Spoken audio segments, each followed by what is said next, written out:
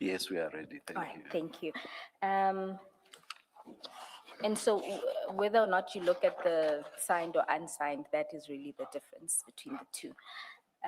For this morning, Chair, I can't guarantee for about this afternoon, but certainly this morning we'll be using one file, and that's the statement file with they have two files.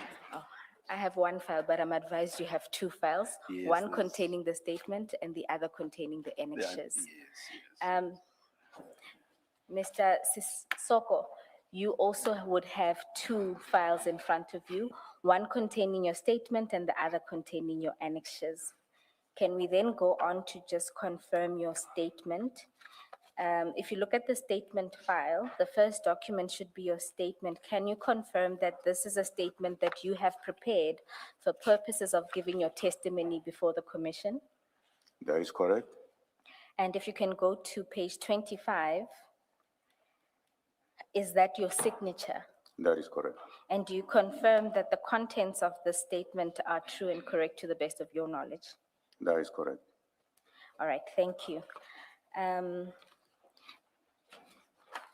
Chair, Commissioners, I've discussed it with the witness and I have informed the witness that we have read the statement, and so our approach to the statement this morning will be to highlight certain aspects, and then we will focus in on the parts of the operations manual and then his involvement in the cases that the commission is looking into.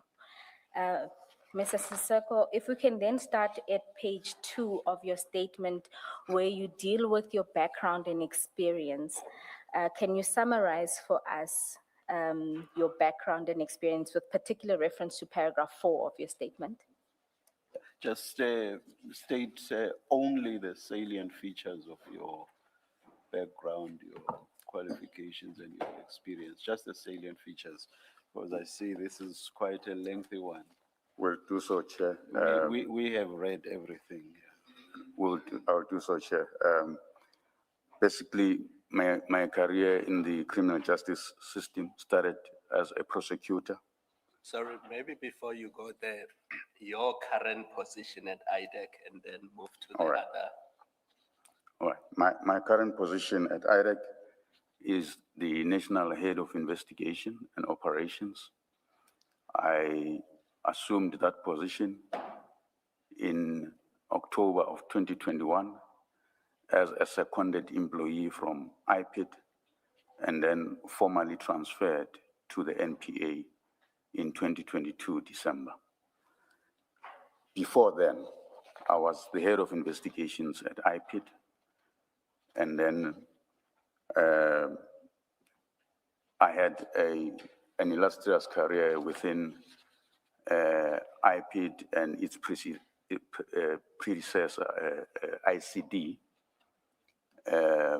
from 1997 until 2021. And And ICD, before then, my apologies, and ICD is? the ICD is the predecessor to IPIT. Yes, it's the Independent Complaints Directorate. Independent Complaints Directorate. Thank you. And prior to that? And prior to that, I was a prosecutor within the Department of Justice from 1993 to 1997. Thank you. You then say in your statement, after you deal with the various trainings you've attended, that there are two features of your background that will be relevant to what we will be discussing at paragraph 7 of your statement. Can you deal with those two aspects? Thanks, Chair. First, I'm the former head of investigation at IPIT. Sorry, so why is the statement? Oh, there it is. Okay. Thank you. No, I wanted to ask why it's not being flighted. I see it's on screen now. All right. And together with the former IPIT Executive Director, Mr. McBride, I testified before the Zondo Commission about police corruption. When the ID was established, investigation relating to police corruption arising from that testimony were authorized and moved into ID, which is now IDEC. together with certain investigators who worked on those matters. That is how investigators such as Mr. Mansara Peso, Mr. Timani Binang, Mr. Anthony Sihas, and Mr. Stanton Govender came into the IDEC. On the 20th of July 2026, I forwarded to the ID documents that I was able to source relating to discussions between the former ID and the acting executive director of IPID relating to the process of case handover to ID and secondment of IPID investigators in IDEC, then ID. The documents are attached and marked MS01. The bundle of document is a memo from the former ID, Advocate Cronje, and has annexures A to H. Annexure G of the attached document is a list of cases that were requested from IPID. Chair, I put this in the statement because the commission asked me to deal with this issue, but also importantly that Advocate Johnson testified about it, that he had asked me to get this information, assist her to get the information from IPID. And this is the information I got. Mr. Soko, just out of interest, good morning. Are you an attorney or an advocate? No, I'm not either.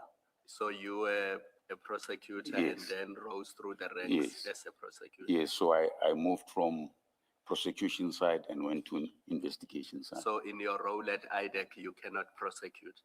No. Thank you.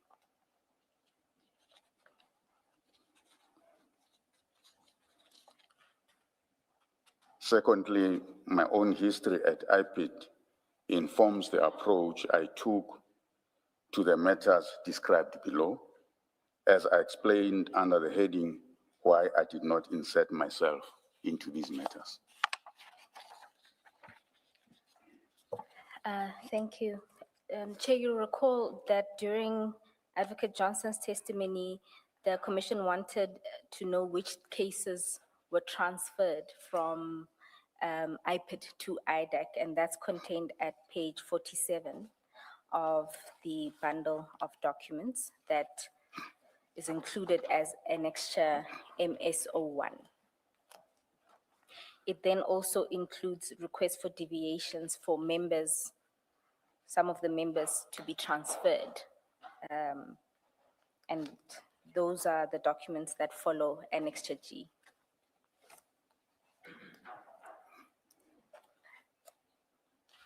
You don't have to. Okay.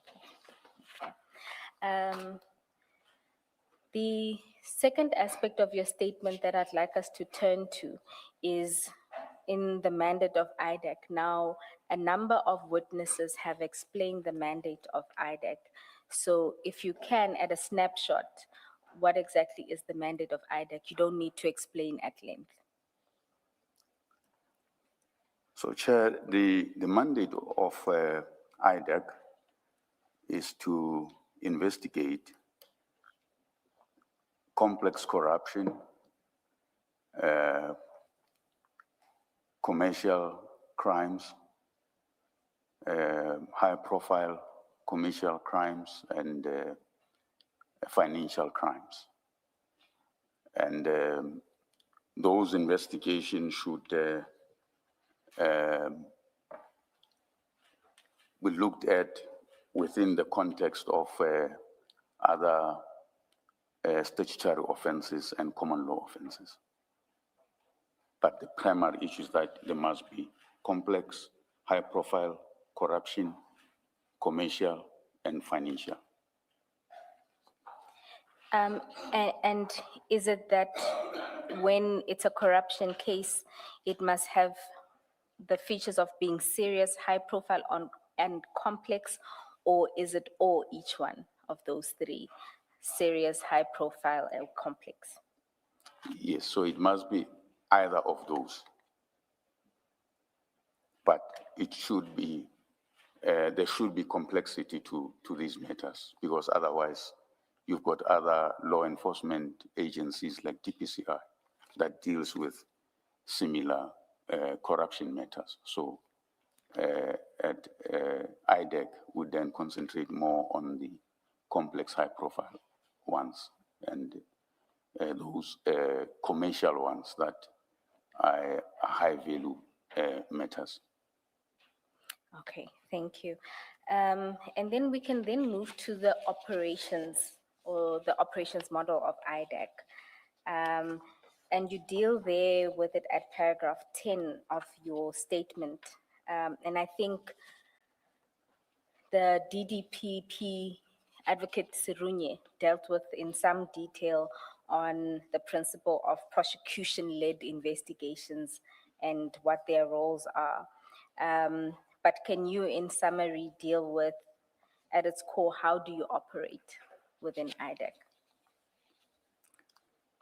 So how we operate at IDEC, Chair, the prosecution-led investigation presupposes that it is a multidisciplinary team that is led by the DDPP. It will have a lead prosecutor, a lead investigator, a lead criminal investigator, a lead financial investigator. Then there'll be also other lower-ranking investigators and lower-ranking financial investigators. You'll also have a data analyst as part of the team. In practice, the DDPP will be the one that would normally submit an authorization for investigation to the ID and even propose the team that is to be designated into that investigation to be part of that investigation.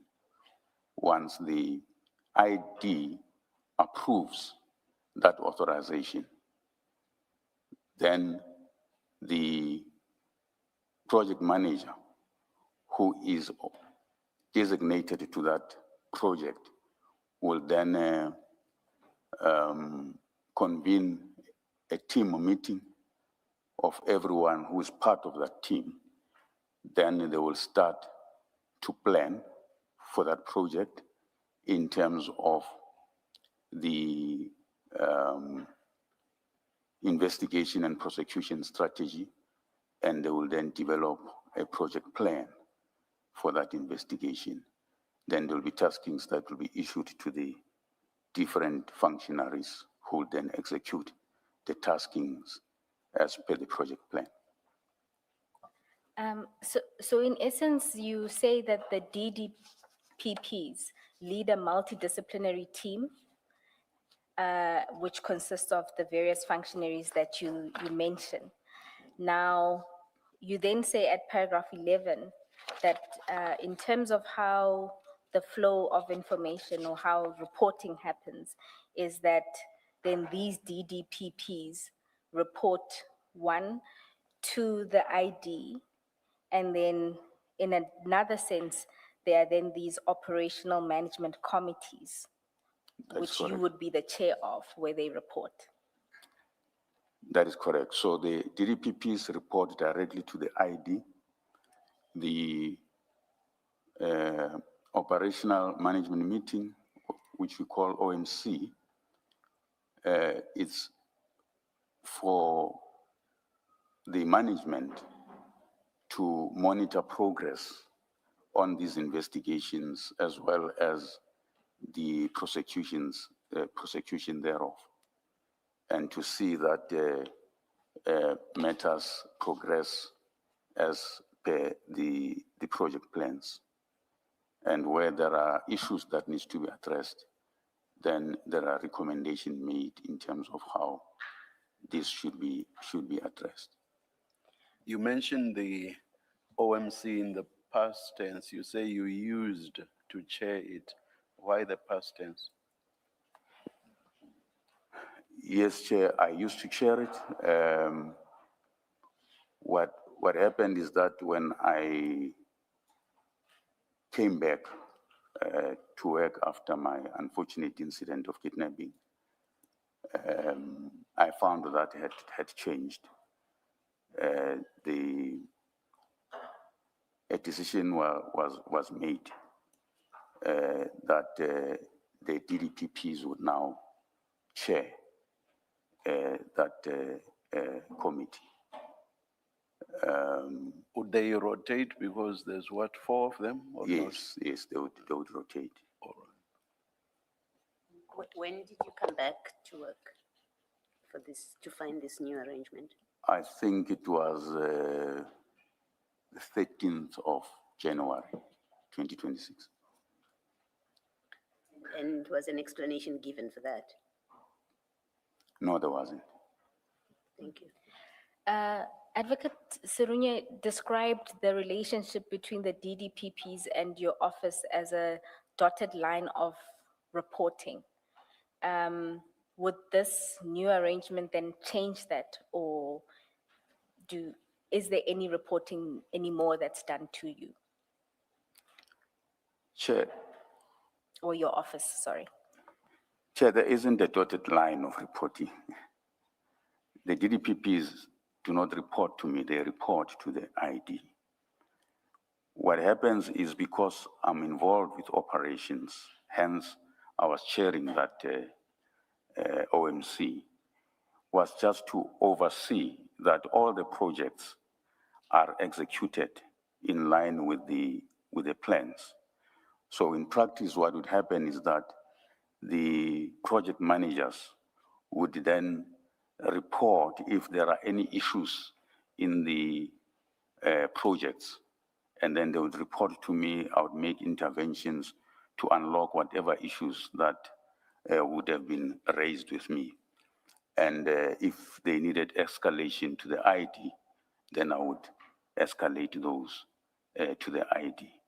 And what would normally happen also is that when the teams are satisfied that investigations are complete and they are ready to enroll a matter, then a meeting would be called.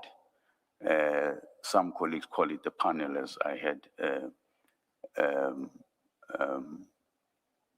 Advocate Serunye testify. A meeting will be called where myself and the ID and the DDPP responsible for that matter will get presentation from the lead prosecutors about that matter and to assess if their decision to enroll is something that it's valid and based on the factual basis based on their presentation. And then once we are of the view that it's ready to be enrolled, then the ID will give the stamp of approval, and then it will then be enrolled, and the other processes will follow in terms of the takedown and so forth. Just to be sure, do I understand you to mean, except for being divested of your power to chair the OMC, your powers remain the same, or not? Yeah, the powers remain the same. Thank you, thank you. And This process that you describe, where you, the ID, and I think you said the DDPP would constitute a panel where a presentation is made and a decision is made eventually a decision is made whether matters are ready for enrollment for a final decision by the ID. Did that continue to be the position until last week while Advocate Johnson was still there? Or are you describing historically that's how it used to be? Or are you saying that has continued to be the case even after you were removed? Historically, Chair, and commissioners. That's how it used to be. Okay. In recent past, it was no longer like that. But in most of the matters that we dealt with and were able to enroll, that is how it used to happen.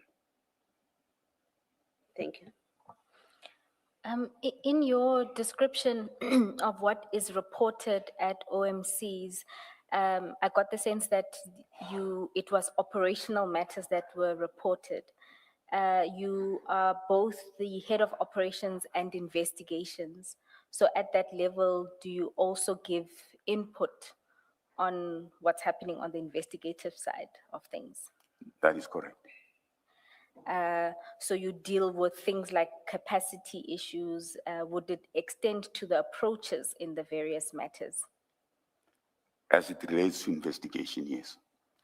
When it comes to prosecution, it's only the prosecutors that would deal with that issue. But when it relates to investigation, would make our inputs in relation to that.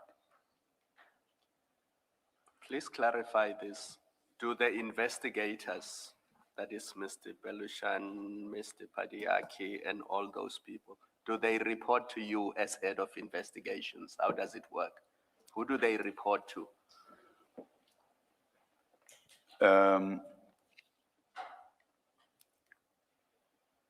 Only Mr. Dylan Perumal and Chief Boy reported to me as chiefs. Perumal and who? Boy, Boy. Chief Boy, yes, Nico Boy. So how the structure used to look like, all personnel who are under investigation will fall under my command, to use that word. So the chiefs will report to me, and then those that fall under them will report to them. For instance, the senior investigators will report to the chiefs, and then the investigators will report to senior investigators or directly to the chiefs, depending on a matter. And then the prosecutors, who would they report to? The prosecutors will primarily report to the DDPPs. And then the DDPPs in would the report different to levels. Advocate Johnson. And then the DDPPs will report to Advocate Johnson. So you were Mr. Perumal's boss. Yes, I was. When did that change? So what happened is that after I came back, I found that apparently there was a strategic plan that was convened that came with changes. To the extent that even the reporting lines were changed. So Chief Boy, Chief Perumal signed their performance agreement with Advocate Johnson, and not with me, as it were previously.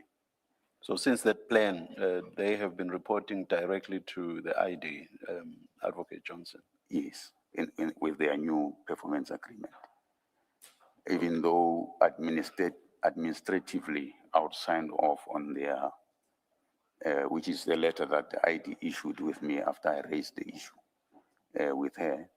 And then she issued me a delegation letter, basically to deal with administrative issues relating to their work, like leave, travel, and so forth. So you were divested of more than just the power to chair the MOC. Remember, I asked you whether the only power you were divested of was chairing the OMC, and you said yes. So you know, that's my mistake, Chair. Yeah. I didn't think about this one at the time. Yes. Yeah. No, thank you. No problem. Sorry, just lastly, how long were you away from work? You say you came back in January 2026, having been away since when?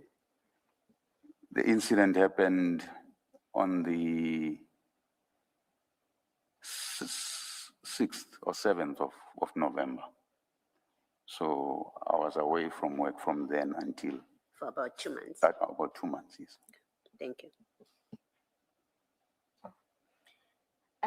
So just to be clear, prior to this, the roundabout, I think you said in your statement, the 8th of November, Chief Paramore and Chief Boy reported to you. Yes, they did. Okay, thank you. And then at paragraph 12, we deal with that, the teams don't share the details of each team's matters. And that has been explained. But one thing that I was particularly interested in is what you say about reporting of the IDs matters at OMC.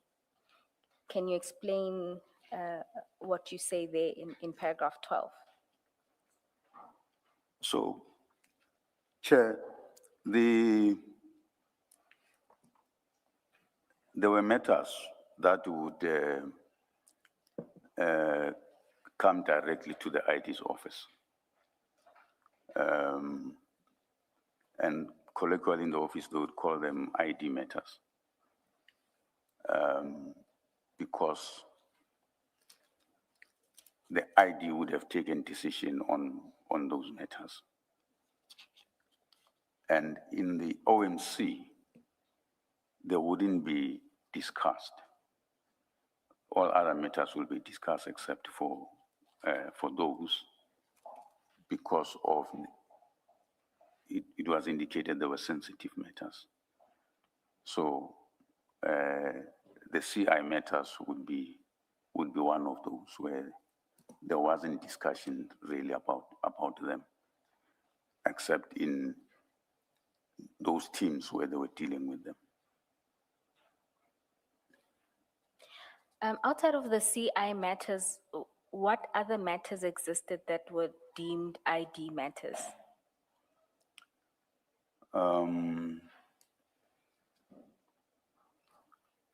I think one matter that I can think of is the speaker matter. There's also Project Golden. My apologies, project? Project Golden. Golden. Okay. Yes. So those were the matters that were authorized from ID's office. But my understanding is that those matters, even though they were authorized from ID's office, for instance, the speaker matter, she did call a meeting. I was part of that meeting, and the assessment of that matter was done with us and the prosecutors. The Project Golden, I wasn't part of that assessment, but I'm informed that the DDPP responsible for that matter did the assessment with the prosecutors, and that's how those matters were authorized. Just to be clear, if the speaker matter, as I understand it, and you've confirmed it now, you were involved in that authorization process? Yes, so the ID called a meeting to say she received this matter, and that invited also the prosecutors that they must assess it and then advise her, and then she was in fact advised. We did have a conversation about it, and then I think there was a general consensus that it falls within our mandate, but the prosecutors went further to do further assessment and then advised her that it does fall within our mandate and it should be authorized. And an authorization submission was prepared for her. So although it came in through her office, it ran through the ordinary process of Yes. an evaluation Yes. and recommendation for her to authorize and proper Yes. authorization. Yes. Now, with the Golden matter, you say that similarly there, although you weren't involved, a DDP was involved in in the processes. Yes, and other prosecutors. So the only one that is truly different would be the CI matters, because we know from testimony before this commission that it didn't go through any of that process. That's correct. Just ask the project Golden, you were not part of it because you were excluded or you were not available. I'm just trying to understand why you would have been involved with the speaker matter or referral, and then you don't get involved with Project Golden. Chair, to be honest, I sometimes the decisions that the ID would take, I wouldn't really understand. Sometimes she would say to me, so I forgot to inform you, and then inform me of a matter after the fact that she had taken this decision, you know. So I think it's the same also with Project Golden. From what I understood, she called the deputy, discussed the matter with the deputy, with the prosecutors, and then they then did the assessment and prepared submissions to her for authorization. Is it one of those that she said, I forgot to include? I'm just trying to understand, you were at work in that period, I assume. Yes, You don't become involved, is it because, does she then subsequently say, I forgot? Or she says nothing, the project just continues to run and you're not involved with it? yeah. I only got to know about it when I was discussing with the project managers. Then I found out that there is this authorization on Project Golden. When I inquired further with the deputy, then the deputy explained to me. The deputy explained to me how it came about. From what I understand, it's a SARS referral to IDEC. So that's how I got to know about it. You know, So Mr. I must also indicate, Chair, so that there's a complete picture for the commission. There was a point,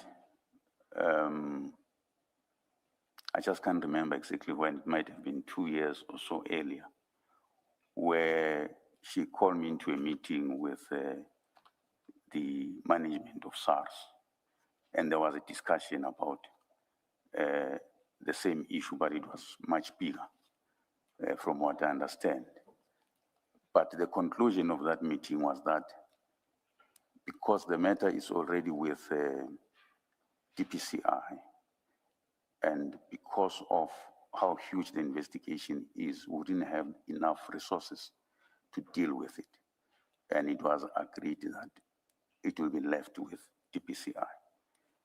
So I only learned, it must have been a year later or so, that now it's been authorized, but it's only some part of that, not the entire investigation. I have to ask, and I ask because we now know a lot happened, a lot of wrong happened in the way things were done in IDEX. So I have to ask again the direct question. Is this one of the matters where she said to you, I forgot to tell you? Chair, we never spoke about it. She never said anything to me about it. I'm just saying that sometimes, or from time to time, there will be decisions taken where she would then, when I'm in a meeting with her, and she say, hey, Sissoko, I'm sorry. This is what happened. I took this decision. I forgot to inform you, but not specifically on this matter. Thank you. And then just to, Sorry, can you just give us a picture of how your offices, hers and yours, are positioned or located within your building? Are you here and then there are several offices in between and she's that side, or are your offices next to each other? Just give us an idea. They are not next to each other, but they are not far from each other. We are on the same floor. So she's slightly on the other end, I'm on the other end. You know, I just wanted to. it's a long passage. Yes. Her office is in the middle of the passage, and then my office is on the other end of the passage. I just wanted to understand the forgetting. Yeah. For example, if you are right next door to each other, I just would not understand the forgetting whatsoever. Not that I understand it now, not at all. Anyway, let's continue. Can I just, Sorry, can I just ask still on this, Mr. Soko? The impression that I had gained was that through your intake processes that are set out in your manual, that process would result in a record or a tally, if you like, of matters that are coming in. And you tell us your process, that it comes in terms of the manual, and there would be evaluations, some would be taken on, some would not be taken on, and there's a process if matters are not taken on. So I would expect that somewhere you have a record of matters that have been referred. And I would expect they would include matters that become the IDs matters.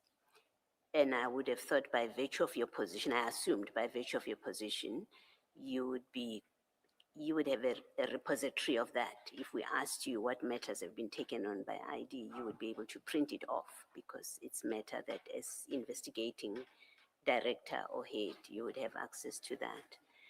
What does it mean then for matters such as this, where there's a Project Golden, you know nothing about it, it's the ID's matter, she has spoken to the DDPP and investigations run.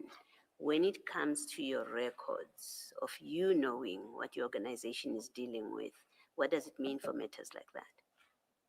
In practice, what is the consequence?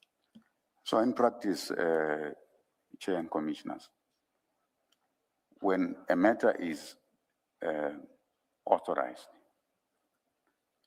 it goes to the project managers responsible for that project.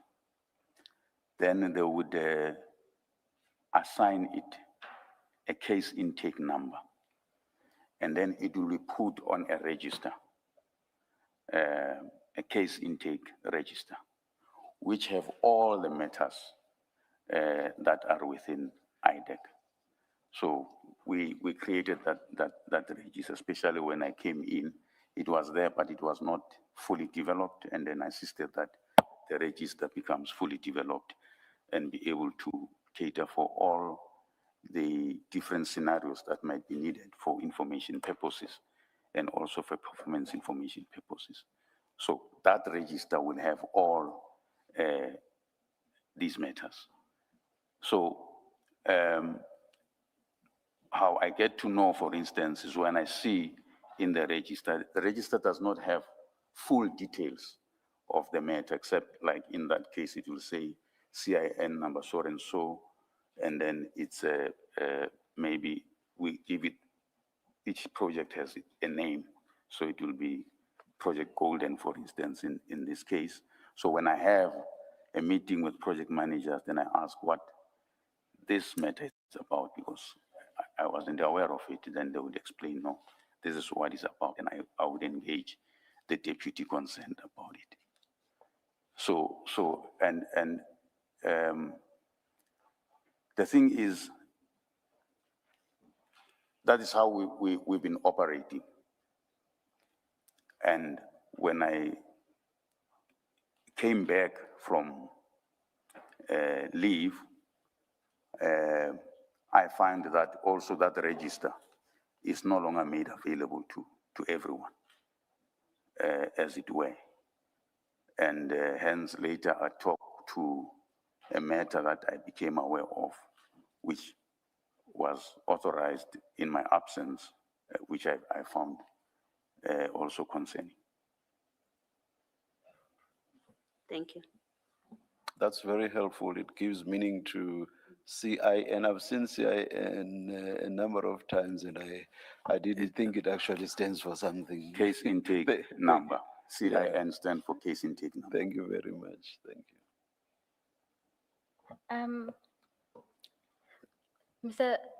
Sisoko, what I wanted to know, just one more aspect in relation to the 3 cases that were sort of deemed ID matters.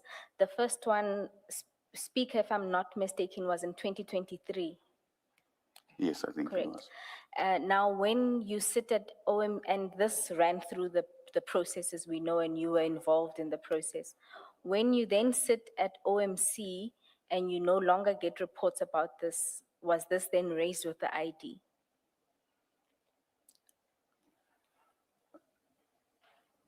We had a discussion about these matters, and her view has always been that these are sensitive matters that, must remain like that. However, when a matter has been enrolled, then we then talk about its processes, even at OMC, whether it's postponed for trial or whatever the case may be. But at the stage when there is still investigation on it, they weren't discussed. There was resistance, you say? They weren't discussed at the They OMC. weren't discussed. Okay, thank you. I just understand how it is explained. I accept when people are working, that you have a system where one team that's working in the matter, they will keep it within the team. And it's easy to think about a need to know principle that, well, people don't need to know, and that's how you manage information. But the idea that matters are sensitive, therefore they will not be discussed with you, for example. When you hold a particular position you're head of investigations, you have taken oath, you are bound to the same principles or the same rules as your ID for confidentiality, and if you disclose, you've broken the law. It applies equally to her.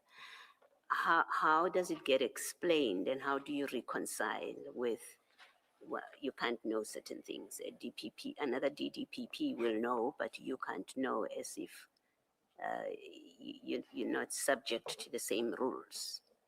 Can you just explain to us how it is explained in the office and how that is reconcilable with the position you hold? Commissioners, some of those sensitive matters, as it were, like I indicated, like your speaker matter, they were discussed with me.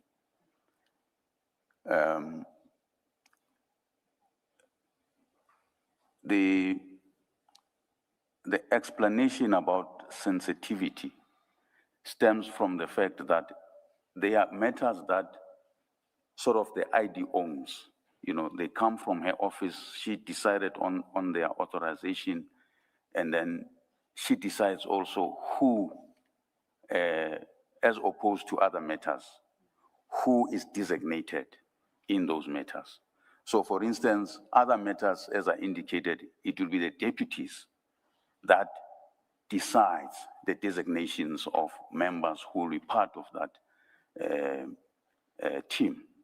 However, in those matters, the ID herself will decide who she wants to be in those matters. So that is how it worked. And I would, from time to time, get complaints, for instance, from even deputies, that you find there are resources in their projects who have been roped in to the ID matters, and they would want them to task them on other matters, and an investigator, for instance, will say, no, I'm busy with an ID matter, and there would be those kind of issues that I have now to deal with, to say, how do I then assist with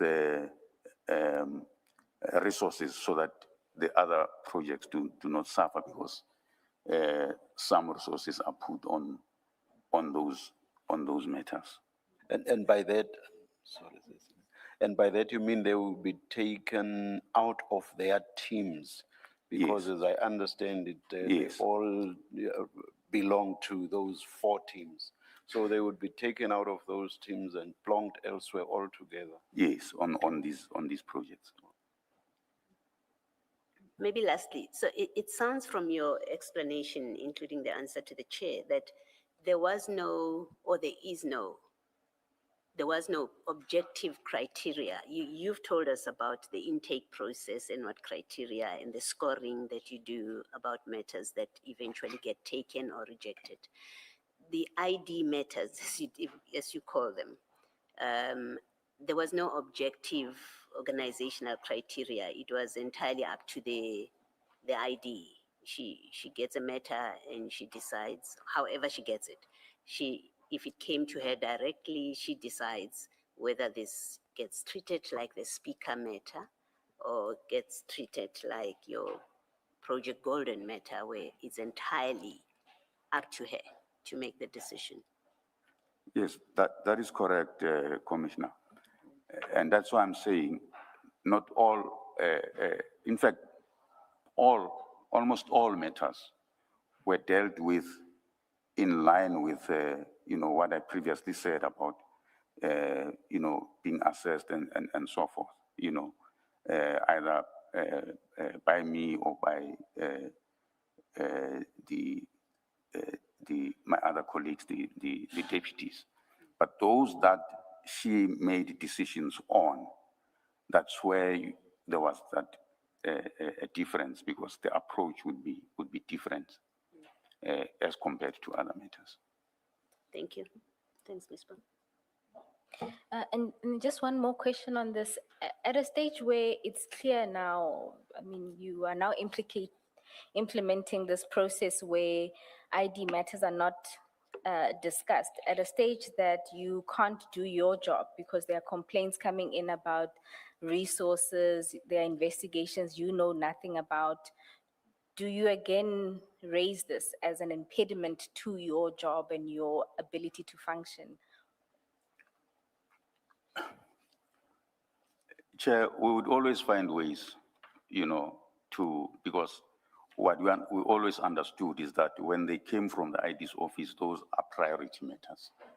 So we'll always find ways to make sure that these other projects, still continue with whatever, resources we have, move people around so that they can assist. So for instance, if there is a particular tasking in another matter, and then the resource working on another matter is being used in the ID project, then we would find another resource somewhere to deal with whatever tasking that needs to be done on this other matter. So we'll always find ways to ameliorate that challenge. Okay. Now, you've described in detail the intake process, and we've heard testimony from other witnesses about how it works and how it ordinarily unfolded. Unless the commissioners want you to go into detail, my proposal would be, because I think what's different is your explanation of why this multi-level intake process was important. So could you deal with that, unless, commissioners, there's a question around what was set out in the ops manual about how the intake process ordinarily works? Shouldn't Mrs. Soko perhaps start reading from paragraph 16, or not? Chair, my proposal was that we don't. We skip even it, that. So where do we start? To deal with why the multi-level intake process matters. Which is about which At- paragraph? At paragraph 23. Oh, Yes. I did not hear that. Yeah, let's do that. Yeah.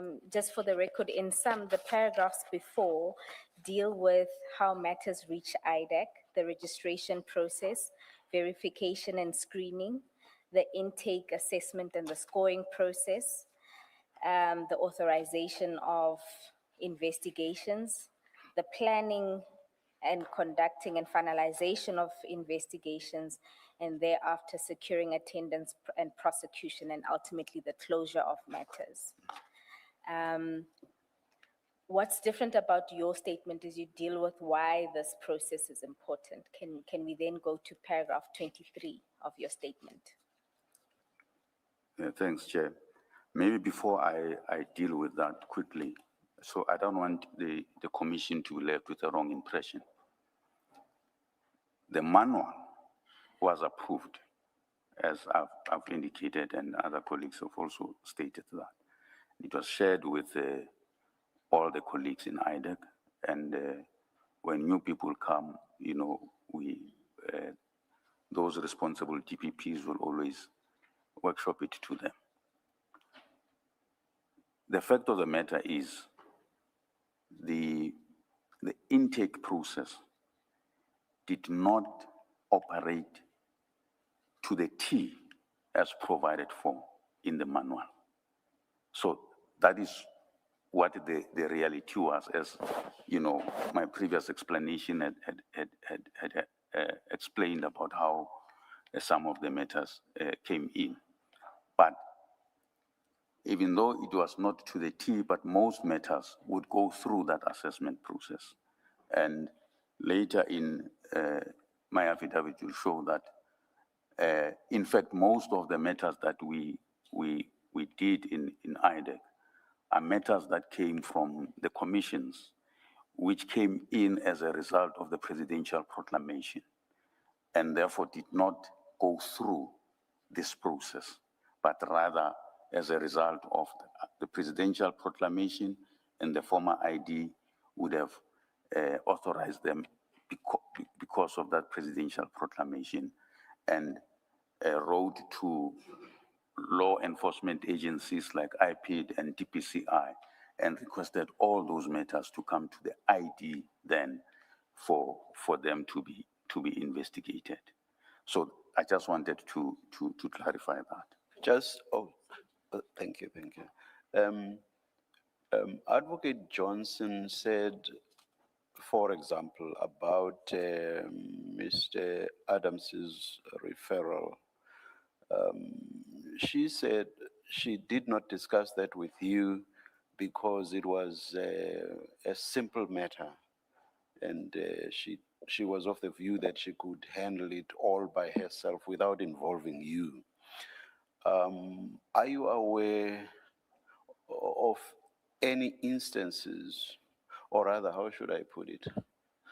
Are you aware that the fact that a matter was simple, whatever that means, that was a factor or a criterion that could be used not to involve other people at the initial stages of a matter or of an intake? I'm not aware of any except for that specific matter. And that's not an issue that was ever discussed within IDEC? No. So she never said, with simple matters, I will not bother you, Mr. Sissoko. No. The decision to authorize that matter was not discussed with me, commissioners. As I will continue my testimony, you'll understand. All right. What happened. No, I just wanted to understand the criterion she said she used in respect of this crime intelligence, these crime intelligence matters. I would have asked the same question in a different way, so I'm covered by the chair. And then just on the application of the manual, so to the extent that Advocate Johnson testified that the manual was just a draft, she would have been misleading this commission. Well, at its lightest, she would have lied to this commission. Yeah, I don't understand why she said that. The manual was signed by myself and her, and then at her instruction, it was distributed to all IDEC staff. Just remind us for purposes of the record, we've seen it, but for the record, when did she and you sign it?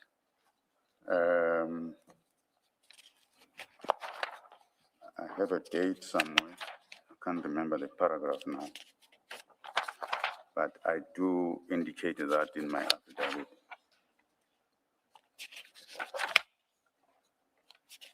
I think it was October 2024, if I'm not mistaken. Chair, it is at file 10. Paragraph, but in the affidavit, it's paragraph 26, top of foot of Yes, page, yes, foot of paragraph, page 11, paragraph 26. top of page 12. Yes, yes.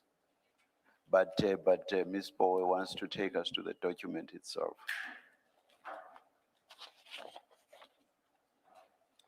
At page 10 of paragraph, page 10 of file 10. To the signatures. Okay, let's, Yeah. so it was not a draft, it was signed. Yes. Even distributed to. Yes. Yeah. And I do indicate that it was distributed on the, what we call ID comms, Yes. where it include all staff, on the 22nd of October, Thank you. 2024. Thank you. Did it differ much from version 1? Sorry, Just look at your screen. Do you see that there's amendment history, the heading, and version 1 yes, was signed on 18 December 2023, and then the current version 16 October 2024. So did the current version differ much from version 1? so, Commissioners, version 1 was never signed. Was never signed. It was a discussion document. As you'll see from my affidavit, I indicated that it was a consultative process. So we had consultants that were assisting us with this document, and then they would send a draft. So the version 1 is the draft that was first sent. We had to engage with it and then make changes on it. And when everyone was satisfied that the version 2 it's the product of what we agreed on, then that's when it was signed off. And the way things work at IDEC, you know, in other organizations, a document gets signed and then it will have an effective date. And sometimes the effective date will be sometime in the future. So with this manual, what was the effective date? Did it take effect from the moment the two of you signed and authorized it? Yes.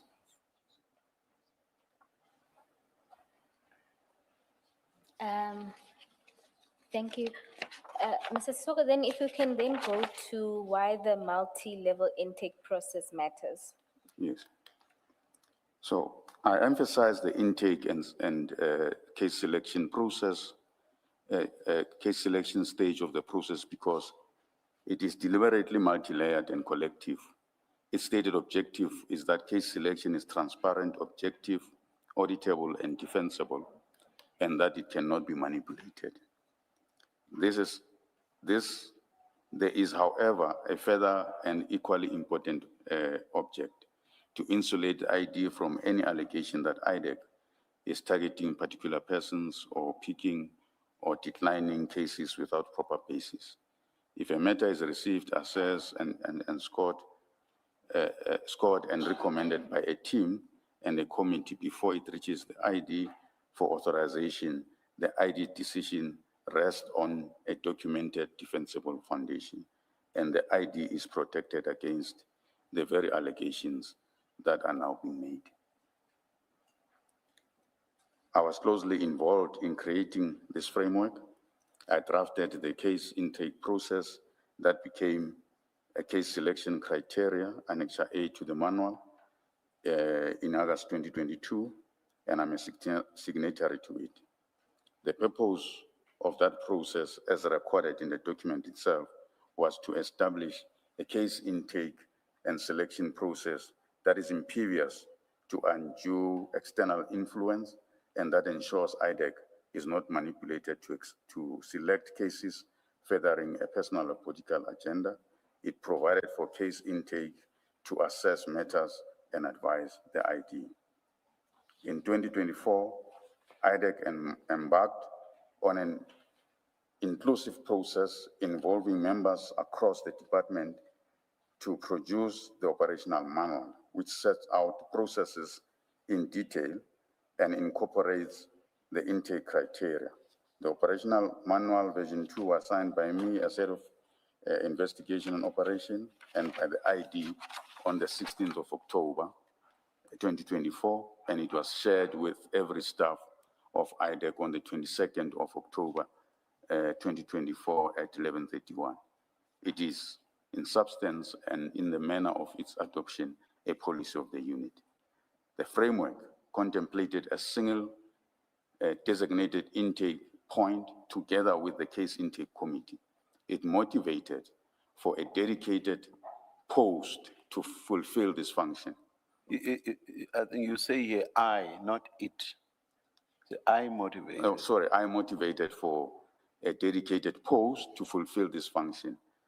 A person who would receive all incoming complaints, conduct first assessment of whether the matter falls within the mandate, refer qualifying matters to the case intake committee, and act as its secretary to that committee. The object again was to ensure that the ID does not take intake decisions alone, and that she is insulated from allegations of targeting a particular person or having an interest in particular investigation.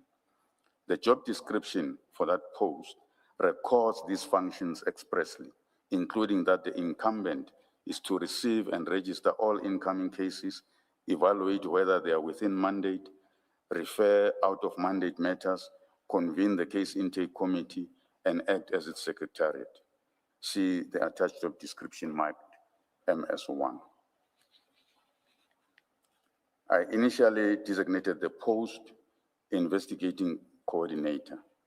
Through the organizational development and job evaluation process, it was retitled Deputy Director, IDEC Operations Support, and graded. The post was placed before the job evaluation panel on the 25th of November 2025.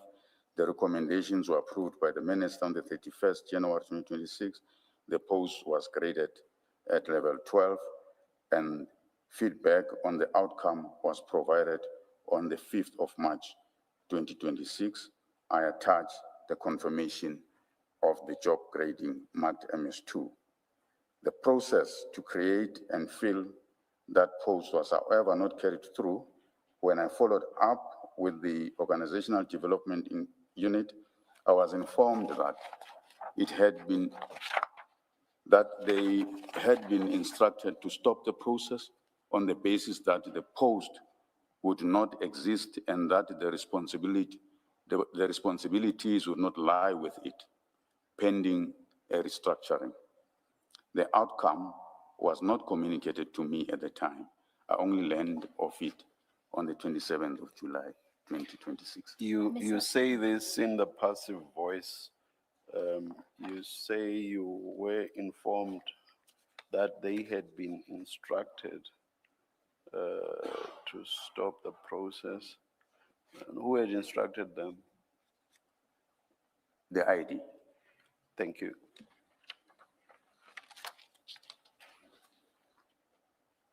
You can continue. The consequence is that the single intake point and the case intake committee were never fully operationalized. In practice, matters continued to be received directly, mainly through the IDEC spokesperson, including by the ID herself and me, and were not always routed through the collective assessment that the manual and the case intake criteria contemplates. It is against this background that I raise a concern of general application and not as a comment on the guilt or innocence of any person.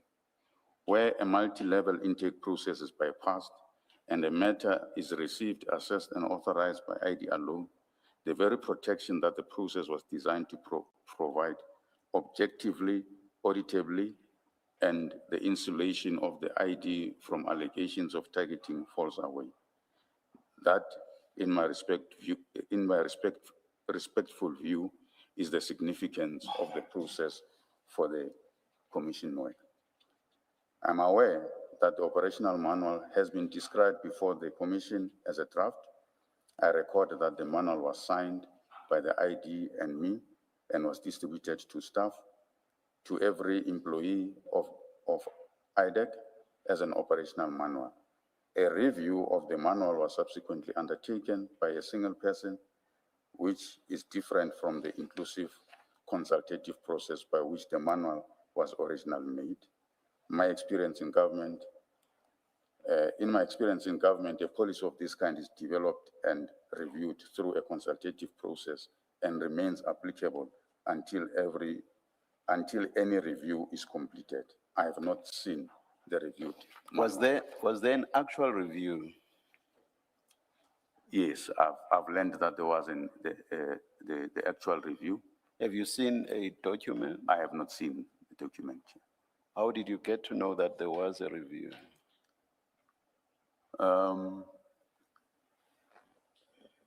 It was discussed in my discussion with the ID. She indicated that she had instructed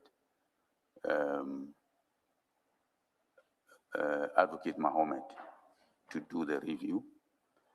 We also had an investigators working session where Advocate Mohammed was in attendance, and she indicated that she was in the process of reviewing the manual.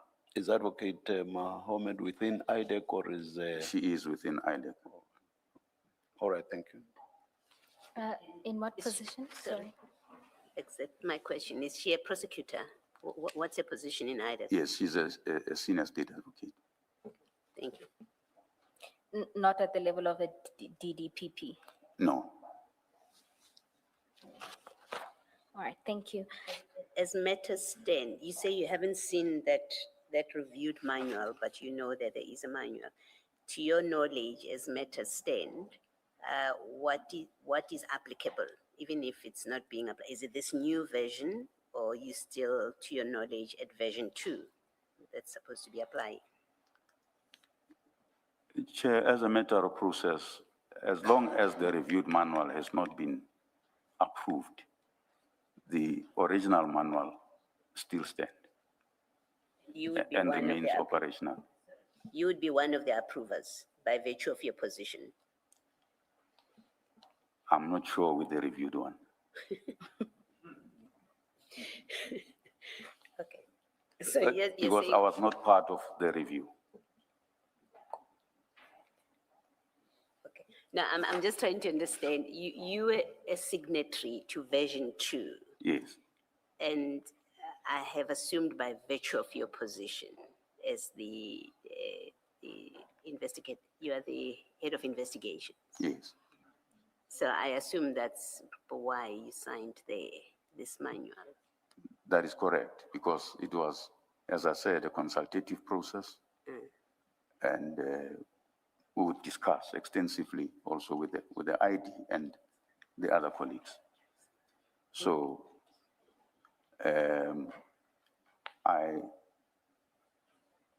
after that consultative process, and I presented it to her, we agreed that it's ripe for approval, and then that's why I signed off on it. The review process, as I said, I wasn't part of it, so I cannot say to the commissioners now that I was going to sign or not, because I'm not sure. Okay. Thank you. Did this? What does the manual say about consequences for failure to follow its processes? Does it say anything at all? Yes, So say, for example, a case comes in, the case assessment report is not there, that CIS process that you mentioned, I hope I'm saying it correctly. If all of those processes are not followed, what does the manual say will be the consequence? I think the manual does allude to the fact that failure to comply may lead to a disciplinary process. But the ID can discipline herself. So if she's the one who's flouting the manual, does the investigation continue even if the processes set out in the manual are not followed? That's really what I'm getting at. Commissioner, obviously, if the ID herself flouts the manual, then the person that she reports to would have the responsibility to take that action, So that would be the the DPP. NDPP. Does the manual say it applies to her or only those below her? Can we just clarify that? Does it apply to everyone at IDEC or only those below the ID, It applies to everyone, including the ID? yes. Let me ask a related question. Are exceptions provided for? There is exceptions not to follow the process strictly. Are there provisions for exceptions? With Chair, on the regard top to- of my head, I can't remember if there were exceptions. But Can you? my understanding of Yes. the architecture of the NPA Amendment Act is such that the investigating director has got all the powers to decide on anything, including deviation. So for instance, even with authorization, that she can, Meromut, decide on an authorization. Can you please look at the manual during the T adjournment and see if the manual itself does provide for exceptions? I hear you on what you say about the Act. Did you refer to a specific section? Yes, it's section 28(1), I think. 20. Yes, Isn't 28(1) about investigations? yes, on the authorization that she can, Meromut, But I'm not sure that that answers my question about exceptions with regard to the application of the manual. yes, no, that does not deal with that. Commissioner. yeah, I will check the manual as suggested. All right, please, thank you. Mr. Sisoko, you said that I think it was in response to Commissioner Kumalo that it would be the NDPP that would have to deal with that matter. That is correct. And how would the NDPP know? Obviously, there should be reports that go to the NDPP. And the reports would come from the ID? No. If I understand you well, you mean if there is an issue about non-compliance? Yes. Yes, so if there's an issue about non-compliance, it means employees who become aware of the non-compliance, who reports it to the NDPP would have to take action about it.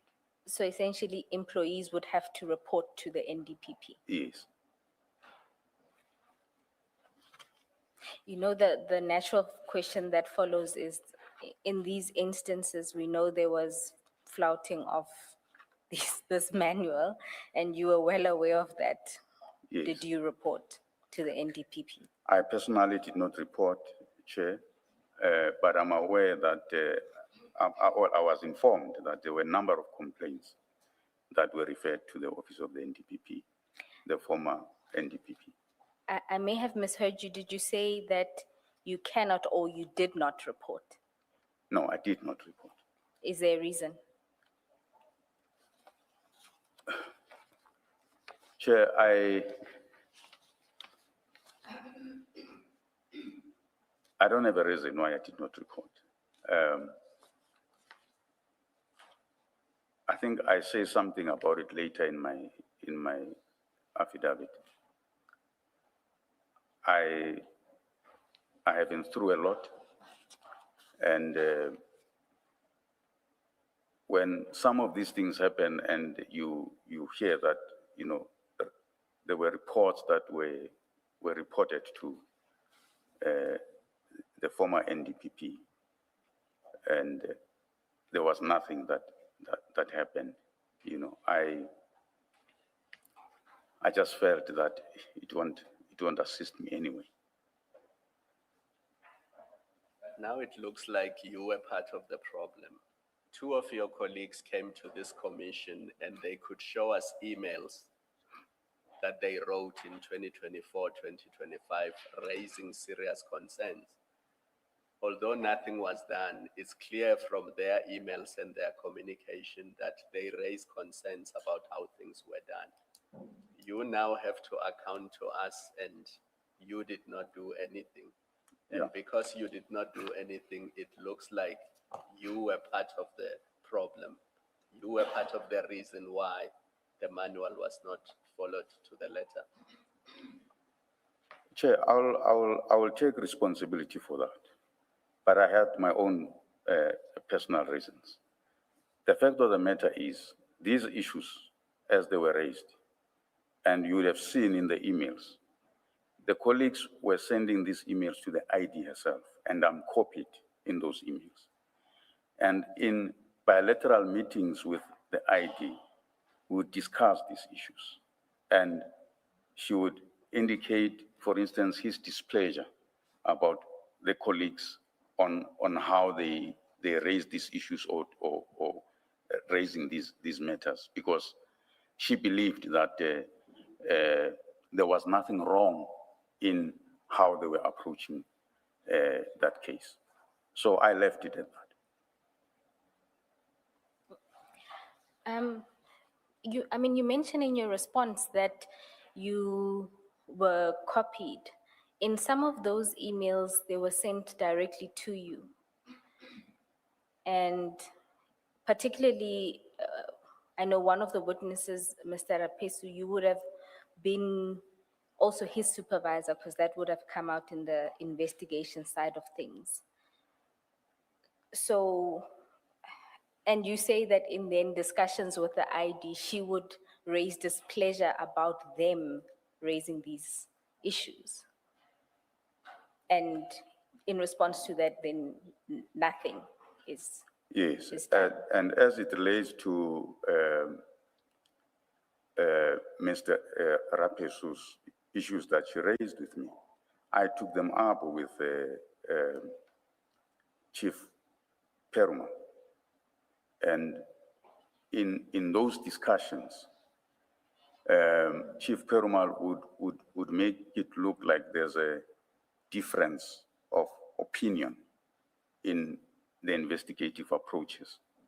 So part of what I would want to do is to try and get the team to be coherent. So I tried to sort of mediate whatever conflict they have about a specific issue and how an issue is dealt with. So that's how I approached it. But I'm sure you could tell that there's a difference between what you call a sort of a difference in approach, or when Chief Peramo says to you, it's more of a difference in approach, that there's a difference between that and blatant disregard of rules, the law. When you are then dealing with those issues and that occurs to you that that's happening, Yeah. surely there's more to be done than just building coherence in the team. So as far as I can recall, the issues that Rapesu raised with me was in relation to the process of the dockets and the issue relating to one specific witness and how that had been approached, and the instruction from Chief Peruma, which he was uncomfortable with. which, as I said, was discussed with them. But not long after that, that is when he was removed from the investigation.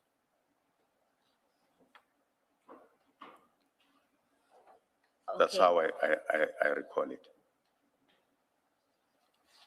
It's fine. I think we will, in the sections dealing with your involvement, deal with some of the issues that were raised. And I think the records will show that it's more than just a difference in approach. There was Okay. actual disregard of both your internal operations manual and I would say the law as well.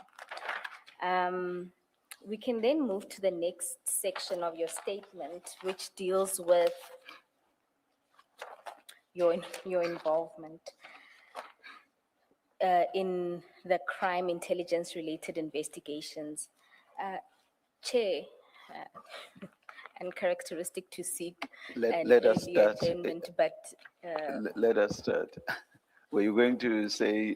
I was going maybe to say, because this is the second half of his statement. let's start. Let's start. Yeah. No We problems there. can stop at 11. All right.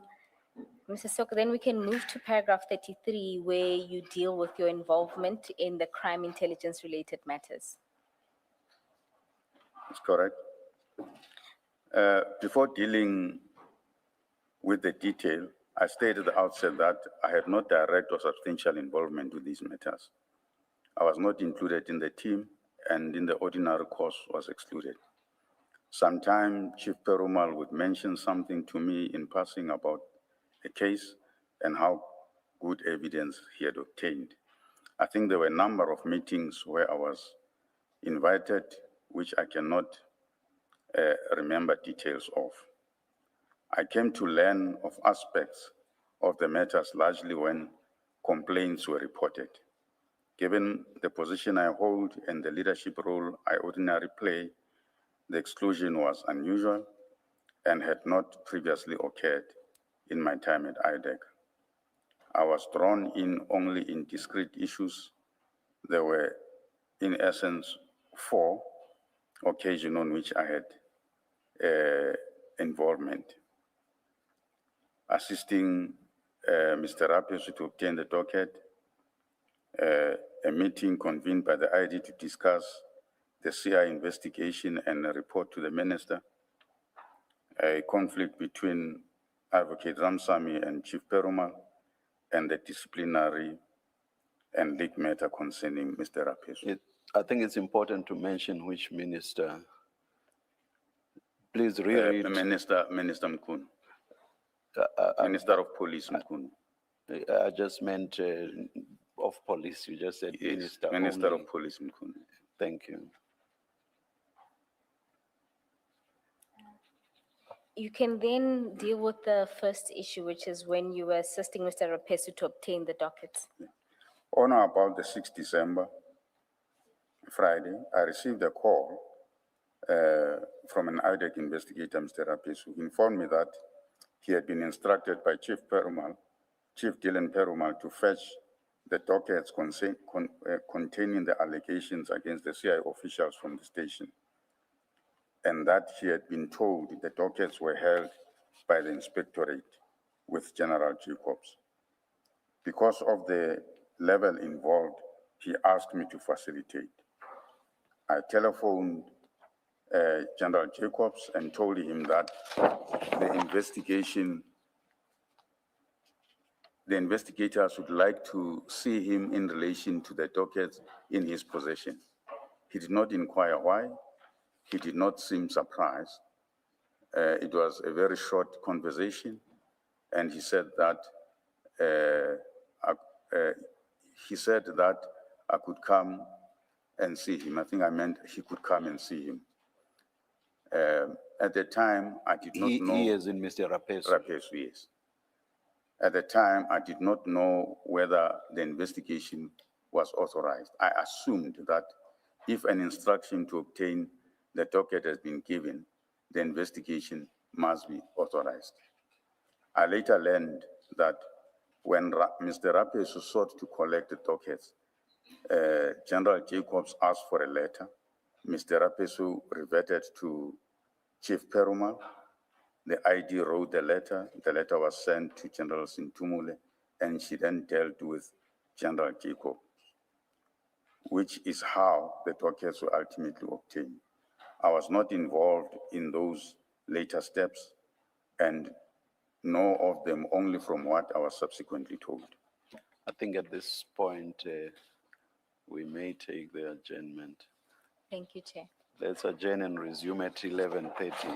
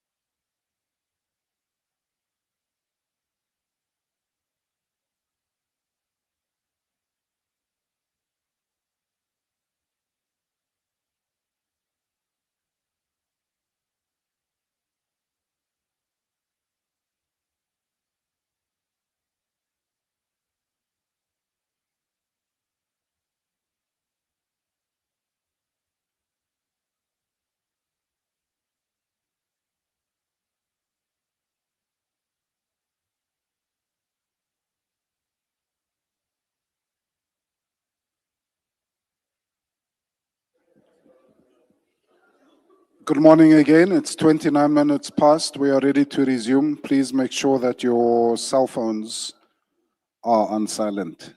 Thank you.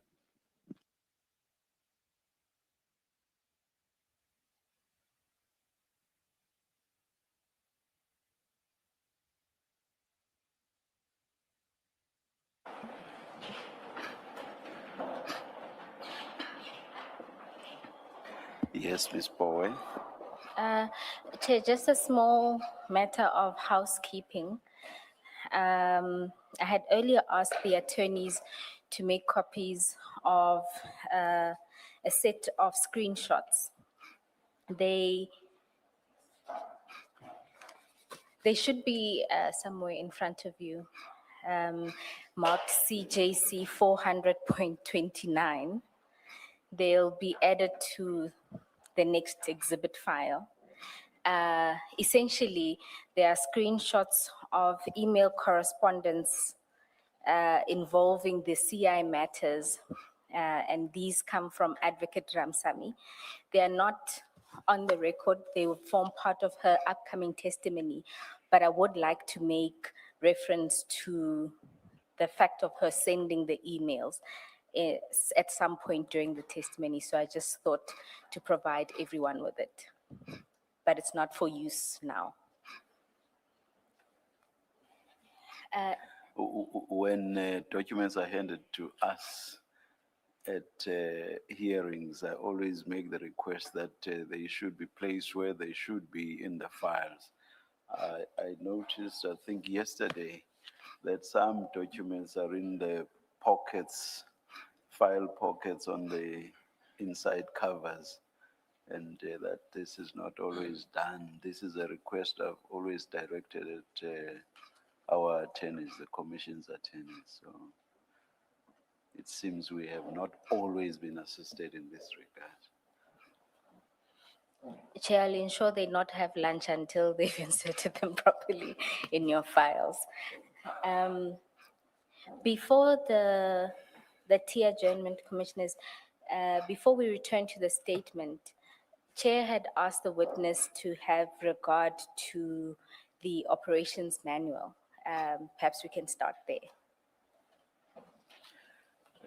Please assist, Mr. Sissoko. Thanks, Chair.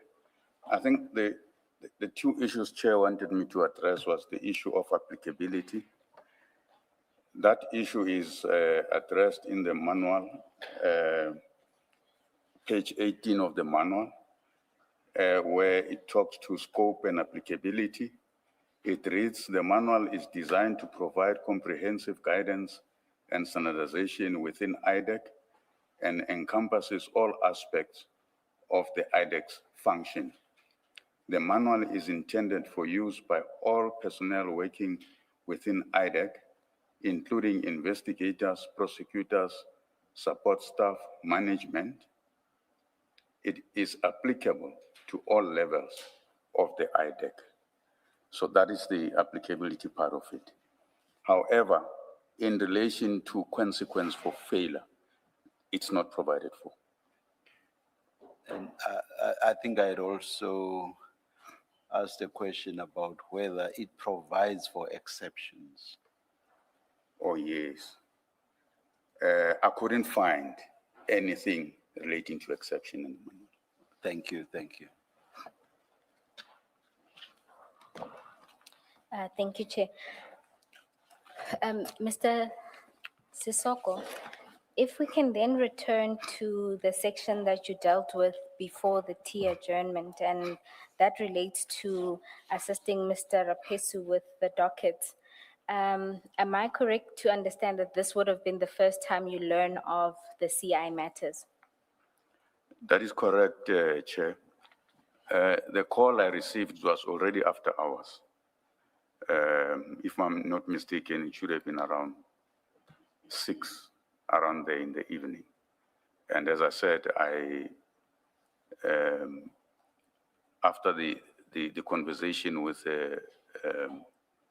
Investigator Rapesu, I called General Jacobs and facilitated that meeting. And then I gave Mr. Rapesu that feedback, as I said, that only later I've learned what transpired after. Yes. My interest is in when he tells you he's seeking these dockets, and he's essentially alerting you of this new investigation. This was the first time you're finding out about that Yes, investigation? it was the first time I found out that there is such an investigation. As I said, that when he said that he got the instruction from Chief Perumal that he must get the dockets, and he's been to a station, the station said, informed him that they are with inspectorate.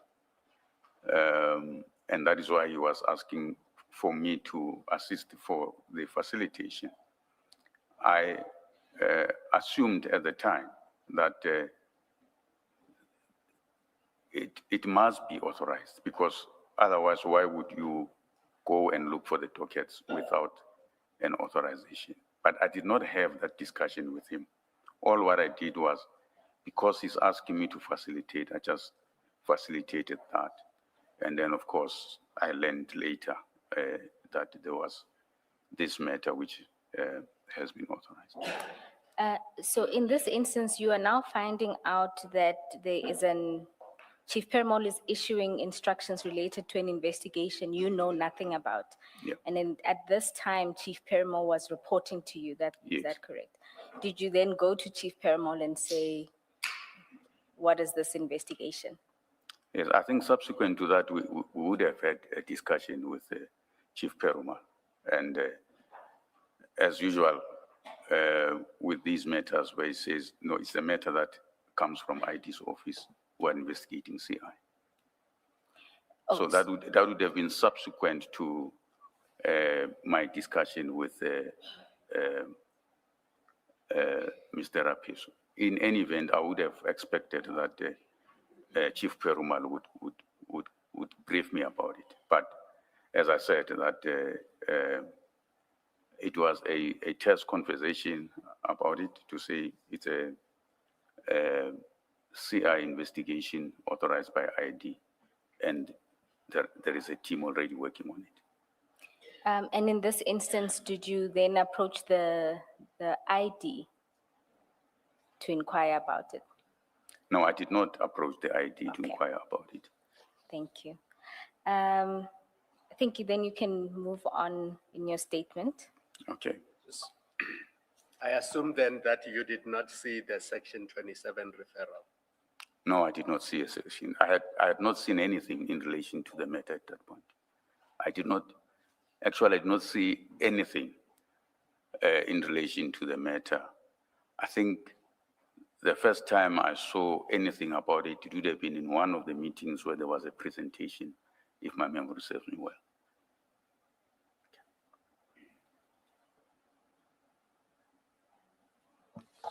We can then proceed with the second instance of your involvement in these matters. It's the meeting convened by the ID and the report to the Minister of Police, that is Yeah. paragraph 36 of your statement.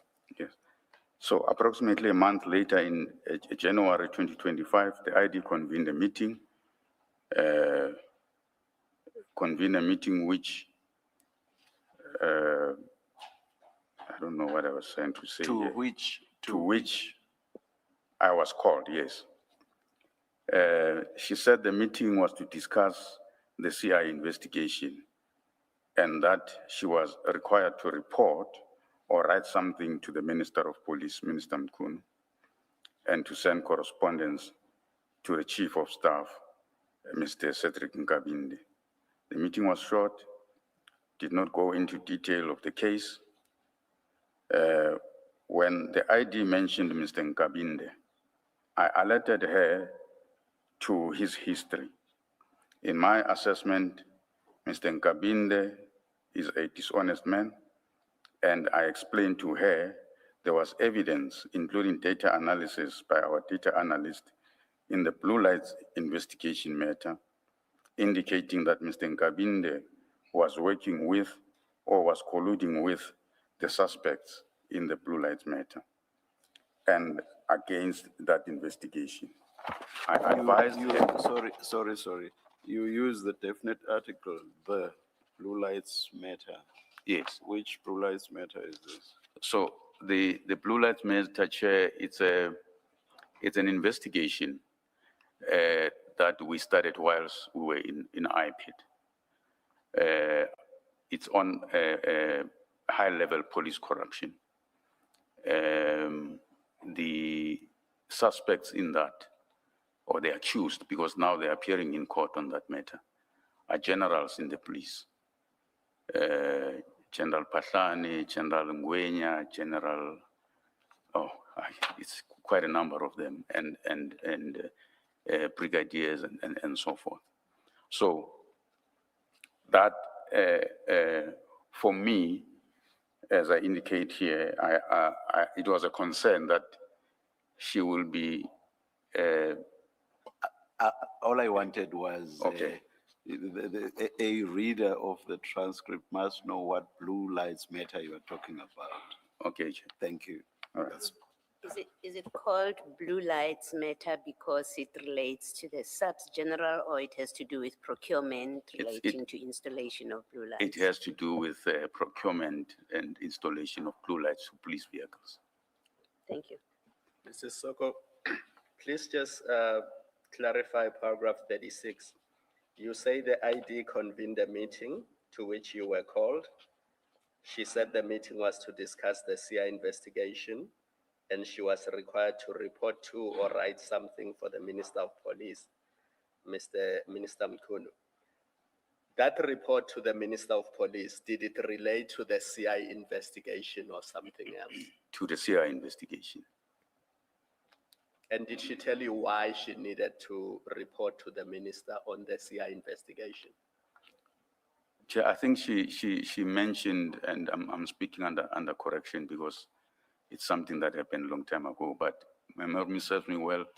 It was about the fact that she had received correspondence from the minister about this CI investigation. Did you see that correspondence? No, I had not seen it. Thank you. And in this instance, when you are called to this meeting, you still didn't know anything about this investigation? Yeah, in fact, that meeting was really the first time where I got a glimpse of what this is about. Do you recall the exact date of the meeting? I think it might have been the 22nd of January, if I'm not mistaken. When you say you caught a glimpse, you weren't part of the full discussion? No, it was, I'm saying it was for the first time that I got to hear what is being investigated and who are the targets of investigation or persons of interest. Okay. And in this instance, is this considered you starting to become part of this team, or what would have been the purpose of your involvement? Chair, I reckoned it was to be briefed, to get a brief about it, because as I said, I had not known about it before. So that I think that was the purpose of being invited to that meeting. Was this before or after Chief Perumal had told you how good evidence that he had obtained was? No, it was before.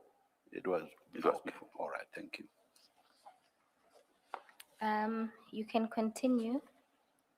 You were at the last sentence. I where advised her to be advised careful.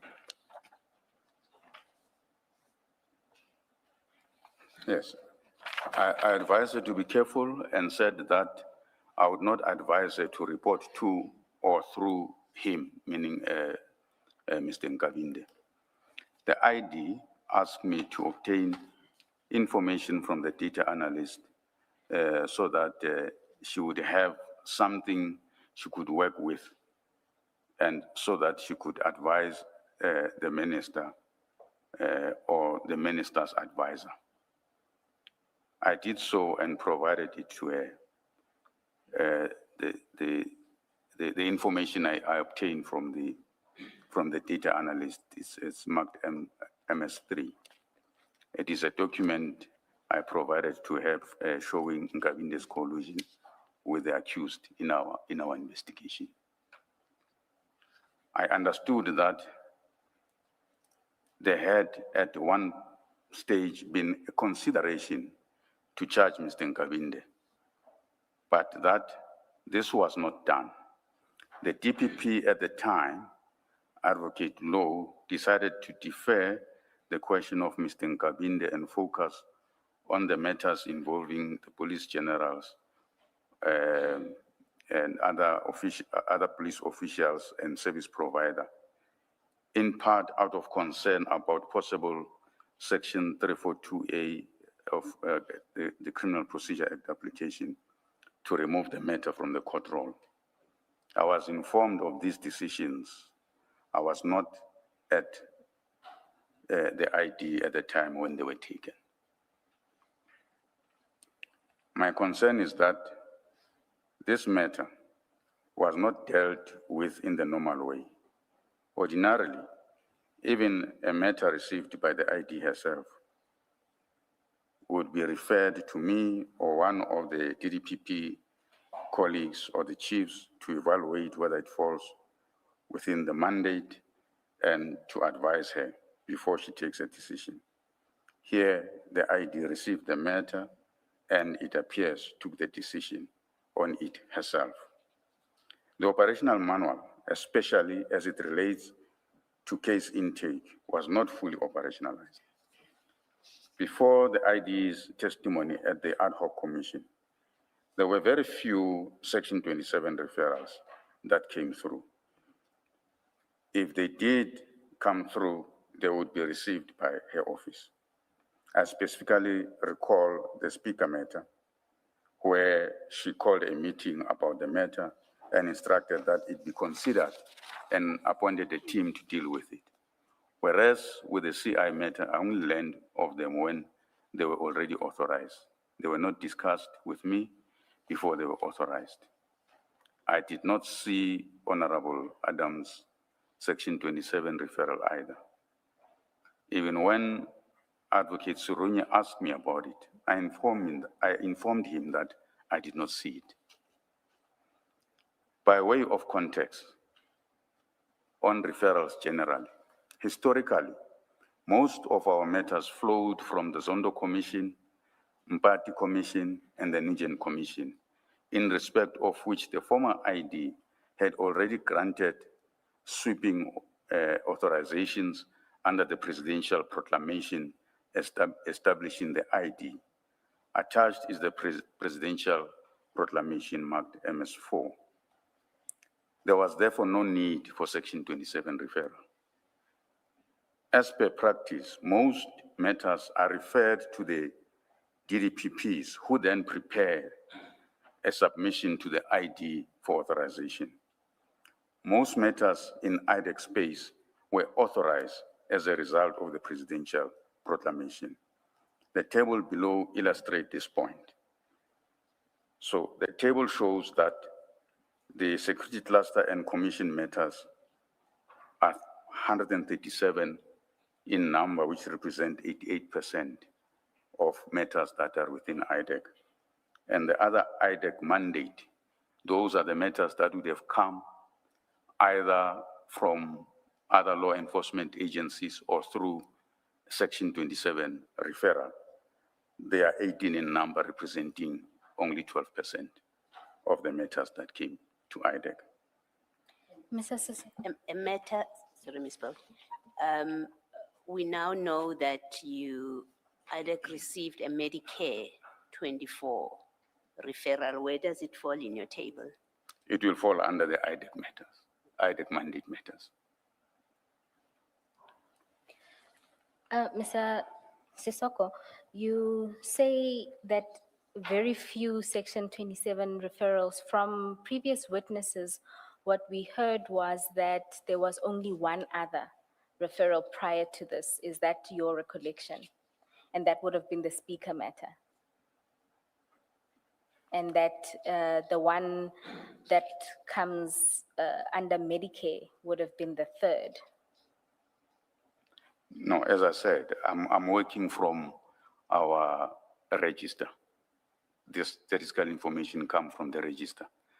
As I said, that these IDEC mandate matters, which are 18, would be matters that either come from law enforcement, which they refer to us, or they come as a result of Section 27 referral. The ones that are Section 27 referral that I can think of right away is like your speaker matter, your Project Golden, and which one am I missing now? Yes, the Medicare one. Does the register delineate with that number of 18, which ones were Section 27 referrals and which ones emanated from other law enforcement agencies? No, the register will show that these matters are the matters that came after those presidential proclamation matters, which are mainly from the Zondo Commission, the Mpati, and Nugent Commission. So in essence, the 18 is just matters that came after Yes. the commission matters? Yes. So they wouldn't have been authorized in terms of that proclamation. They would have been authorized in terms of your protocol, well, Yes. except for Project Golden and Yes. the speaker matter. Yes, and of course the CI matters. Excuse me? And the CI Oh, the matter. CI yes, of course. All right, thank you. You can proceed with paragraph 44. After the ID gave public testimony at the ad hoc committee, the volume of complaints increased. My own practice on receiving a complaint, whether a Section 27 referral or an email from the spokesperson, Mr. Henry Matumani, is to assess whether it falls within mandate. If it plainly does not, I respond or refer it out if the position is unclear. If the position is unclear, I meet the complainant to establish whether it falls within the mandate. And if it does not, I refer it to the appropriate agency. This would be done by way of a memo to the ID with recommendations. Of the matters I have received, I recommended only one for authorization. Attached MS5 is the register of matters that went through my office or I became aware of. Of the 27 matters that were recorded in the register, 13 of them were received by me. I only recommended one for authorization. Chief Boy received 5 matters and Chief Perumal received 10 matters. At the time when the CI matters were authorized, I was on duty and no one was acting in my position. I went on sick leave on the 10th of November after I was kidnapped. Then Chief Perumal was appointed to act in my position until I returned to work on the 13th of January, 2026. Just to understand the matters that Chief Boy authorized, when would that have been?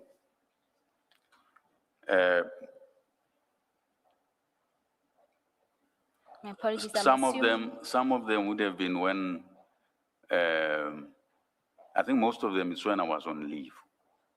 If my memory serves me well. I think the register will be able to indicate, because it indicates when they were received.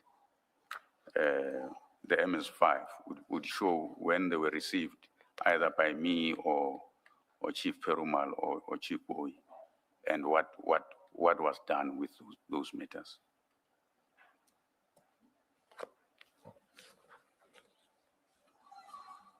All right, thank you. Can I just ask, what informs the decision whether matters get referred, they don't fall in your mandate, I accept that. If that is the decision, or the determination, but then you get to refer to other law enforcement. What informs referring or not referring matters to IPID?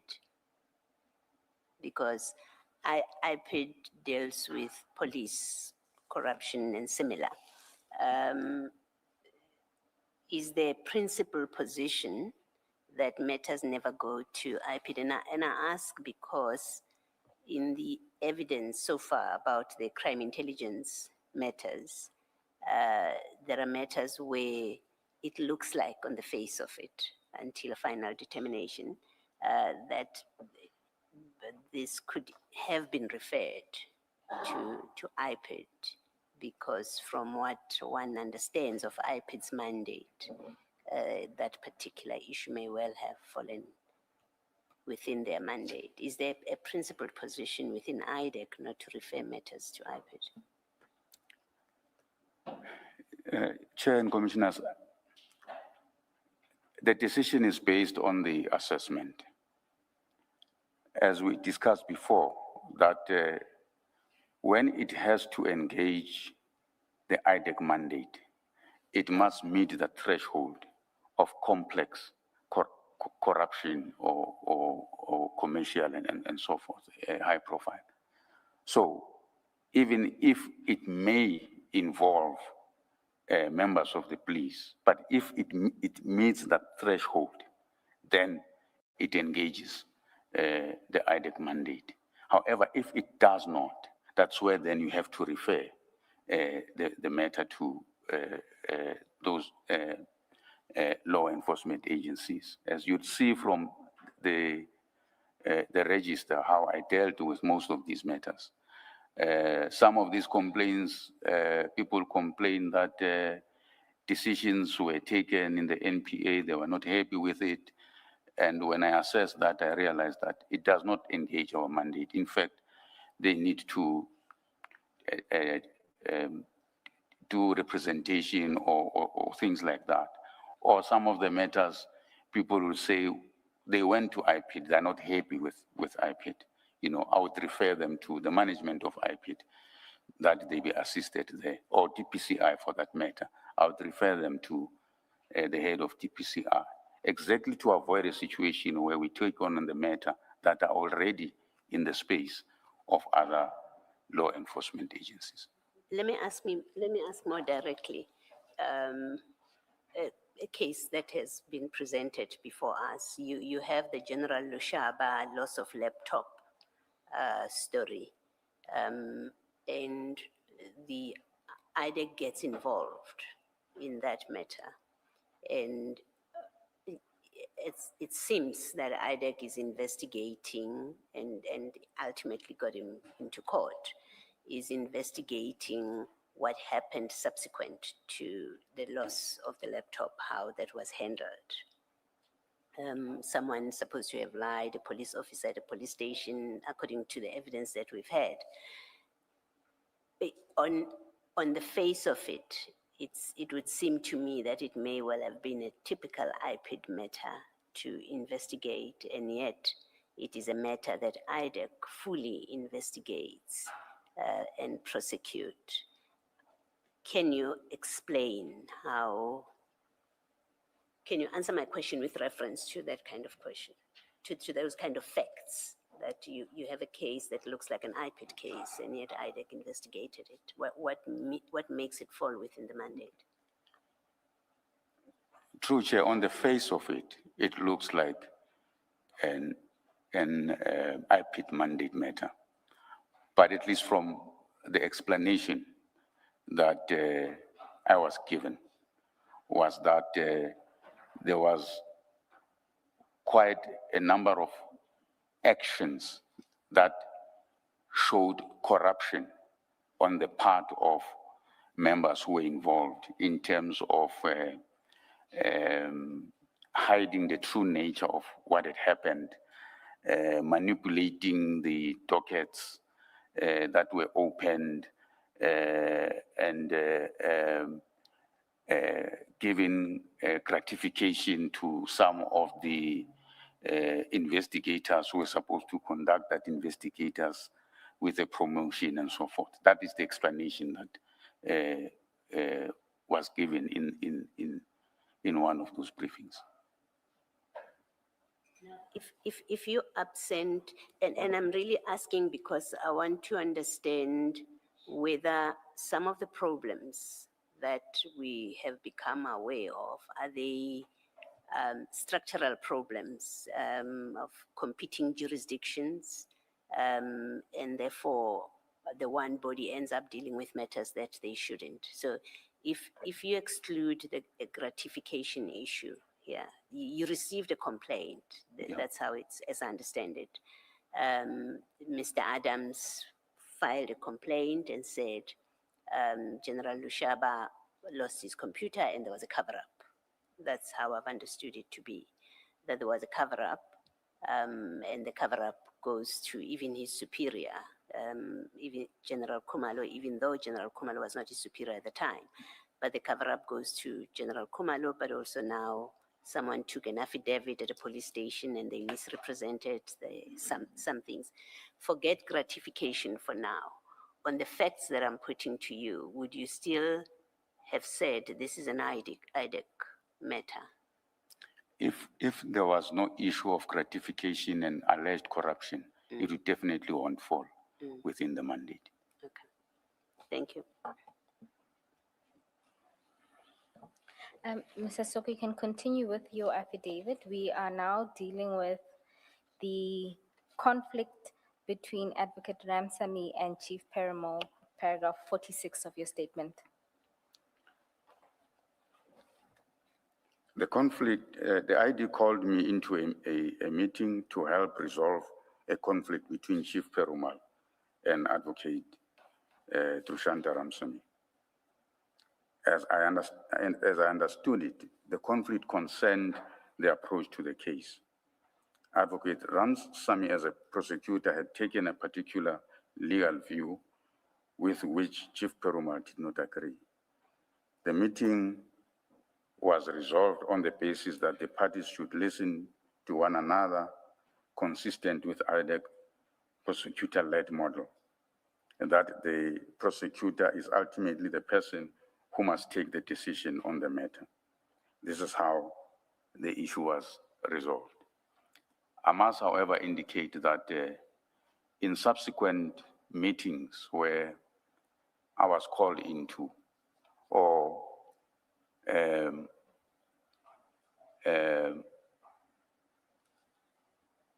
brought to my attention, it appeared that these conflicts continued. And Advocate Ramsamy was concerned that as a prosecutor, her views seemed to be overruled by those of Chief Perumal, and that the ID seemed to take more the side of Chief Perumal than her side.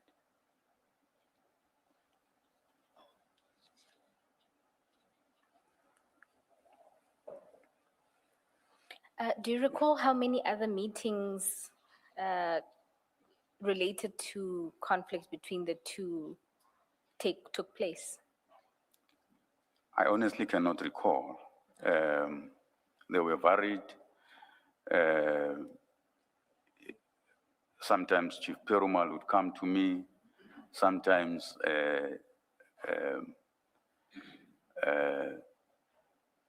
Advocate Ramsamy would come to me, would have a discussion with the ID, you know, so they were varied. I think because of that and the fact that Chief Perumal was not happy with Advocate Ramsamy, ultimately she was also removed from the matters. Did you not supervise Chief Perumal's work? I mean, if there was conflict between him and the lead prosecutor in the matter, because he reported to you, was that not an opportunity to then look at what he has done and supervise him and provide guidance? Chair, we would have a discussion about these conflicts, as I said. And in the nature of how our project works, and it's also in the manual, that all the discussions in relation to the project must actually happen at the level of the team, so that even when there are these disputes, the matters would be dealt with at the team level. So where you would have opinions of the entire team in terms of how the matter should be progressed, what needs to be done, what not needs to be done. And the deputy responsible for the matter would then take the ultimate decision if there is no amicable solution within the team. In this situation, unfortunately, the lead, instead of the DDPP, was the ID. So she would then take the ultimate decision on how the matter would proceed. So she would then overrule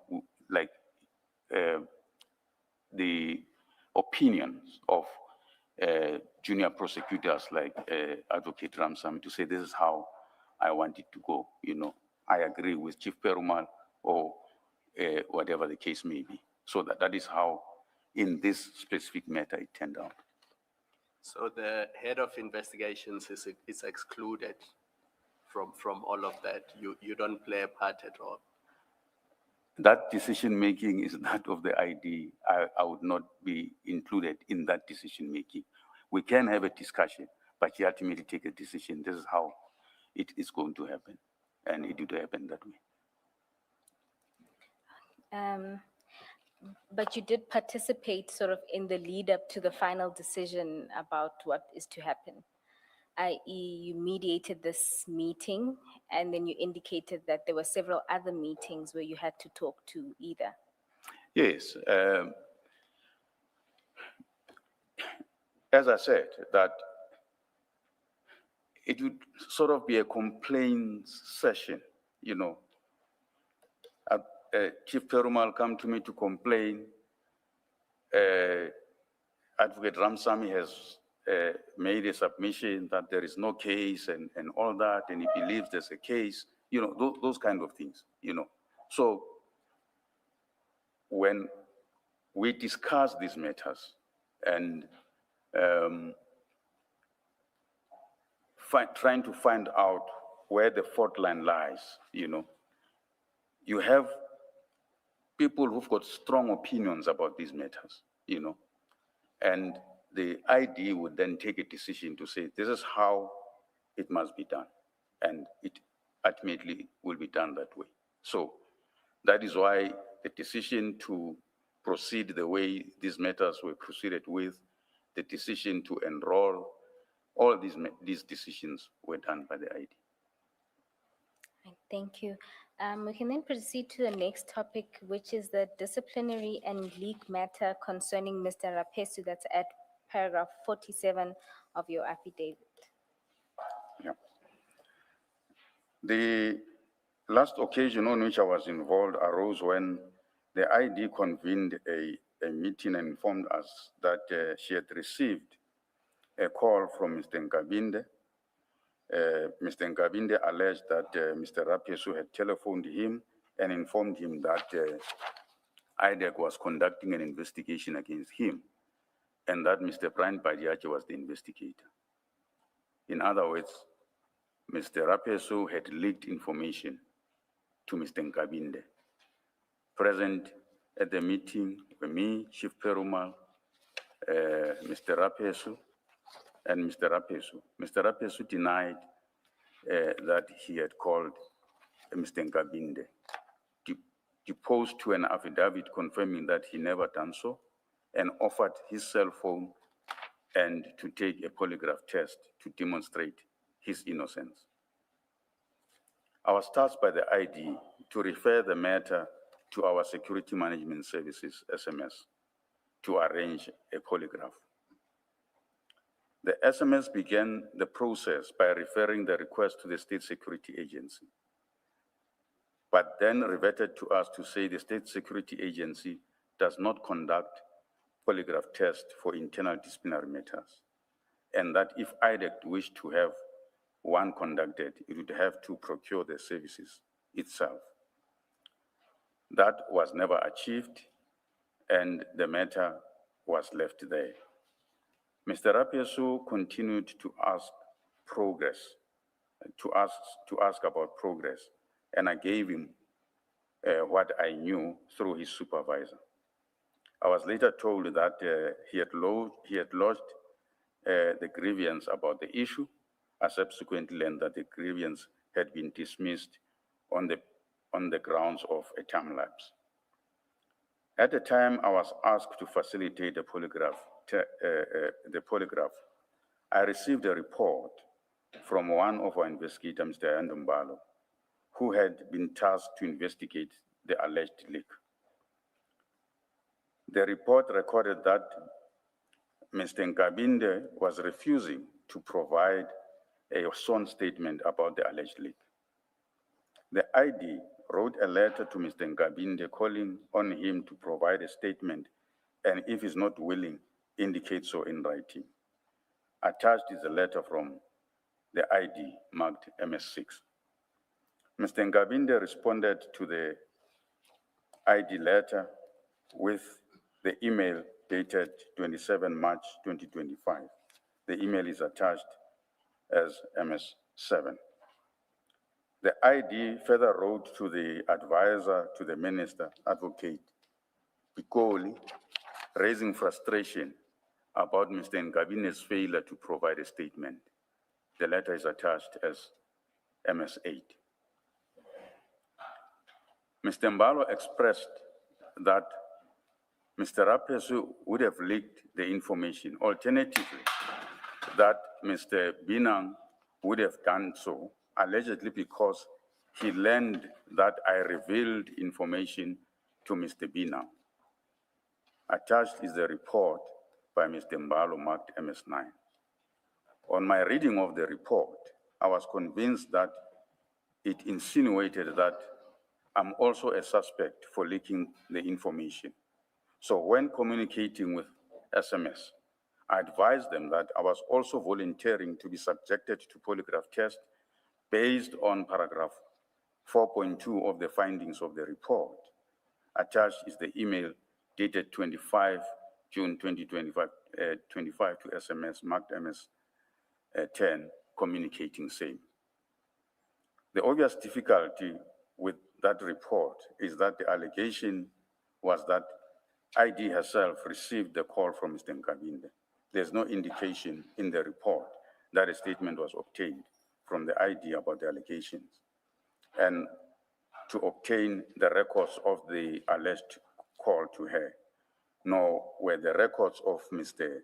Rapesu, Mr. Binang, or me obtained. I recently learned a further step that I regard as irregular. While I was on sick leave in January 2026, an investigation was authorized within IDEC in terms of Section 2813 of the NPA Act against Mr. Rapesu for leaking information. The authorization was for the contravention of Section 41(6) of the NPA Act. The application memo indicates that it is from Chief Perumal, even though his signature is not in the memo, and it is authorized by the ID. Attached marked MS11 is the application for authorization. This offense is definitely not within the IDEC mandate and should not have been authorized in IDEC. I regard this as odd for 4 reasons. First, Section 41(6) investigation of this kind is not an IDEC mandate. Second, the ID herself received the initial complaint from Mr. Nkabinde. From Mr. Nkabinde would appear to be conflicted in authorizing an investigation arising from it. She's actually the complainant because Yes. Mr. Nkabinde is not the complainant. Yes, yes, So in a 41(6), the ID is the complainant. yes, yes. So that's why I'm raising that. Third, Chief Perumal, as a witness in the investigation, cannot apply for authorization. Fourth, so maybe to explain this, when the ID called that meeting, she indicated that when she received the call, she was with Chief Perumal and Chief Investigator Padiachi. So they had that call or the conversation between her and Nkabinde, which makes them witnesses in this investigation. So that's why I'm saying that Chief Perumal, as a witness in that investigation, cannot apply for the authorization. Fourth, Had the ID put the call on speaker, or how would they have heard? yes, that's what she indicated. All right. Fourth, there is no indication that the former IPID officials who are alleged to have attended a meeting with me were approached for their statement. When I returned from leave, Chief Perumal briefed me on the referrals he had dealt with in my absence. So those referrals are those that will be on MS5 that he had dealt with, but he did not mention this one. As I was preparing my affidavit for the commission, I called the IO, Mr. Mbalo, to inquire about this matter.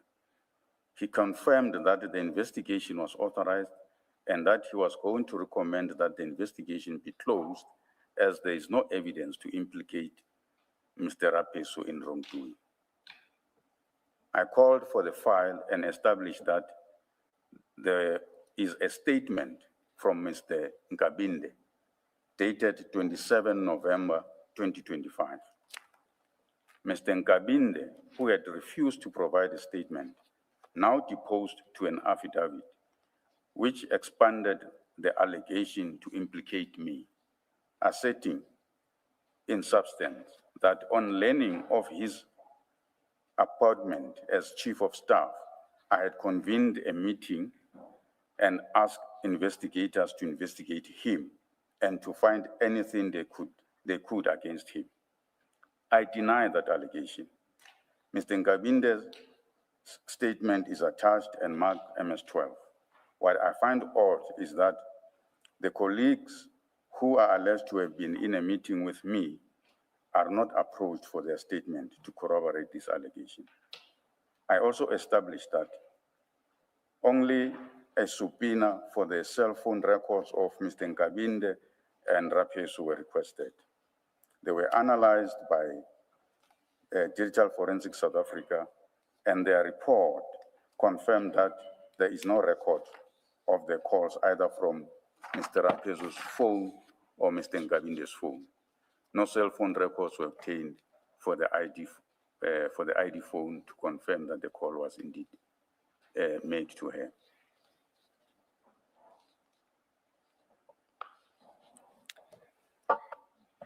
Thank you. I think we can then move on to the next section. Why I did not impose myself into these matters.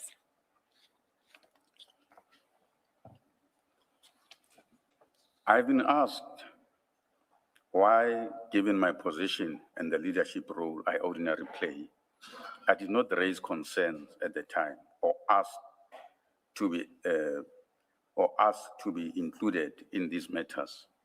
The answer lies partly in my own history. During my time at IPID, I was involved in serious conflicts. I stood my ground and I paid a heavy price for it.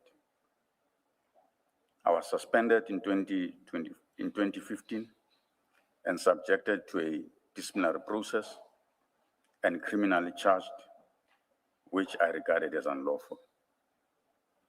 The charges related to IPID report concerning the rendition of Zimbabwean nationals.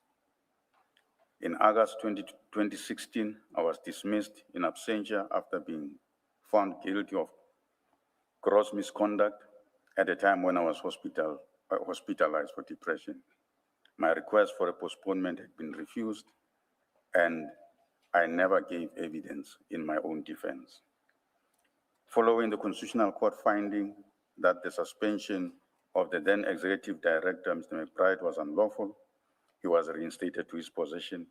I also challenged my dismissal through the Bargaining Council and was reinstated. I was suspended again in March 2020 by an incoming acting head of IPID, and again had approached the Bargaining Council. I was then reinstated. I testified before the Zondo Commission about police corruption and about political interference that I believe lay behind my suspension. These experiences were costly to me, personally and financially, and to my family. I'm 61 years old, near the end of my career.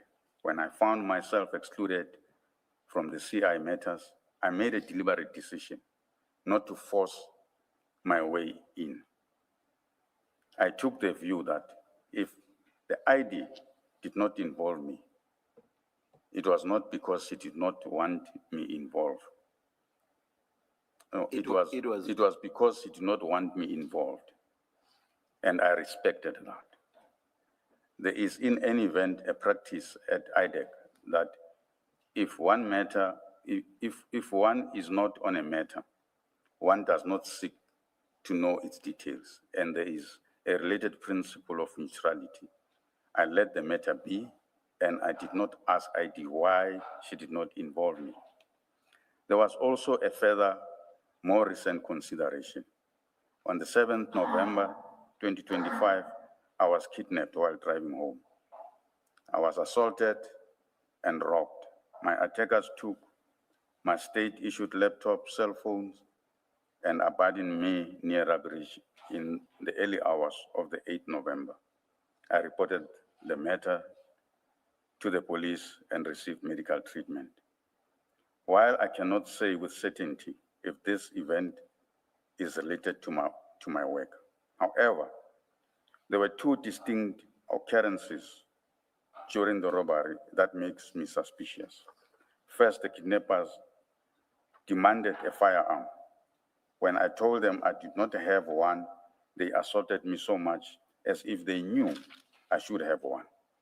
Second, when they took all the gadgets, laptop, cell phone, tablets, Samsung watch, they asked for PIN numbers and passwords of all these gadgets.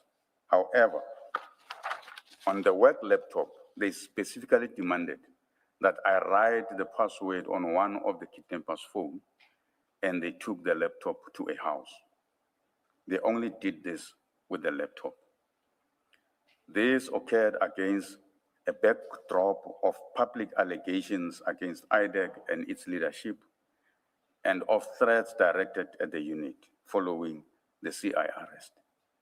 That experience had affected how I approach my work and my own safety. In the circumstances, rather than insert myself into these matters from which I had been excluded, I confined myself to assisting on discrete issues on which I was asked to assist, and to advising those members of the team who approached me for guidance. I otherwise left the ID as the head of the unit and my supervisor to deal with these matters as she saw fit. I wish to make one matter clear. I do not say that there was no case to be investigated against CI officials. My concern is not with whether there was a case, but with the manner in which these matters were handled, and in particular with the departure from the established intake and investigation process. Even where there is a case to answer, it must be dealt with in accordance with the process. And where the process is not followed, the integrity of the outcome is placed at risk. Before you go to the conclusion, did you play any part in IDEC's presentation before the ad hoc committee? No, I did not, Commissioner. Because when the former ID went there, she was not going there in an individual capacity. She was going there representing IDEC. So you are head of operations at IDEC. Did you not assist at all with the presentation? Not at all. Not at all. And then after the 6 July 2025 conference, media conference by General Mkhwanazi, serious allegations were made against IDEC. I'm sure you are aware of that. That's correct. Did you not, as head of operations, look within to see if there's nothing wrong that IDEC did so that you can assist the ID if she needs to account to the nation or to Parliament? There were meetings and discussions about those revelations by General Mkhwanazi. And in those meetings, they were dismissed as a counter to the investigations that had happened against the CI generals. And then internally, Advocate Serunye raised two issues. One was the Section 27 referral affidavit was not there. The investigators did not have it. The prosecutors did not have it. So that was the one issue. The second issue was the two CI matters, the Mokwele matter and the Lushaba matter.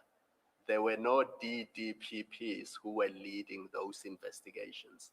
And he raised those issues as serious concerns. And as far as I understand, you were copied in that correspondence.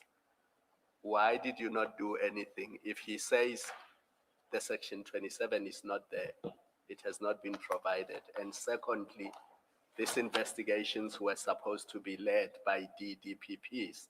They were being led by junior advocates at IDEC. Did you not say anything? Did you not intervene? Did you not raise these similar issues with the ID? Did you just let those things slide?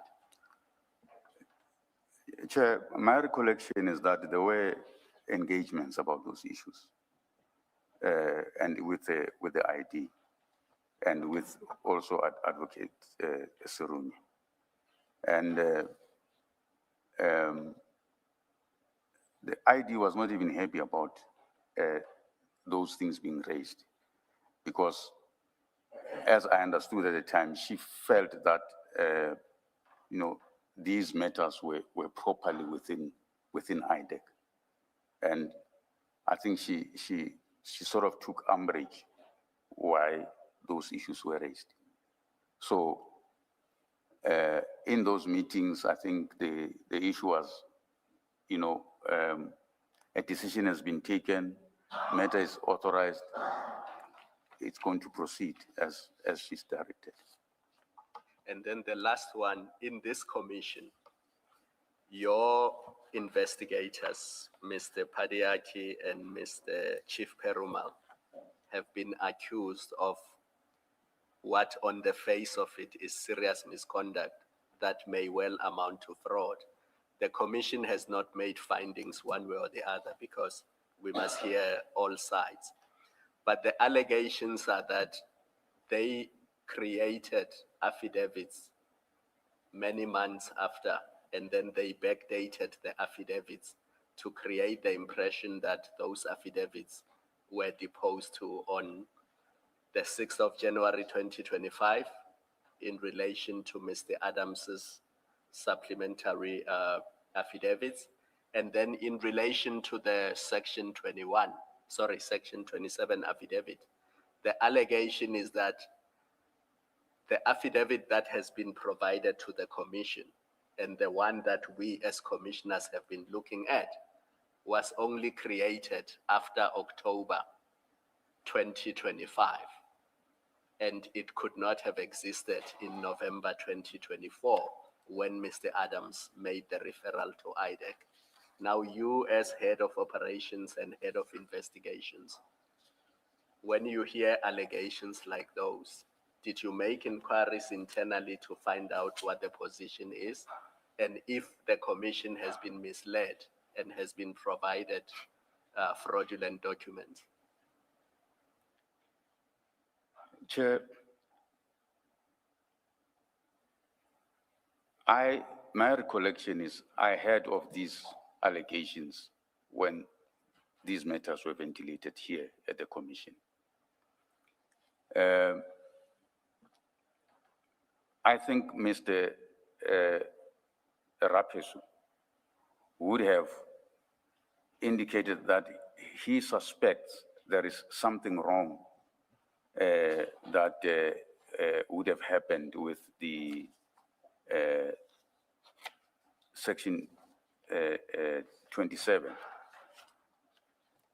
And if I remember his words was, but the truth will come out. So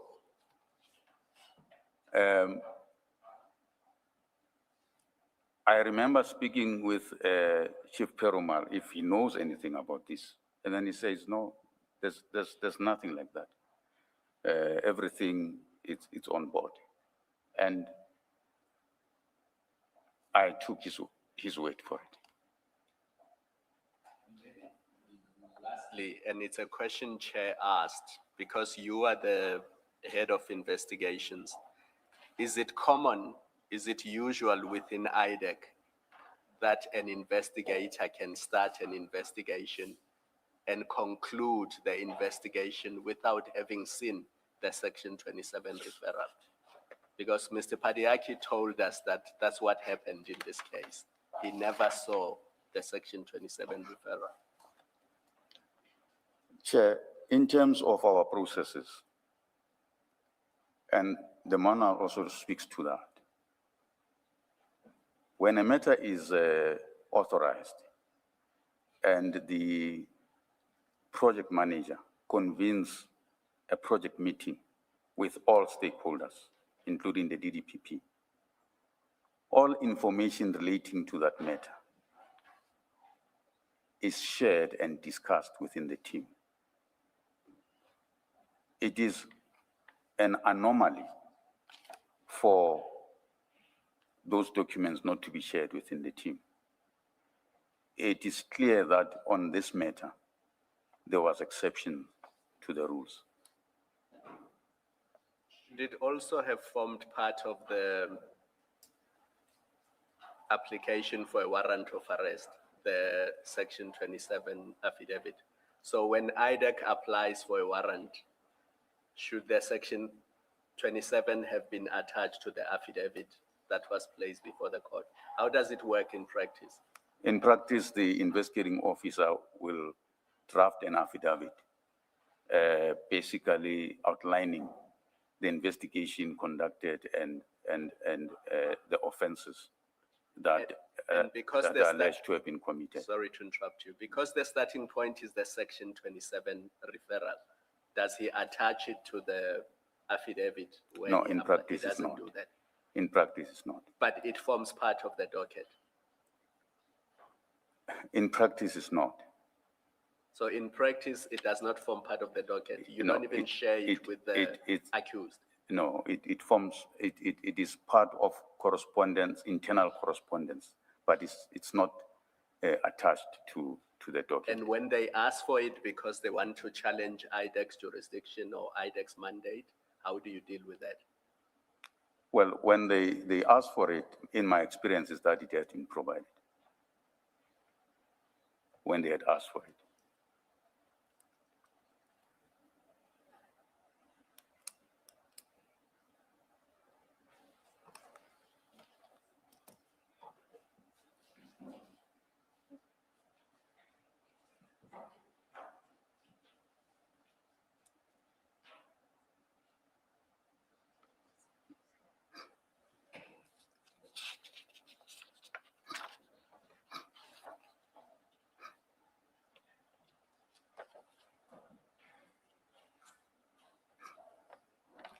So, Mr. Sisoko, when a docket is opened or when an inquiry is opened, doesn't the section 27 become the A1 statement? And then it can be supplemented if there's anything further to add to the affidavit. How does it work at the start of the investigation? Assume that the investigation has been authorized, either in terms of 28.1 or 28.13, and then a docket or an inquiry is opened. Shouldn't the section 27 affidavit be the A1 statement? In practice, Chair and Commissioners, the Section 27 referral is treated differently. When an investigation starts, when it's authorized, then the complainant is approached for an A1 statement, and a full comprehensive A1 statement, which would address all the elements of the offense, is then obtained. And that is what is used as the A1, not the Section 27. Where does one find that? Is that in the manual or is it your interpretation? It's the practice. But where does one find that? Where is it recorded that that's the practice? I'm not sure if we record it like that in the manual. I must be honest. I'm not sure if we do that. I think the manual states the processes that must be followed, but it does not specifically say what happens in relation to Section 27 or an A1 statement, because it's more of an investigative operational issue that investigators do. And the reason we are asking this is because Mr. Serunia, Peter Serunia, and Ms. Ramsamy, they have testified in this commission that, and I hope I'm not confusing their evidence and the transcript will bear that out, but they said the Section 27 affidavit becomes the A1 statement, and then any further statement obtained from a witness supplements the Section 27. So the Section 27 is not an internal document. It is the genesis of the investigation. It is the affidavit that must set out what offense is being reported and what offense must be investigated, so that what the investigator looks at and what guides the investigating officer is in fact that affidavit. Chair, I won't dispute that it may happen in other matters, that, you know, the Section 27 may have been included as an A1, you know. But I'm talking in generality what I know would have happened in most of the matters. But because IDEC has not had that many Section 27s, you Yes. said so yourself, Yes. most of your matters are from the commissions, Yes. and there was that general authorization from the former ID. Don't you think this is something that should be clarified in the manuals? Yes, certainly, Chair. I mean, this experience with the commission, it's a lot of lessons learned for us. We already having a discussion internally about IDEC reset and how we improve our operations and including our manual, so that we are all clear in terms of processes, because this process has shown the weaknesses within the organization that really need urgent attention. And these weaknesses are serious because they can lead to systematic failure. It is they true. can impact not just IDEC, but other law enforcement agencies, as you have seen with crime intelligence and SAPS. That is true, Commissioner. Lessons learned. Thank you. Can I?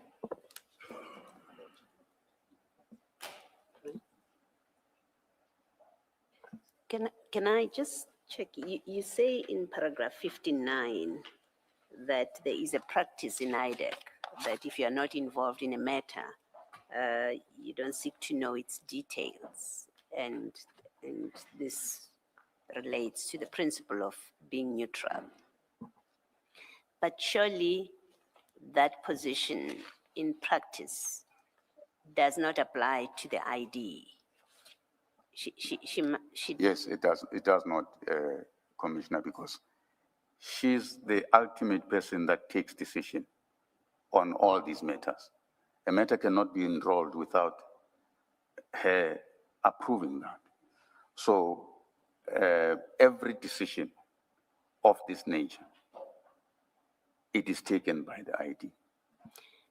but then by same, well, not same, you are head of investigations. It seems to me you should know what's happening in investigations.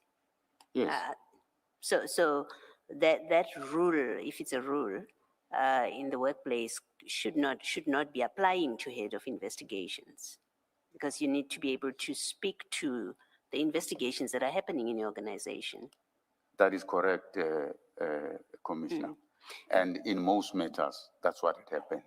Yes. As I said, this was an exception. So in a properly working IDEC, a person in your position who is head of investigations is supposed to know and be involved with investigation. When I say involved, I don't mean you run and do the investigations, Yes. but you, because you're the overseer Yes. of all the investigators and of investigation. So you should know this. That is correct, Commissioner. Okay. Therefore, it must mean I'm trying to determine whether it's this a person problem that you ended up in this position where you don't know about investigations that are happening because they're being directed by the ID and who chooses Mr. Perumal, Mr. Pariachi, and others. Is it a problem that a different head of investigation would have been correct to say, I'm head of investigations and I will not be excluded from investigations? Or it's a misunderstanding of your role by both you and the ID that you are also subject to that rule of practice, that you don't need to know what's happening in matters. I think put simply, is this a structural problem? Is it well, we happen to have the wrong people in the positions. We had the wrong ID in the form of Ms. Johnson, who did things the way that she did and excluded you, or we had or we had a wrong head of investigations who didn't accept his role and position when he gets excluded. Can you just say which one it is? And the question is important because, at least from where I'm sitting, because among the things that the commission is required to do is to make recommendations, including recommendations about what improvements, changes need to be done to the organization. So we are going to have to grapple with how did IDAC land where it is today? Is it a structural problem? Is it that whoever employed Ms. Johnson just made a bad decision? Whoever employed Mr. Sissoko made a bad decision? You understand what I'm saying? What I'm asking you. Can you just comment to that? Chair, the fact of the matter is, in this particular instance, rules were not followed. And I took a decision at that point in time, as I explained in my affidavit, based on my personal history. I take full responsibility that I should have acted differently. But at the time, for me, it was the right decision to take, given the considerations that I've said to the commission. I understand, and thank you for that answer. It It's trying to understand whether, what's behind my question, whether in terms of your contract of employment, which sets out what your job is, you could have asserted to the ID, even if she didn't like it, you could have said, there is no investigation that will happen that I don't know anything about. Does your contract, the terms of your contract, give you that kind of, that kind of standing? Or it's a problem in the contract because maybe she still gets to make decisions finally about investigations. I'm trying to understand that. So I'm trying not to make it personal to you, but to understand what are the limitations other than your personal circumstances. Another head of investigations, will they not find themselves in exactly the same position for different reasons? Chair and Commissioners. Perhaps to add to that, besides the contract of employment itself, or in addition to rather, in addition to that contract, there are the annual performance, what do you call them, which you sign with your boss, undertaking that you are going to perform in accordance with, and then, as I understand it, there's itemization of all, of everything that you undertake, you are going to do during that year. Am I correct that there is such a thing? What is it called? That is correct. The performance agreement. Yes. Now, I'm adding to what Commissioner Baloyi says, which is a reference to the employment contract itself, and I'm saying there's also this performance agreement. Would what you are required to do not also be, it would obviously be included in that, and would it cover what Commissioner Baloyi is raising, and if it would, what would you be assessed on if not on that? That is what it covers, which includes the issues that Commissioner Baloyi is raising. At the end of the year, how do you get assessed if you've not said, now if you do not allow me to do A, B, C, D, how am I going to be assessed at the end of the year? So basically that contract would require of you to raise the issues that Commissioner Baloyi is referring to. Now, can you please respond with all of that in mind? Can you please respond to Commissioner Baloyi's question? Thanks, Chair. My performance agreement provides that I must advise the ID. As I've indicated that these matters were discussed and should take a particular position. I understand the concerns, and in hindsight, maybe I should have taken this issue even further and not let it be as I did. But that's what, to me, at that point in time, seemed right to do. As I said, that maybe I should have acted differently by raising this issue at a higher level, so that what now has been ventilated here could have been stopped. I do, however, I am, however, not sure if it would have made any difference.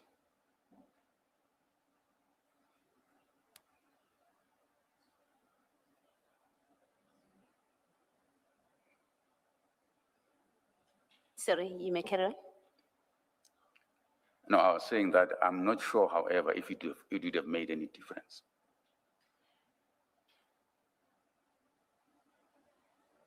You say you're not sure because the ID is the person that she was, or what?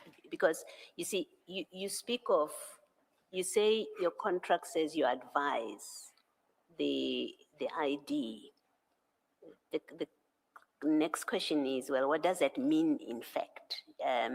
You advise her on investigations that your people are doing and what they put together as it before she makes a decision, does advising mean that you say to her, on this investigation, there's no case? She ultimately, gets to sign off on the next steps. But what does advising her entail?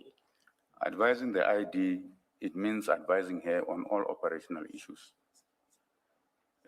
Where matters are under investigation, what are the challenges, what needs to be done.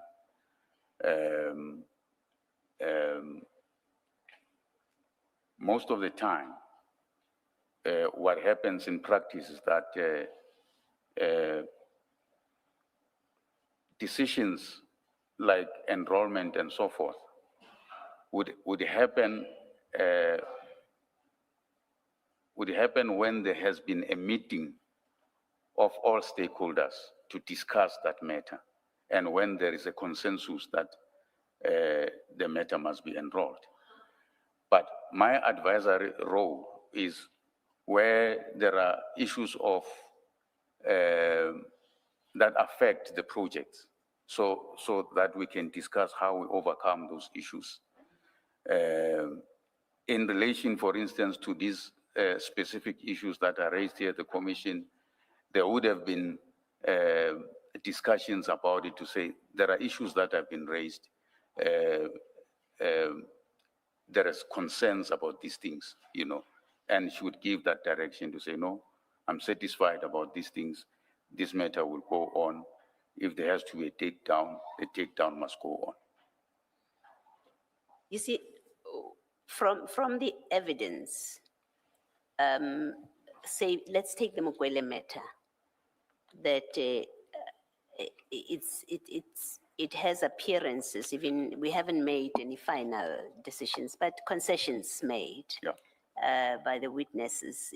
There seems from those concessions to be an acceptance that there were shortcomings in the investigations, at least one area, there were shortcomings in the investigations.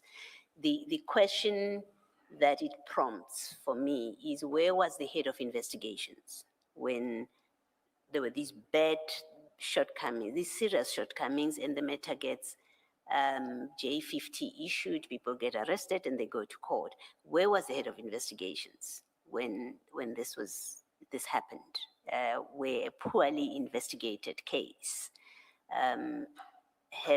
lends at people getting arrested and people getting to court? Even before that, it lends at a decision to prosecute. Now, from your answer, it's still not clear to me that things got that bad because the head of investigation was missing in action for reasons that you give. Or look at the perimeters of my powers, my position. I can't do more than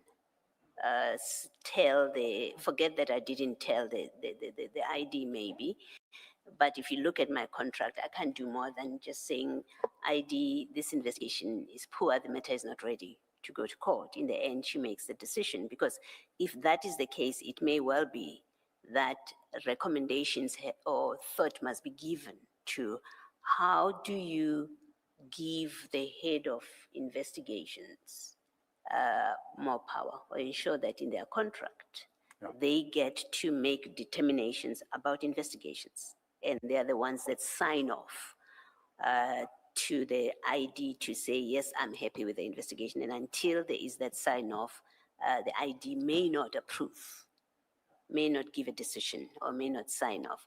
I'm trying to get you, to assist us in answering that kind of question. And I must say that in your answer, the way you've answered, I haven't gotten the kind of assistance that I'm looking for, or the answer to my question. I understand, Commissioner. The reality of the matter is that this investigation was directed from the ID's office, not from my office. All decisions relating to it were directed from that office, including the takedown. I learned of it after the fact, when in normal circumstances, when you conduct a takedown, we sit in a meeting, discuss how that takedown would look like, whether there's a warrant of arrest to be applied for or a J175, all those issues. That was not the case in this specific matter. So it was an unusual situation. And I think that's the best way I can answer you, Commissioner. Would you consider as an appropriate suggestion that I put to you that the system, the structure has to be such that the ID should not be immersed in the investigations, should not be directing investigations, because ultimately her people must satisfy her when she make him her. When they make the decision now, as they're empowered to do, starting with the 2813, right? 2813. The ID should be sitting as a neutral party, so to speak, where others come and persuade her, we need a 2013, and then she can interrogate what they're doing at that point. And then they go and do their work. Now she must authorize an investigation. She should not have been involved in the process of directing, go find this, go find that, because ultimately when they come to her for the, to her in this case, because it was a her, for a 28-1, she must look at it with a fresh eye, with an unbiased eye, if you like. The same for all the various stages that she must authorize. Would you consider it an appropriate suggestion that the ID should in fact be insulated from all of that, so that by the time she's required to exercise the statutory powers of being the ultimate decision maker on the different steps, she looks at things with a new eye and an unaffected eye? Commissioner, I agree totally. In fact, most of our matters, that's how they have been conducted. She would come at the very tail end. And as I said, that when those meetings happen to discuss where now the team says the matter, the investigation is complete, now we're ready to enroll. And that's how in most matters it would have happened, except for this one. Maybe the exception suggests that it should be an entrenched position in Yes. respect of which no ID has an option to deviate, and there's no exceptional matters, because all matters that come to IDEC must meet the criteria, so they cannot be exceptional and sensitive matters that only the ID should look at. That is correct, Commissioner, and that's what motivated me to create the case intake criteria. Okay. Part of the concern you have raised, or an explanation that you have given for not escalating things to the NDPP, you shrugged your shoulders, and we've had evidence as well that where matters have been escalated to the then NDPP, there was no good outcome out of it, and people seem to have ended up in worse positions than they were before they lodged the complaint. How do you suggest to fix for that kind of problem? Is it again a matter of, well, it's about the integrity of the people that you appoint, or it's a problem in this scheme that we have, where you have IDEC falling under the NPA and ultimately the NDPP is the one that people must escalate things, but the NDPP has a working relationship with the ID because they all belong to the same organization. Is that the problem? And does, in your view, the appointment of the judge, IDEC judge, and whatever his terms of reference are, create a different playing field than what you had when it was just ID and NDPP? Commissioners, I think, unfortunately, the issue of the judge came much later, even though it was provided for in the legislation. I think it took time to be implemented. I would venture to say that had it been in place much earlier, some of these issues would have been raised with the office of the judge, and maybe there would have been interventions much earlier. Do you say that because the terms of the terms of reference of the judge? Yes. Remember, the judge would look at complaints even by IDEC staff, political interference, whatever complaints they might have in relation to how IDEC is run, and of course, even public about the work of IDEC. So I think people would have felt even more empowered to take the matters to the IDEC judge. Thank you.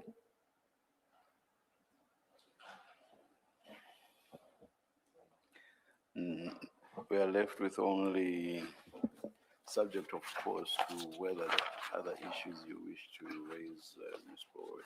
We're basically left with one page. Chair, perhaps can the witness read into the record the remainder of his statement? Yes. And that way, what can remain, if any, after the sorry, Chair, the look that you gave, I wasn't sure.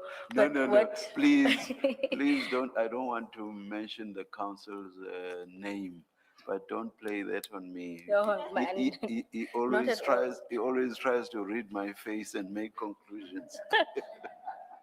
No, I withdraw the remark, Chair. That perhaps what will remain will be a couple of clarity-seeking questions and some probative questions on some of the aspects of other witnesses' evidence. Thank you, Ms. Boyd. Can you please conclude reading your statement then? Thanks, Chair. Yes. I consider it important that the Commission should not conclude that IDEC is, as an institution, compromised. IDEC has sound structures, capable and committed people, and good processes. There is a lot of work that has been done by IDEC colleagues, at IDEC, which shows how committed they are to the fight against corruption. You left out good. There is a lot of good work. There's a lot of good work that has been done by colleagues at IDEC, which shows how committed they are to the fight against corruption. I would like to refer the Commission to the infographic marked Annexure MS-13, which gives a summary of matters dealt with by IDEC as they relate to state capture.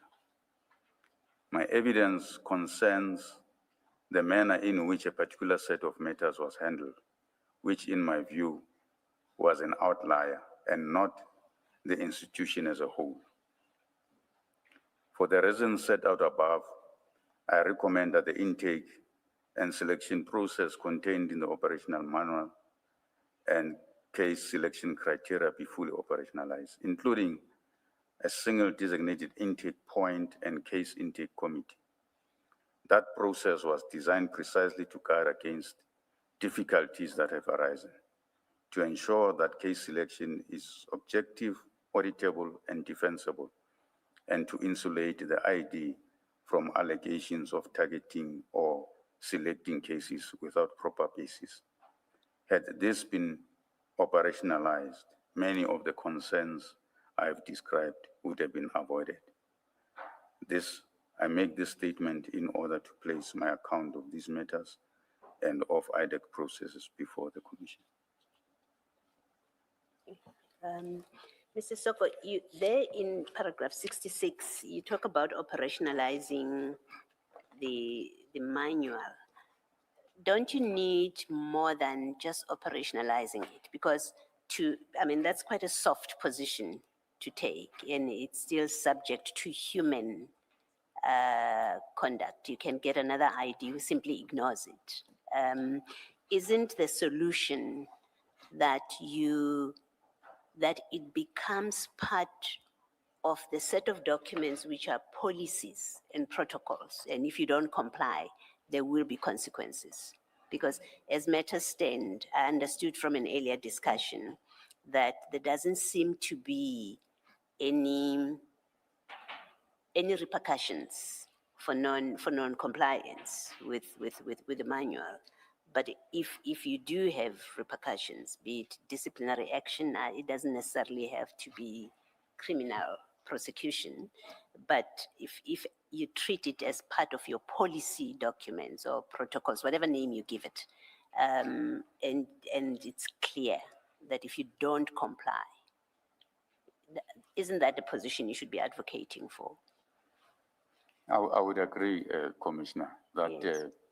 I think the manual as it stands is not strong enough in that area in terms of consequences.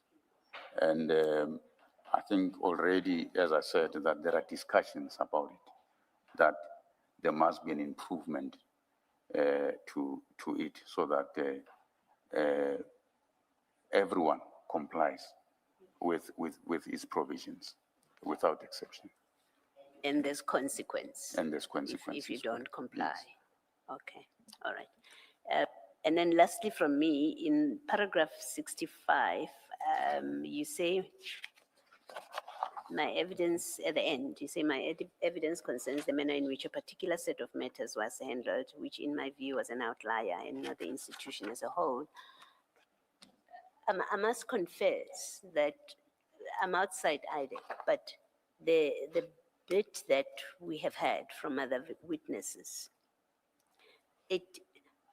I would be very cautious, and I think I would suggest you are too, being inside as head of investigations, about how far this, which you call an outlier, goes.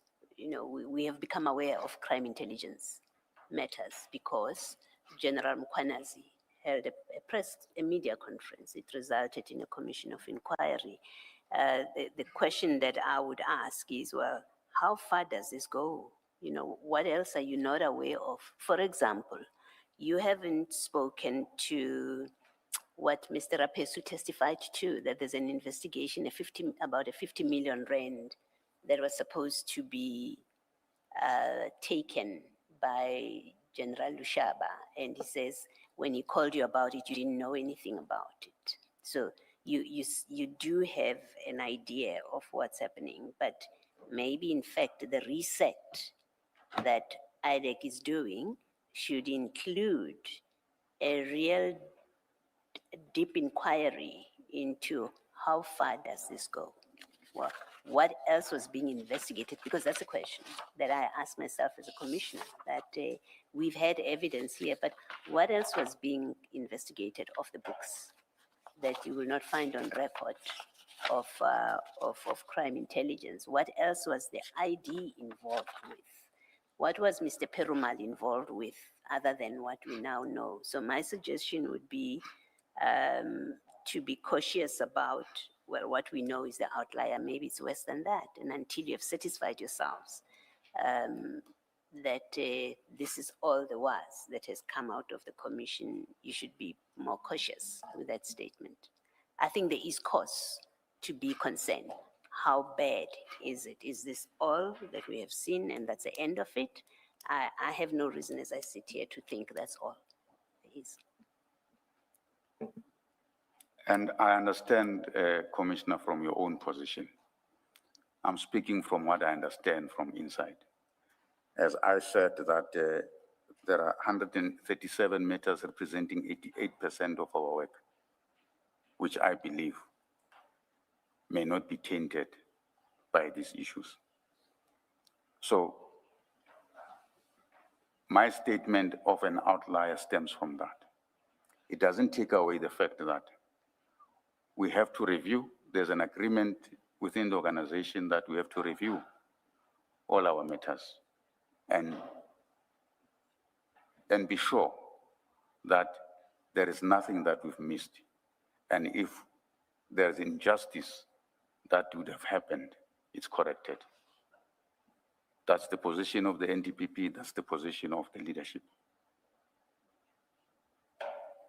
Thank you.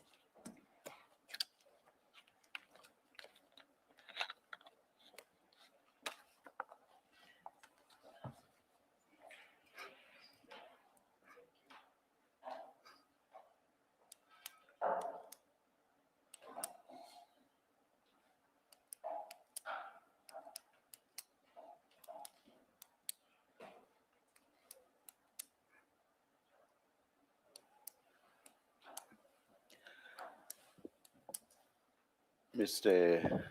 Sissoko, before this last engagement by Commissioner Baloyi, my co-commissioner engaged you on what you consider to be necessary. And there was a discussion on policies and how strong the wording of that is, in particular with regard to consequences. I just want your comment on this. I have no idea what we will recommend in the end. It may either be a continuation of an institution called IDEC, or it may be a totally different institution. I do not know. Or the killing of any such institution altogether. But on the assumption that something similar to IDEC, where depending on the acceptance of our recommendations to continue to exist, don't you think it would be better if the processes would actually get legal force from an act, whether it's the NPA Act or whatever other act? So the act itself specifically provides that such a process document should be created, and having its force from an act of parliament, it would be less likely that it would be flouted at whim or at will by whoever the head will be. Of course, human beings being what they are, they will flight laws, which is why, for example, we have criminal trials all the time. We have administrative challenges against state functionaries, and so they will flout the law. But I think it will give more force to have it provided for by the act itself, and not officials sitting down, crafting their own document as they please and of their own accord. What's your comment on that? Chair, my comment is that I think it will be a good idea that IDEC will have operational regulations. In my previous environment in IPIT, that's what we did once, because I was involved in the development of that IPIT Act. But we ensured that there are also regulations regulating the operations. So once they have the force of regulation, then it enforces all these issues that we spoke about. And is it the act itself that says there must There be? must be a regulation All right, which talks to the operations. yeah, yeah. It's exactly something similar that I have in mind. Yes. Depending, of course, as I say, on what our ultimate recommendations are with regard to IDEC. Yeah.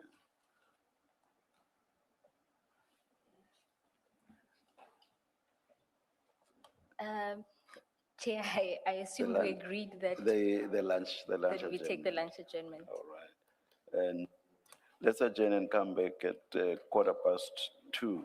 Let's adjourn.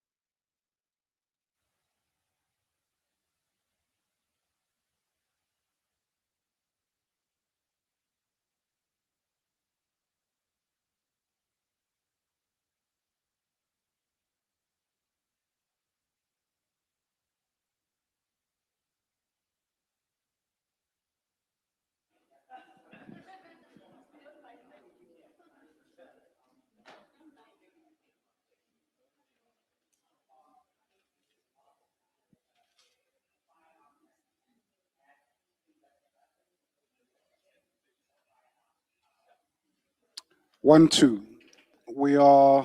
Good afternoon. It's 2:15. We are ready to resume. Please make sure that all your devices are quiet, on silent. Thank you.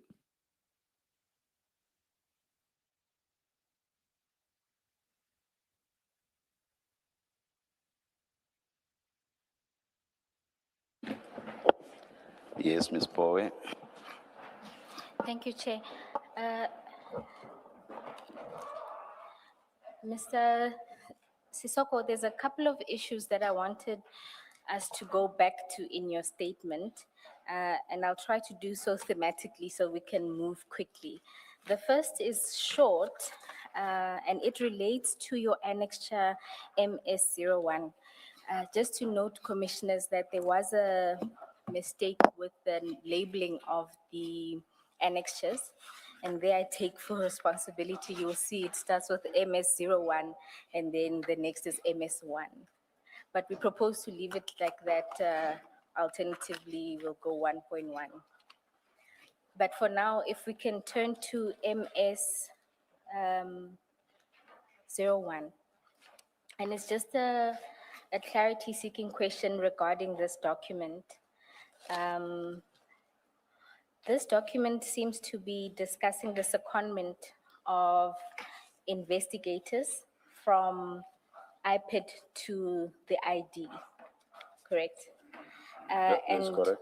when regarders had to it, I think it then lists the individuals to be seconded. That's correct. And then one of the annexures to it is that list of cases that's attached as Annexure G to this. What we wanted to understand is, as far as the dockets themselves and the movement of those dockets from IPID to the ID or IDAC as it now is, what informed that? Because this largely just speaks about the secondment of the investigators. Chairperson and Commissioners, my understanding of MS01 is that it records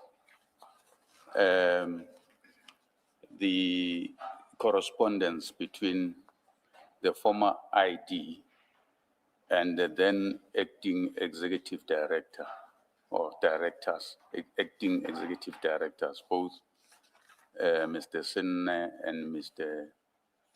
Sitsedi.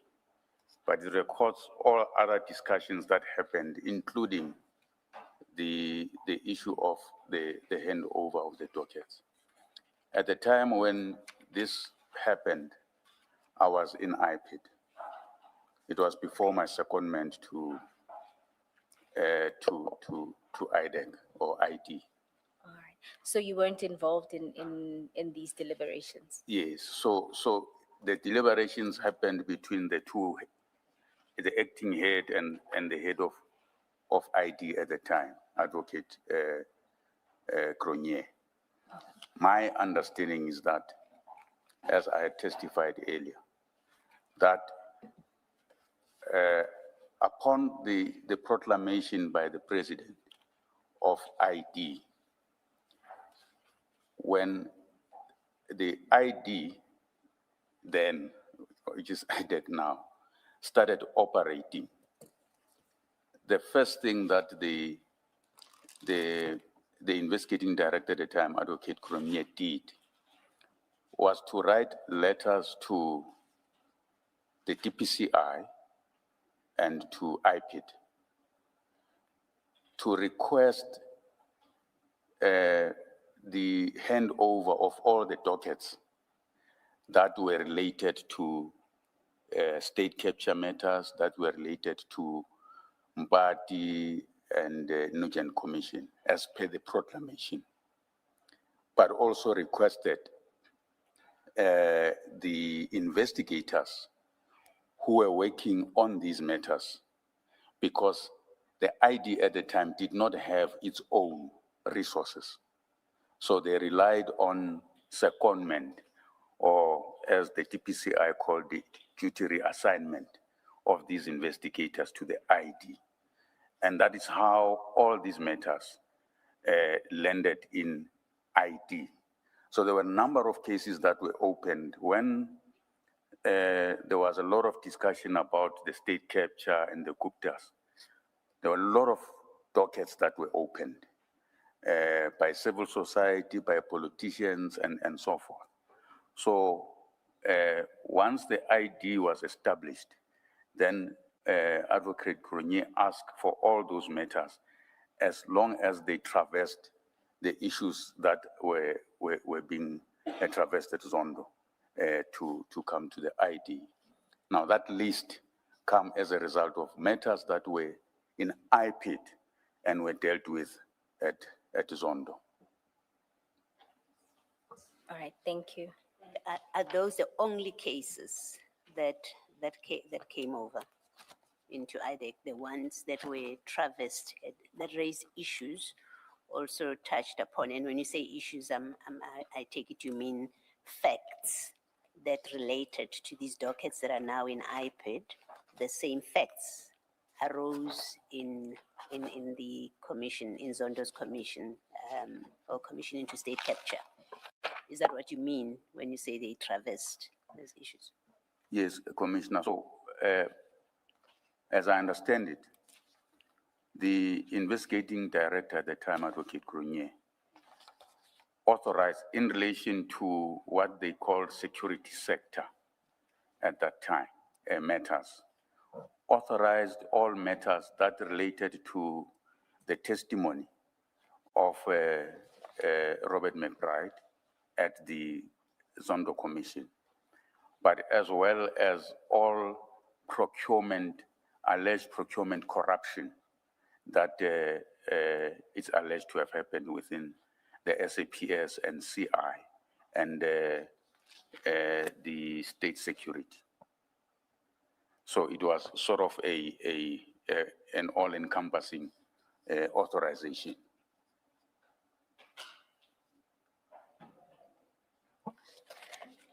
Thank you, Mr. Sisoko. Then can we please move on to, let's deal with your involvement in the CI-related matters. Now, in your statement, the first incident or the first occasion of your involvement, you note the 6th of December as the first time, and this is when Mr. Rapesu calls you. Is that correct? That is correct. And you then say that he called you asking assistance to speak to General Jacobs regarding handing over dockets. That is Now, correct. in your testimony earlier, you indicated that you did not know anything about the investigation, and what you did was assume that the investigation was authorized. That is correct. Why did you make that assumption and not check before making the call?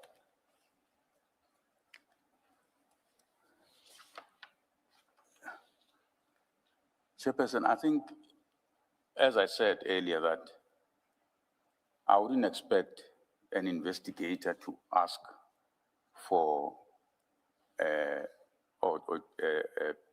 Chief Perumal to instruct someone to ask for a docket from the SAPS if a matter is not authorized in IDEC.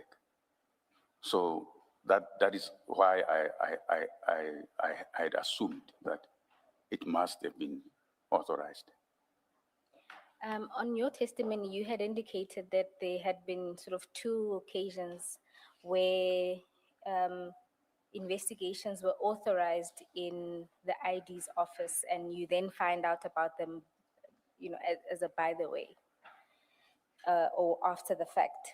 In this instance, you would have known nothing, and you were requested, or you were going to call a general to hand over dockets, in fact, of live investigations, and you did nothing by way of verifying, which means if Mr. Rapesu, for example, was out on a limb and not seized with an actual investigation, you wouldn't have known. You would have participated in him acquiring dockets in a process that potentially wasn't authorized. I guess I'm trying to understand why you would take such a massive step, because it's not like you're speaking to a normal person. You're talking to General, the head of IG, the inspectorate, sorry, and asking him to hand over dockets where in a matter you know absolutely nothing about. That is true. In retrospect, maybe I should have asked first, but I think it's also a trust issue. I didn't expect that an investigator would ask for a docket without any authorization. Can I just ask something about this? Your answer for me would hold if at this point you were aware that there is an investigation that is being conducted. And so when Rapesu calls you, you would, I think, reasonably assume, of course, I know about this. Not assume, you would say, of course, I know about this. And then reasonably assume that he's asking because he's been sent by Perumal. You have no reason to doubt that. I can understand on those facts. If you didn't know as of the 6th of December 24 that something is happening, is being done relating to crime intelligence, and then you have a junior, I call him a junior, only to say he's not the chief investigator. He calls you and he says, facilitate this. If you didn't know, what he's telling you at that point is Perumal is conducting an investigation that you know nothing about. And at this point, Perumal, Chief Perumal reports to you at this point. So if you didn't know, it doesn't make sense. It is curious in the absence of an explanation that you don't call Perumal and say, what is this that I hear about before I do anything to get dockets released? I'm your boss, you report to me, and then have Perumal tell you it's in the ID's office. And then maybe at that point, you say, oh well, in that case, I will not interfere. That would make sense. As I say, the alternative is you knew something was happening, and that's why, and that you've been excluded from it, and that's why you respond the way you do to Rapesu. Can you just explain that? Yeah. Commissioners, I think my actions at the time were mainly based also on my discussion with Rapesu. And in terms of how the instruction came and so forth. But I also took a view that I will take it up with Chief Perumal, which I subsequently did. But at that point in time, I must admit, I did not call him immediately. I'm not quite sure, commissioners, because it's quite a while. I think we might have spoken much later on that day with Chief Perumal.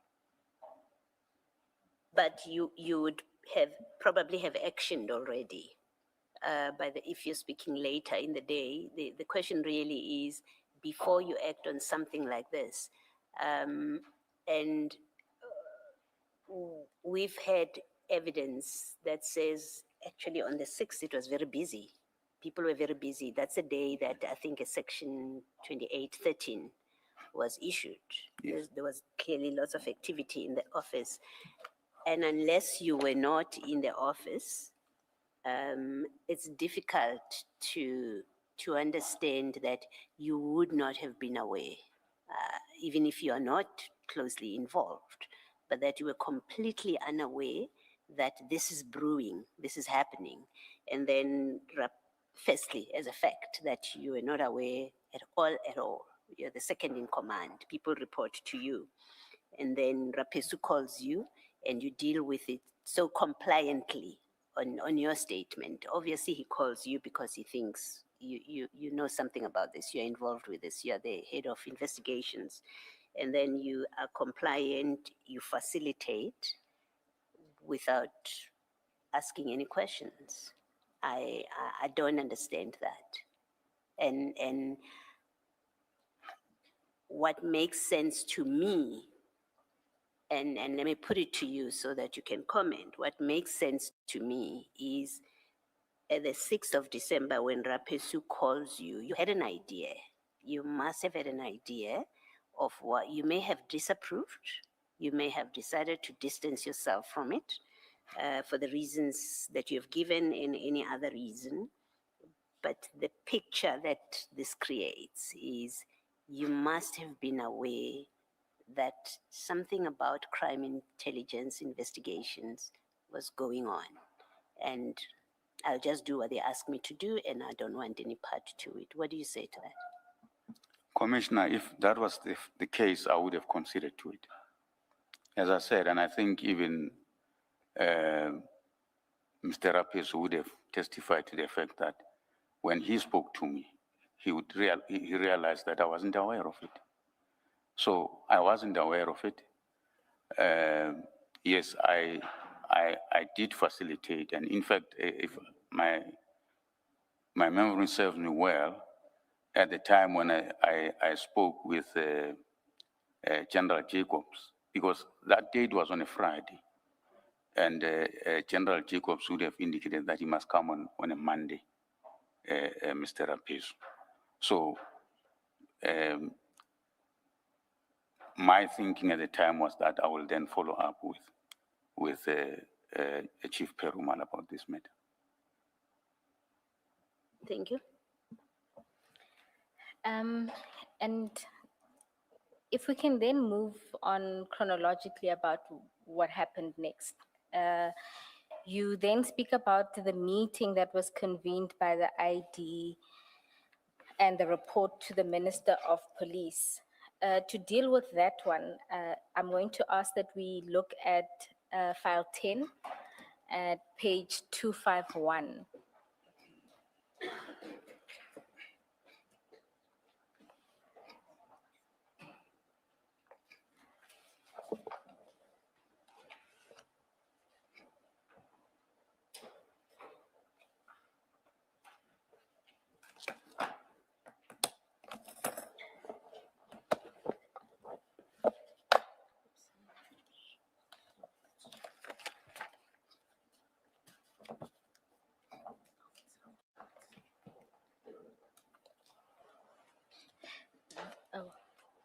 Maybe just to introduce the document itself, this is an affidavit by Ms. Ramsamy that she says the purpose of it was to deal with the events.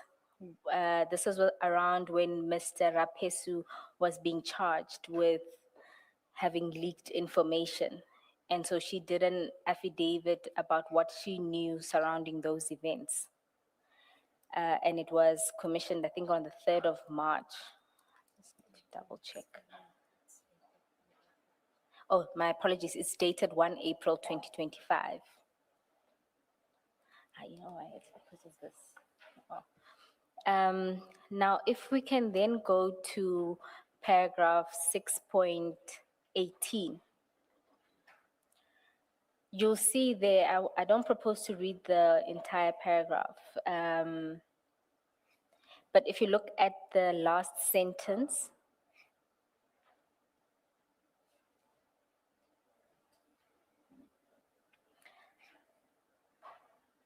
oh goodness, I realized that it might, the whole paragraph might be the sentence.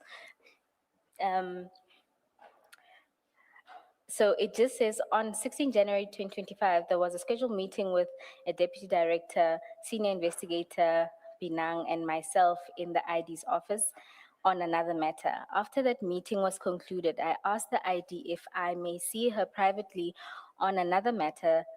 The other parties were excused. I then asked the ID if the designation had been extended to Belochan for diversion, and I explained why, as per paragraph 6.16. I expressed my concern after the ID informed me that she was not aware that Belochan was party to that consultation. The ID then sent an email to all designated members and the head of operations, Mr. Sisoko, for a presentation to take place on the 22nd of January 2025, and I was told to note my concerns in the presentation. Do you recall an email of this nature from the ID? No, Chair, I can't particularly recall. As I said in my statement that there were a number of meetings that were called, some of which I can't remember the contents thereof, but it's possible that there was such an email. Yes, and this meeting, the one that happens on the 22nd, is the one that you are referencing at paragraph 36 of your statement. You'll recall in Yes. your testimony, you confirmed that you suspect that this would have been the meeting of the 22nd of January. Yes. Now, the day before that meeting, Advocate Ransami then emails the presentation, and for that, we need to go to page 216 in the same file 10. Two.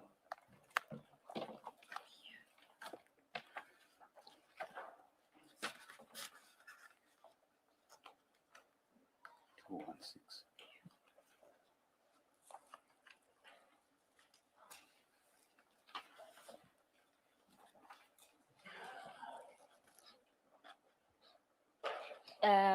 Do you have it? Yes. You'll see there that Ms. Ramsamy, on the 19th of January at 12:54, emails to you and the ID the presentation in question. And in the body of her email, it says, "My apologies for emailing over the weekend. The presentation is due tomorrow and the team are engaged in various tasks attached for your perusal."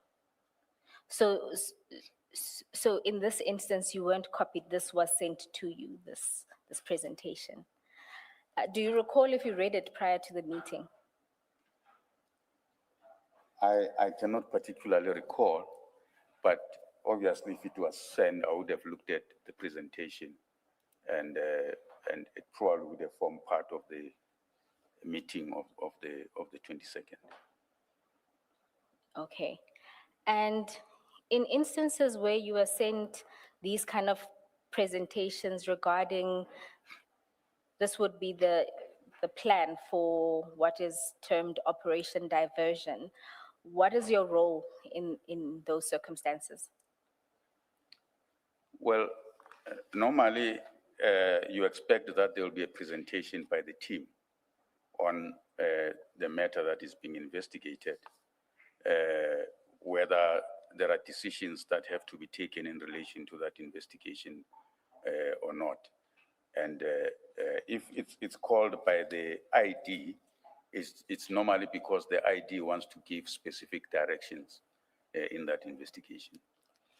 When you say it's the ID would give specific directions, in this meeting, are you also not engaged in these types of meetings? No, there will be engagement by everyone in the meeting. So you'll be an active participant? Yes, everyone will participate, but normally it will be the team itself. So the team will present and say what their views is about the case, where they are about the case, and if there are issues that we as management want to raise in relation to that, then we'll raise those issues. If there are issues of concern that are raised there, they will be discussed, and then there would be then a decision in terms of how to move forward with those matters. So your role is to be there as management and to deal with issues that arise in those meetings? Yes. Right. And then so because this was sent to you in preparation of this meeting, you would have read, so by this date, you would know of this Operation Diversion. You would now know. Yes, now I know. All right.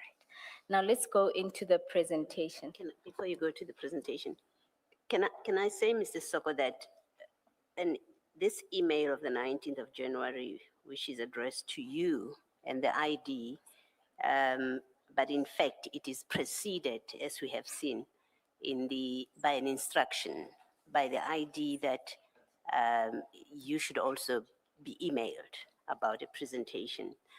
What it suggests is that at this point, the ID had not excluded you from, from these matters, as covered in the presentation at least. She had not excluded you.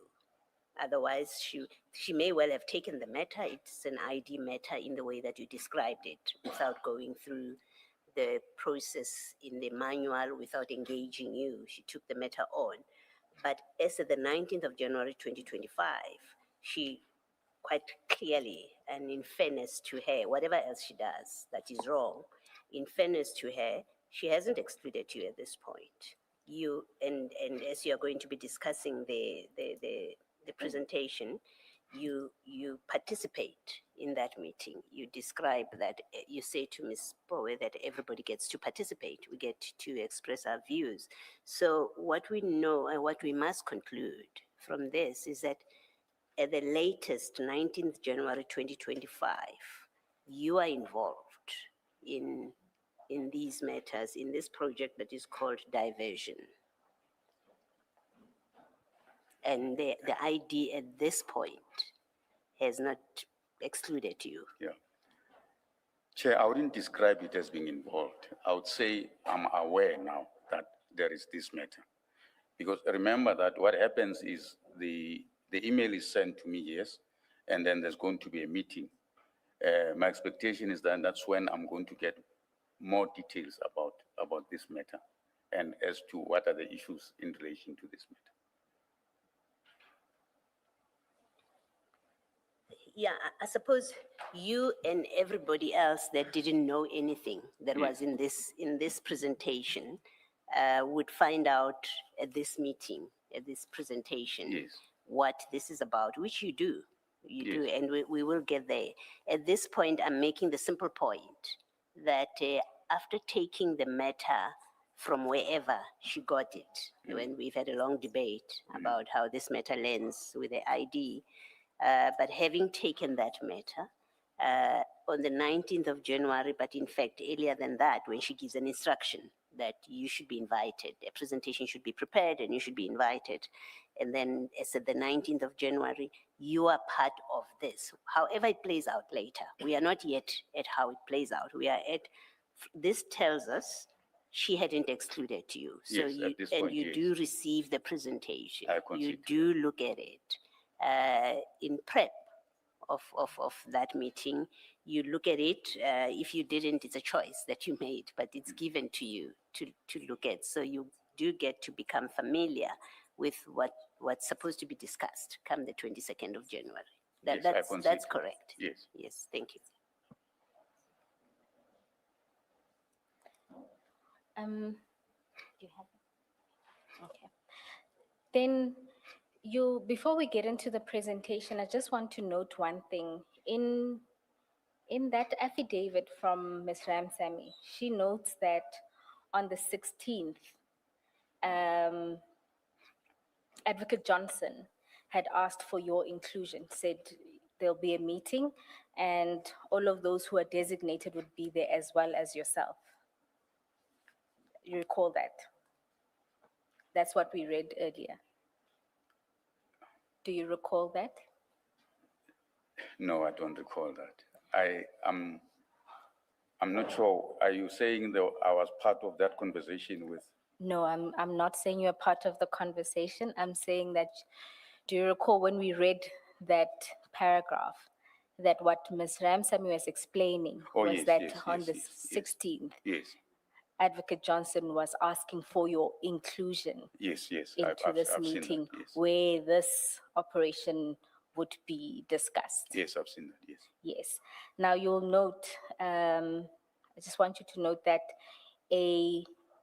this presentation was initially prepared by Chief Paramore.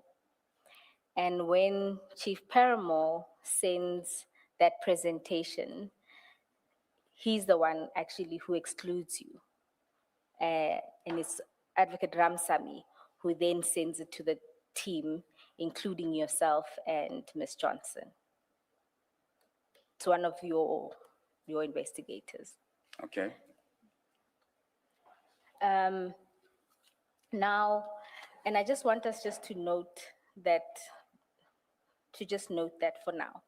Okay? Now, let's go into the actual presentation. This is at, still in file 10. It's then basically 2 pages down at page 218.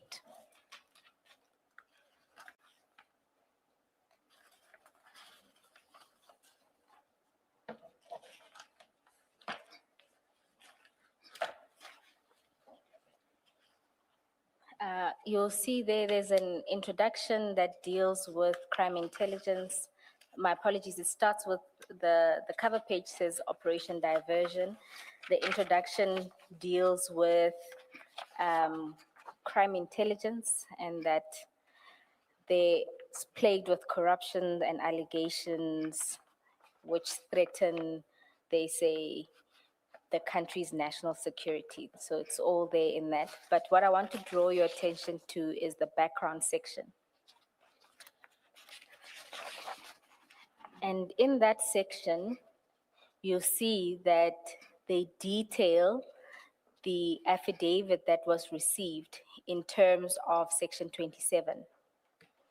And then it notes the allegations that IDAC was to initiate investigations into. It's a fictitious housebreaking incident. And then there's the procurement of a forklift using CI COVID funds. There is promotions or appointment, in brackets, gratification to specific senior managers. And it goes on about abuse of COVID funds to, and then mentions the purchase of property, the PKTT, and the use of the funds to pay for hotels. Now, you would be reading this and then learning about the nature of the things that IDAC was to investigate. And on the face of it, some of them don't appear to fall under IDAC's mandate. I'll draw an example to the procurement of a forklift, for example. That's point 2 of the allegations. When you're reading those and you're seeing what appears to be things that on the face of it don't fall within the mandate, what goes through your mind? Commissioners, my view at the time, the presentation is not normally a detail. So the meeting would give a detail. So I honestly did not raise eyebrows with it, with the understanding that when we get to the meeting, we'll get to understand what this investigation is about. But did you then get that detail at the meeting? Yes, as I had testified earlier, Chairperson, that when the team members explained what is alleged here, it was how it was presented was that there is corruption, manipulation of processes, there is issues of gratification and so forth. So those were things that were discussed in the meeting that then said, justified why the matter was in IDEC. But also, for me, it was because the ID had authorized it. I did not question much about what is being presented would be something that does not necessarily fall within the mandate. But the issue was about the mandate itself, and as I understand it, the substance of the question by Ms. Poe is whether all these indeed fell under the mandate. And that question cannot be answered purely by the ID having authorized what was going on.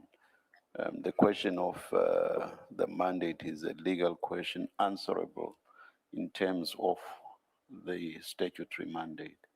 So I'm not sure that what you say answers that part of Ms. Powell's question. Chair, as I'm saying that at the time, based on what was presented, that's how I understood it, that what the team members were presenting to say what it's alleged and what is being investigated would then, the offenses would then fall within the IDEC mandate. And Ms. Powell specifically refers to the procurement of a forklift. And she suggests to you that that could not possibly have fallen under IP's mandate. You say all the questions were answered. Was that question or that issue answered? That specific If issue? my memory serves me well, commissioners, If so, They- how? they- If so, how? Because unless, for example, you are able to say there's fraud, there's corruption, or there's corruption insofar as the procurement was concerned. If there wasn't corruption in relation to that procurement, then it would have been an offense falling under IDEX mandate insofar as there is provision for certain specified statutory offenses, but those, at least on our interpretation thus far, those should be additional related offenses, and we interpret the additional related to be additional and related to the other offenses specified as falling under IDEX mandate. So Ms. Poe is suggesting to you that the procurement of the forklift could not possibly have fallen under IP's mandate. commissioners, as I remember what was presented at the time, the issue of the forklifts, it was not one forklift, what I remember. It was a number of forklifts. And this irregular procurement was alleged to have cost the SAPS millions. So It's not the amount that would make an offense fall under IP's mandate. It's its nature in terms of what the act provides for. It's not the magnitude of the amount involved. commissioners, my Or understanding, don't you agree? my understanding at the time was that Don't you agree? Don't you agree to the proposition I've just made? That it's not just the magnitude of the amount involved, because that's what you said in response to my last question. commissioners, how I understood it is that it falls within the mandate in the context of financial, a financial offense as provided for in the act, and also the fact that the amounts involved also. So when I looked at it, or at least from what the presentation was made, I understood it in that context. And I didn't question why it is not in our mandate. And there were debates about it, but ultimately it was settled that it was within mandate. Am I mistaken? Why do I seem to recall that mention has been of a forklift singular? You are talking about many forklifts. I'm not aware that that's the evidence. Everybody has been talking about forklift singular. Yeah, Chair, even the presentation indicates it's a forklift. Yes. And even what's on evidence, it's a forklift, and it cost around about, I think it was about 200 and something thousand. Have a look at page and something thousand. Have a look at page 322. The very first bullet on that page, the procurement of a forklift. And indeed, that accords with my recollection of the evidence throughout this IDEX stream of testimony. So, I see so, that. so you say a huge amount was involved because there were several forklifts. So your point about several forklifts and therefore a huge amount of money falls away is just one forklift. I see what is in the presentation, Commissioner, but Yeah. I'm talking about what was presented, as I recall it. But, In the but, meeting. but how can that be? How can it be that when the testimony of everybody, including Advocate Johnson and your other colleagues, everybody has been talking about one forklift. How could they at the presentation have spoken about many forklifts? I'm inclined not to believe that there ever was such a presentation, Mr. Sissoko. Chair, I may be mistaken, but that's how I recall it. If you are wrong, would there be a basis for having thought that this fell under IDEX mandate? No, it wouldn't be. Yes. Forward. Thank you, Chair. I recall that when Commissioner Kumalo asked the Advocate Johnson, what does the procurement of a forklift that wasn't delivered have to do with the IDEX mandate, she too couldn't explain. Now, while we're dealing with this meeting, let's leave aside the aspects of the 27 referral. One of the things, major things that happens in this meeting is, and you note that also in your affidavit, is the issue around reporting to the minister comes up. And in particular, the ID indicates that she would do so through the office of the Chief of Staff, Mr. Nkabinde. Is that correct? That's correct. And when that happens, you then indicate to her that it's not a good idea because Mr. Nkabinde is not is That is correct. compromised. Right. And then the ID asks for information related to this. And That is then correct. you agree that you would provide this information. That is correct. What did you understand that she would do with this information once obtained? That she would alert the minister and the advisor to the minister, Advocate Pikoli.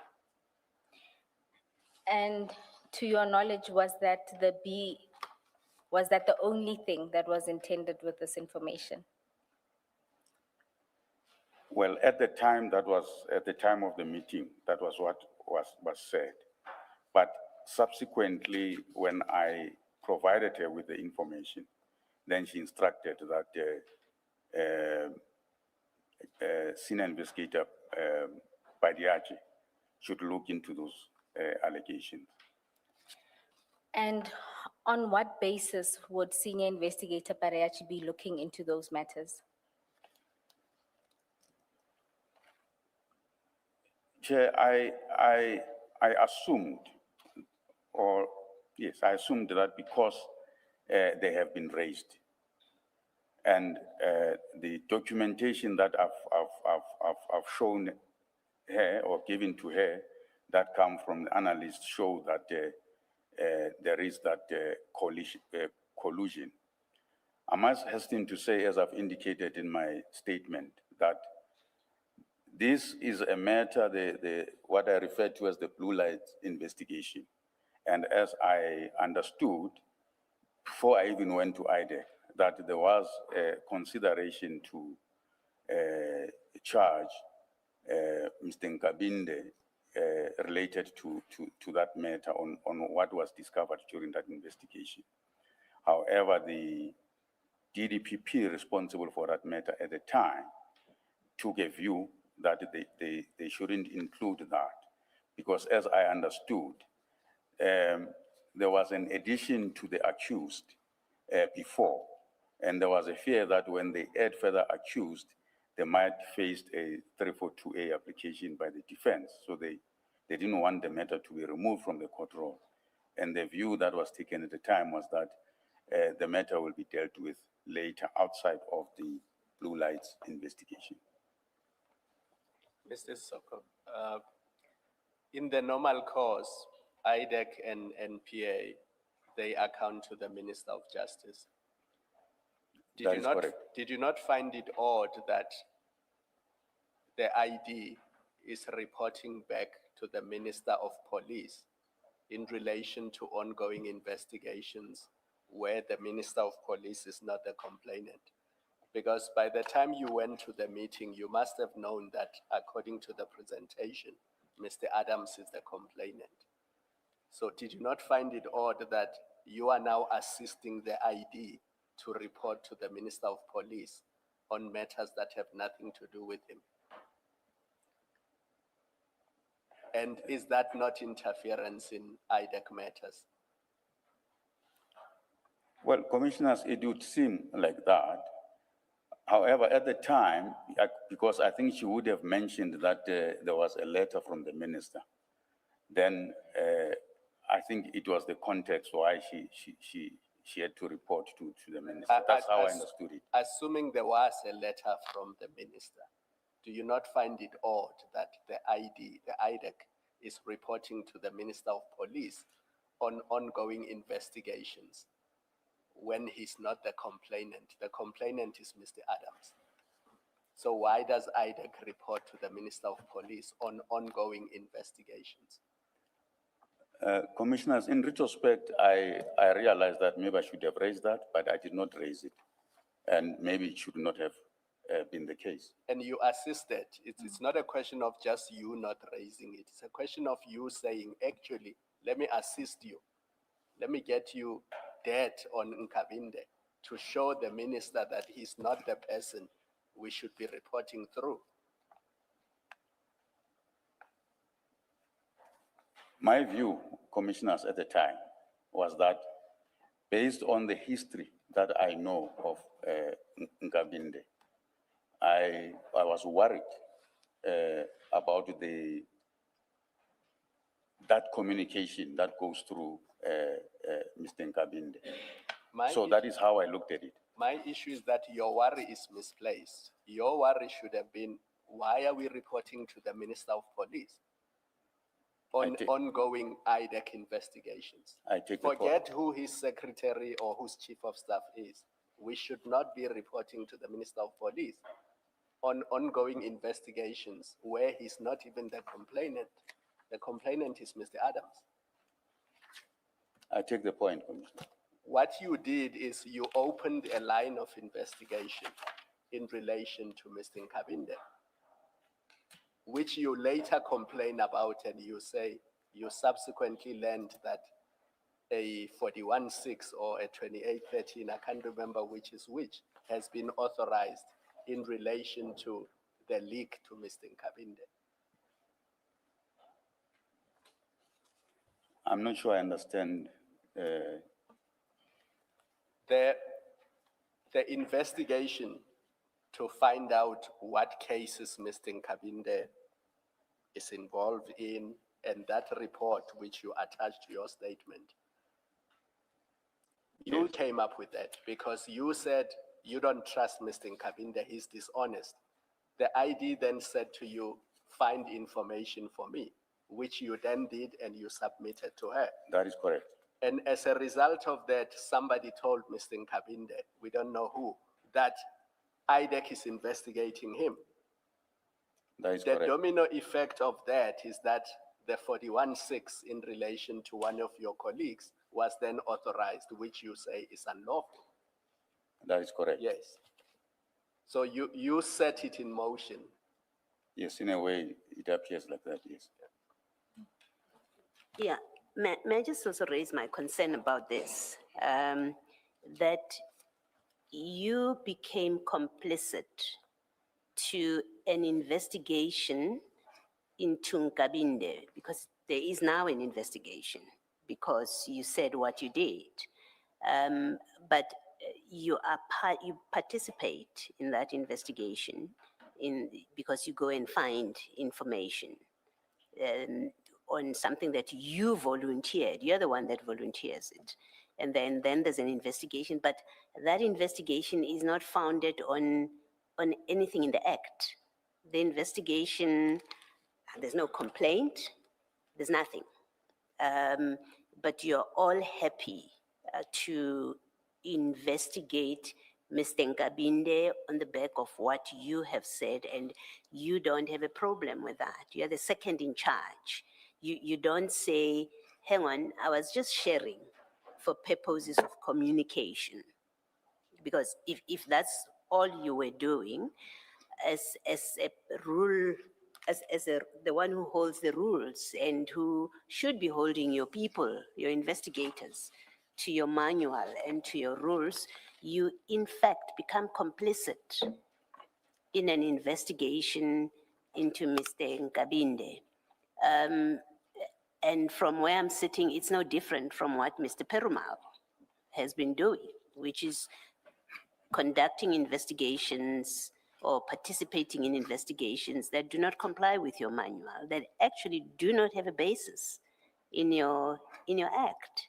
Because this which you are now investigating about Mr. Nkabinde, it doesn't arise from the act.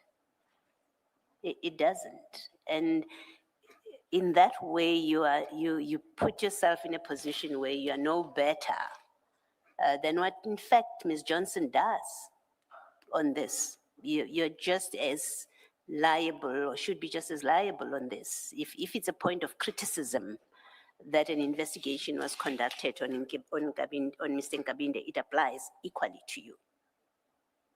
Do you want to comment? Yes, Commissioner. As I said earlier, that the issue of Mr. Nkabinde was part of the Blue Lights investigation. Now, at the time, as I've indicated, that the DPP that was responsible for matter had parked that issue. Now, the ID, when she instructed Mr. Padiachi that she must look into the matter, in my own understanding, would have been the extension of that investigation on the Blue Lights. But as it turned out,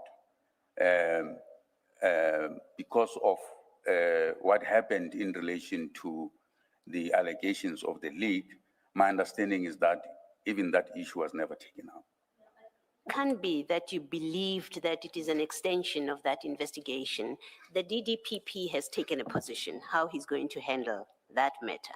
This investigation arises on your words, and I think Ms. Ramsame's words. It is the ID says, find me dead on this person. It's not, it's in fact an investigation for ulterior purposes, not for the original purpose of the Blue Lights. It has nothing to do with that. It has to do with, he gave the minister, the ID, heebie-jeebies. I can't think of another word, sorry. Ms. Ramsame said, that's what the ID said. I don't like this guy, he gave me the heebie-jeebies. And then you say, oh, don't actually send stuff to him because I don't trust him.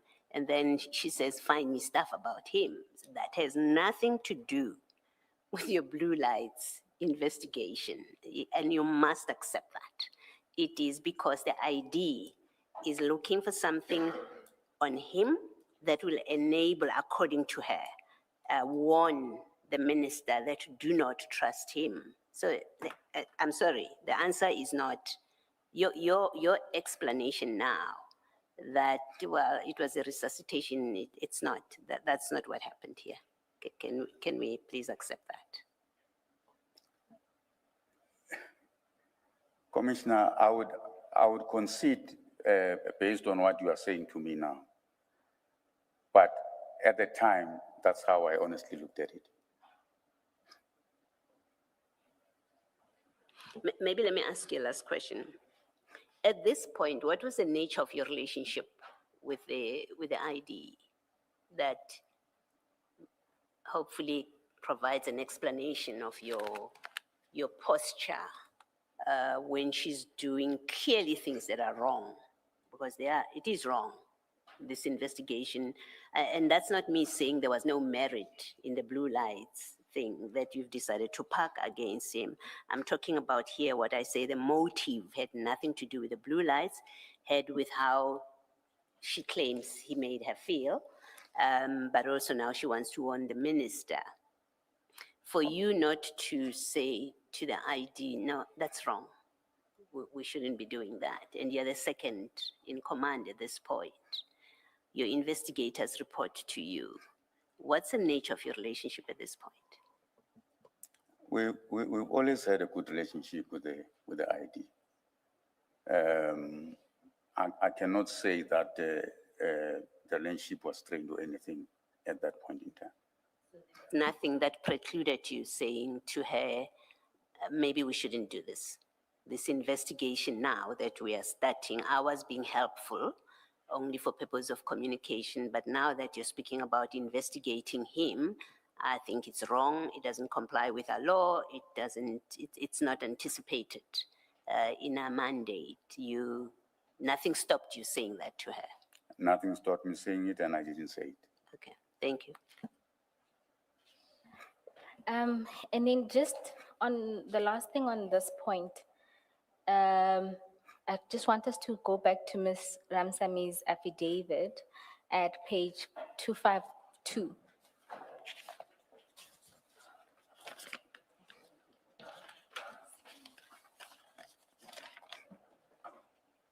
At paragraph 2.27.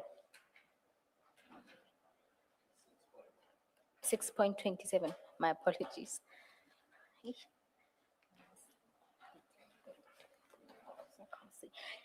You will see there that Ms. Ramsamy gives a recollection of all the things that transpired and who then was assigned to do what in relation to this Nkabinde matter.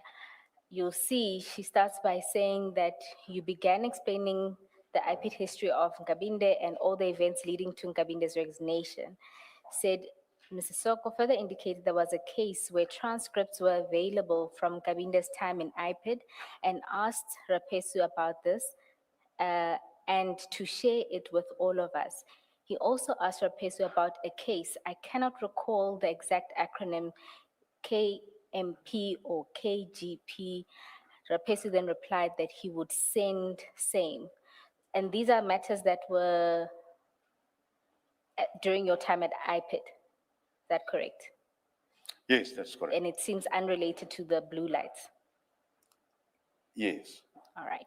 So those are the first set of documents you are going to provide to Advocate Johnson. No, the documents that I was going to provide was what came from the data analyst. Yes, that comes up later. So this Yes. one, you had asked Rapesu about this and that he must share those transcripts with everyone. Yes, that was in relation to the KJP matter where there was a credibility finding against Nkabinde. Yes. So what I want to show you is that it was not only that Mr. White report, there was more that was shared about Mr. Nkabinde. So that's the first, it's the transcript. And do you recall anything about the KMP or KGP It's matter? KJP. That too was to be shared. Yeah, that relates to the transcript. Okay. Then it says that further discussion ensued by Siseko, including the fact that there is currently a case in Code Blue Lights where Chabal is a prosecutor and Benang is the IO, and there were links to Nkabinde. So this one is the one that. Yes, that's the one I was referring to. And so that's the one with the analysts was supposed Yes. to provide the report and that you provided. Okay. Now, if we move on in this affidavit, you'll see that at paragraph 6.39,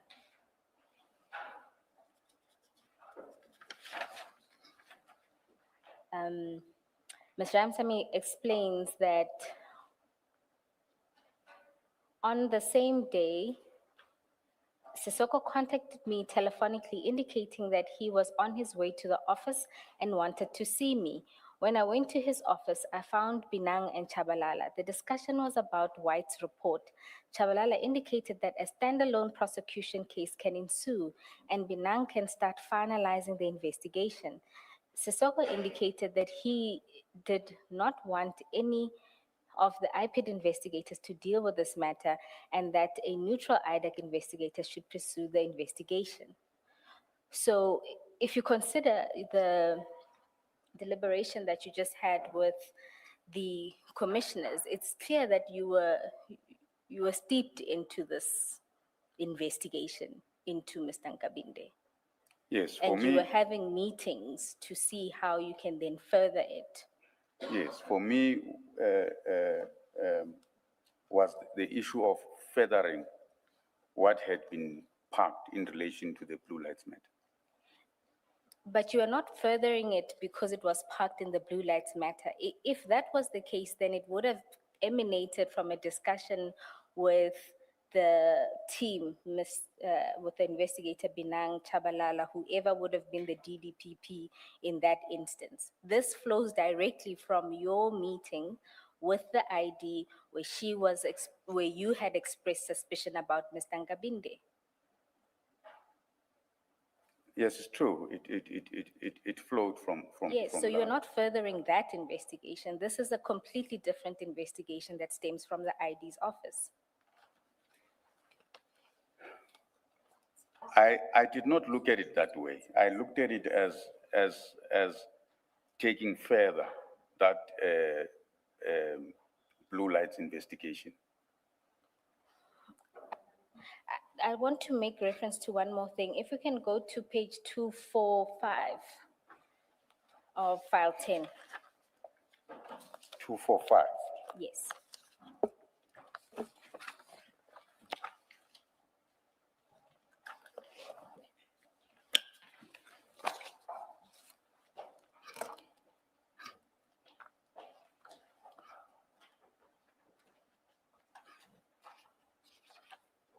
You will see there, it's WhatsApp exchanges.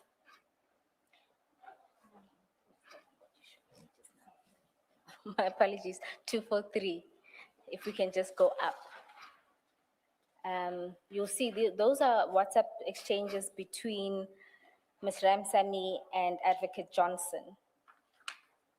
And there you'll see that before that, there is communication about other prosecutions that were ongoing. And then there is talk about the White report, which you assisted in obtaining.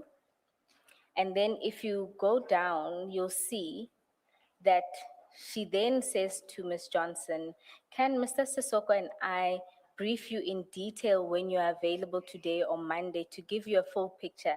There is more than what we actually thought, and get direction, because he was supposed to be charged on these things in 2019. Now, when you consider the chronology of what happens from when Mr. Nkabinde's name came up in that meeting, what it seems like happened is that Ms. Johnson referred to Mr. Nkabinde.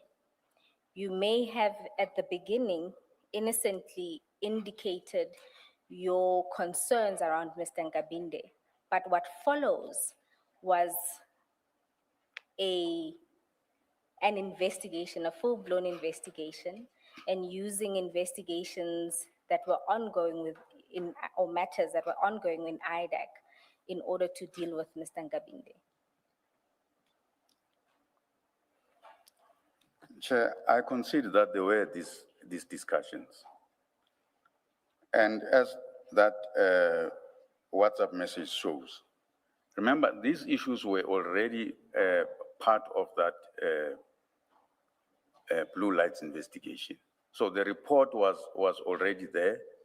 So it was not like there was new thing that was to be started in terms of investigating, at least based on the report that was already there on the blue lights investigation. Ms. Boyce, 6.42 of the affidavit.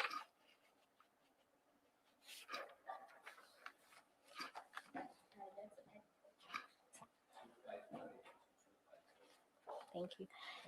Let's go to 6.42, where Ms. Ramsamy says, Sisoko proceeded to explain to the ID and Paramount the links as Sorry, per 42.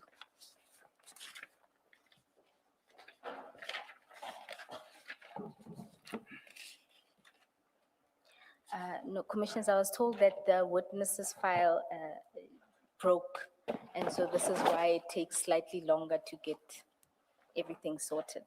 Yes, I'm there.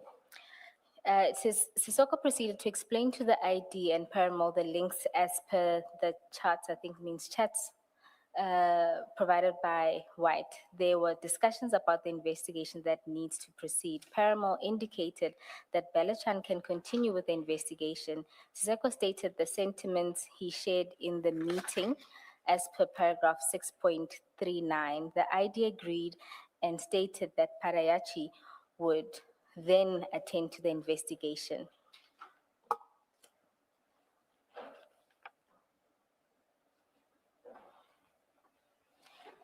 Can you see that? I see that. Your involvement continues after this as well. If you look at what happens at paragraph 6.44, on 30th January 2025, Sisoko contacted me regarding the authorization documents for the Nkabinde matter. I sent the ID a WhatsApp asking if that authorization should be done in terms of which form of authorization. ID advised me that she will check and further advise that something terrible has happened and I was not to discuss Nkabinde matter with Rapesu or Sisoko. I advised her that my discussions on the matter were limited to herself, Perimo, and Sisoko, but would cease communicating until I had spoken to her personally. Now, what you'll note there is there's a communication there about authorizations and how those would be done. Now, if this was an extension of an ongoing investigation, wouldn't it be simply an authorization in terms of that existing authorization? Yes, that's what it's supposed to be, and that's how at least I understood it at the time. But I see that she was asking about authorization. In fact, he's saying you were asking about the authorization document on the Nkabinde matter. So it couldn't have been an extension of those existing matters. I cannot recall asking for authorization. I don't think I would have asked for authorization when I knew that the blue lights matter has been authorized. Thank you. And then I just want to put one more thing to you. If you go back to your statement.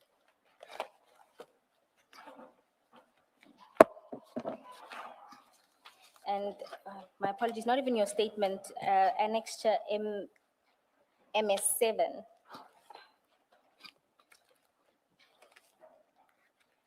Which is an email that Mr. Nkabinde sends to the investigator, Mr. Mbalo. And this is when he was being asked to produce a affidavit.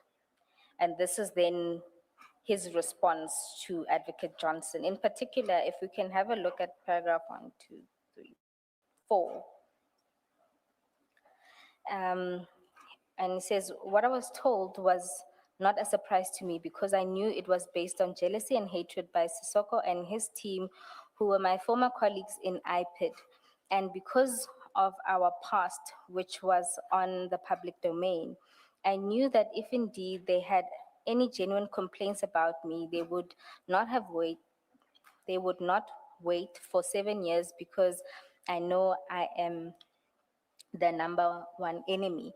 So now, because I got a decent job, plots of such nature are starting. When I called Advocate Johnson, I was alerting her of a plot against me not to lay a complaint. If I intended to lay a complaint, I was going to do so formally in writing. Now, I just wanted to get your comment to that, because in my mind, it's either that this whole investigation was furthering this. Ish, Commissioner Baloy, because of the heebie-jeebie moment, I want to say this heebie-jeebie related matters. I'm sorry, I couldn't think of a better way. The discomfort that Advocate Johnson had, and now there's this campaign to deal with Mr. Nkabinde. Alternatively, could it be what Mr. Nkabinde says about your relationship with him? So I just want to put it to you to respond, because he says he thinks this campaign is because of your history with each other. Commissioners, it's true that we have history with Nkabinde. And I'm the one who removed him from an investigation team after we had found that he was colluding with suspects in our investigation. So it's understandable that from his point of view, he thinks that I had an agenda or I wanted to get back at him for some reason. But I never had that kind of an agenda for him. For me, it has always been that because of what I knew and his involvement in criminality, he had to be held accountable for it. That is all what was in my mind at all given time. Thank you. Then I want to deal with another aspect that emerged from this meeting, and this is a tasking that was given to you in relation to meeting with the IGI. Do you remember that? Maybe Yes, just to yes. show you where that emanates from, if we can go to, we'll display it because I don't recall asking that file 11 be brought, but we'll just display it on the screen. And then it's also in the supplementary statement at paragraph 16. Ms. Ramsamy is supplementary.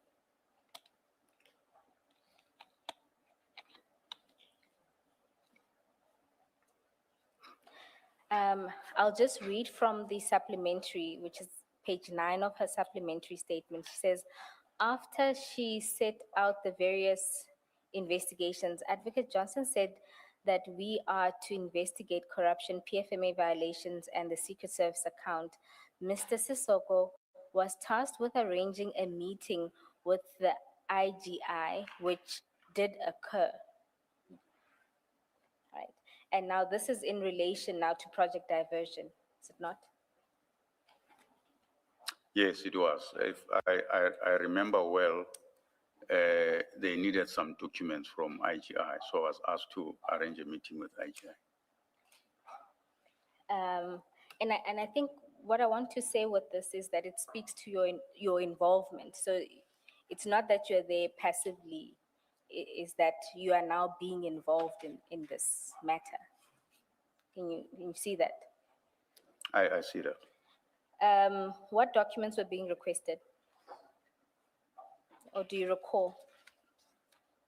From my recollection was that the IGI would have conducted some investigation and they needed some documents in relation to that. So that meeting was about that. But the IGI indicated that they cannot provide that information. Excuse me, the IGI didn't provide it. They cannot provide that information. And was it only related to that? Because if I recall correctly, Ms. Ramsamy said she was also part of this meeting.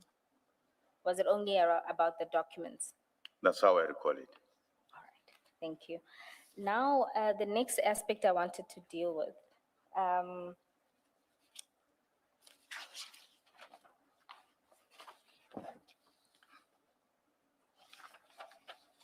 If we can go back to your statement, I think I'm done dealing with the meeting.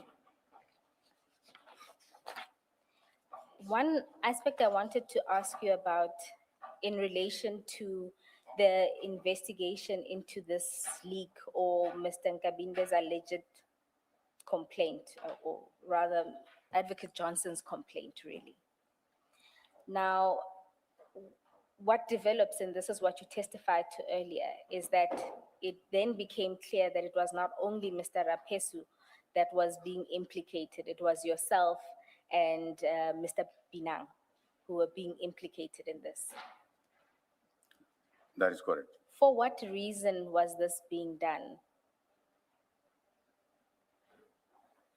I can only imagine that you've thought about this and you may know a reason why this is being done, particularly given the fact that you are the person who raised these complaints and obtained these documents that were dealing with Mr. Nkabinde. So it seems bizarre that you would at the same time be the leak. So why do you think this whole investigation was being done against Mr. Rapesu, yourself, and Mr. Binang? Well, I do not really understand why the investigator would insinuate my involvement, because he says he received information that I revealed something to Mr. Bina. But in retrospect, I'm thinking that it must have to do with the fact that there was a conflict between Mr. Perumal and Mr. Rapesu. And therefore, they just wanted to implicate everyone that is formally from IPID. That's how I thought it could have been the reason, but I'm just speculating. Thank you. Now, I want to just deal with another aspect related to your involvement with this project Operation Diversion. If we can go to the set of screenshots that were provided by Ms. Ramsamy. Now, I don't propose we go through all of them because there are many. Commissioners, they would have been inserted into your files, file 10, and it should be at the end of file 10. Oh, 10. Yes, it would be page 405. Commissioner Kumalo, did they not? Yes. I think the one that was inserted into your files has pagination is the difference. I just want to go.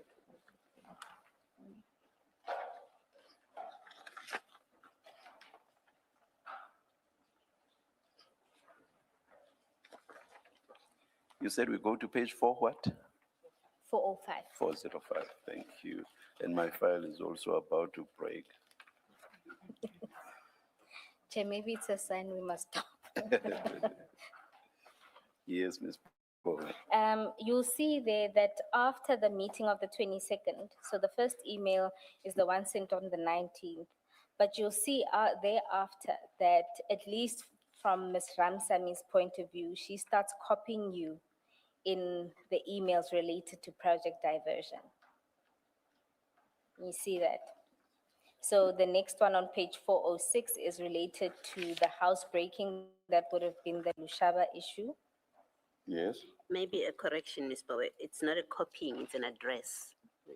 It's as I see it. He's not copied. He's one of the addresses. My apologies. Yes, this one is addressed to you. And it was in particular in relation to statements and diary entries made by Mr. Rapesu. if you go to the next page, you'll see that this was also addressed to you and Ms. Johnson, and this is in respect of the prosecutor's instructions not being taken or taken as disrespect by the investigators. Yes. And they, you as the head of investigations are also, you get this email. That's correct. And I'm assuming she expects that you deal with it because Chief Perumal is a subordinate of yours. You see that? Now, if you go on, you'll see that the next one is in relation to a report. And if I'm not mistaken, this is again the Lushaba matter. If you continue, you'll see an email. Please keep giving phone numbers for the transcript. You At keep page saying 4. the next one. My apologies. At page 407, it's the one in relation to Ms. Ramsami's complaints about her instructions being regarded as disrespect by the investigators. At page 408 is a report that comes from Mr. Rapesu. And there you were copied. And this, as I understand, was in relation to the Lushaba matter, where he had done a preliminary report. Then at page 409, you were also copied in an email to Advocate Johnson related to the SAPS Tembisa hospital tender. And then at page 410, that one I want to deal with because you'll see in the subject matter, it says diversion arrest, and this is addressed to you from Advocate Johnson, where, and commissioners will get the full emails because this is cut, but here, Advocate Johnson. Maybe also put the date on record. Yes, this is on the 4th of June, 2025 at 9:24 a.m. Advocate Johnson says to you, Sisoko, I asked Dylan to let me know when they will arrest as I need to inform the NDPP. He indicated that the main accused is on leave, etc., and they might push for this afternoon. I let him know that I don't agree. I cannot tell the NDPP today that we are arresting today. What will our urgency be based on? In addition, the DPP is not a rubber stamp and should be given an opportunity to read the papers. I suggest we wait for 2 weeks when the main accused is back at work and then proceed. I'm also aware that accused 4 is not in Gauteng. The team must use the next 2 weeks to determine exactly where all the accused are. When we do arrest, we should be able to pick them all up at one go. Now, again, this doesn't look like it's sent to someone who is not in the know. This looks like it's sent to someone who is part of the team and part of what is being done. It is correct that it looks like that way. So, and can this commission take it as a fact that you were then involved? Commissioners, these discussions did happen, and as you will see that I'm in the email. Please, can you please answer the question directly? Is it so that you were involved? Yeah, I will concede that I was involved. Thank you. So your earlier answer that you only became aware after the arrest, that was not correct because this email says the arrests are still to happen and they are being planned. Yes, I did not say I only became aware after the arrest. I said the takedown. Isn't that the same thing? No, because there's a planning on the takedown. But yes, I see from the email that I was made aware that there's an intention to arrest. Then Having accepted your involvement, I then think a lot of the correspondence makes sense because we know that, for example, when there was an issue with the Section 27, Advocate Sirunye sends a message to you as well, saying there's this issue of this 27. Similarly, Advocate Ramsamy also sends a long explanation about the Section 27, and there too, you are a recipient. I'm just going to go to it. I think you were copied, and that's at page 402 of file 10. You'll see the email was sent on the 9th of October, 2025. And it says Section 27 referral if Adams in the subject line. Yes. And you'll see that she does a long explanation about her account of what happened with the Section 27 referral. And in particular, I want to draw your attention to 1.4, where she says, on the 10th of June 2025 in your office where a meeting was held with myself, Mr. Sissoko, Mr. Perimo, Mr. Padiachi, Mr. Mlambo, and Mr. Charles, I indicated that we needed the documents in the folder. At that point, we were all packing to move offices. You indicated I should text you the following day and that you would look for it through the many boxes. And this was this for the arrest? Because this happens around the time that you were planning and discussing the arrest under Operation Diversion.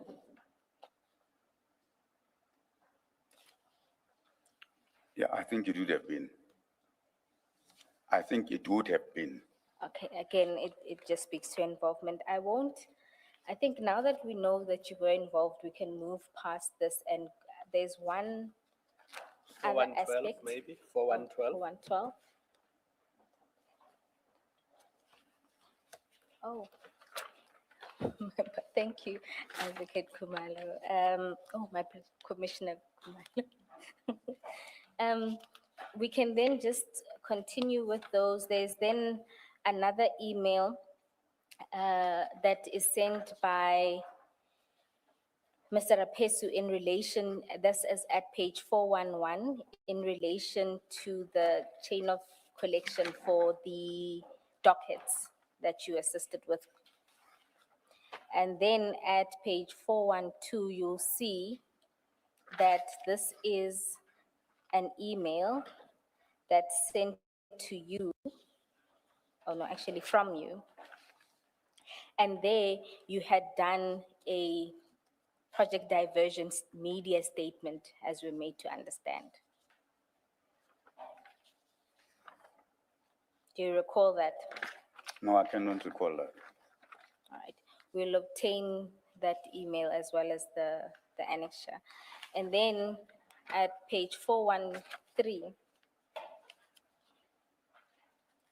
you'll see you were copied on an email in relation to the charge sheet in the Lushaba matter. Yes. And this was an email that was sent to General Mashamula in June 2025, on the 20th of June 2025.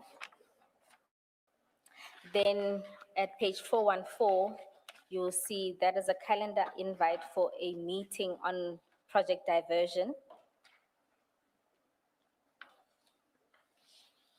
And you were one of the participants. At 415, oh, my apologies, let me just place the date on record. This 24 July at 7:05 a.m. At page 415, you were copied on an email regarding leg one of project diversion, which was the Lushaba matter. And this email was on 16 October 2025. At 416, there was a meeting request for further particulars in one of the cases. And again, Here, I'm not sure if you were copied or if it was sent to you, but you were part of that email chain. And that was on 22 October 2025 at page 417. You'll see that was an email with the subject line diversion case 1 and 2. This would have been Lushaba and the Kumalo matters. And there you were copied on an email dated January 27, 2026.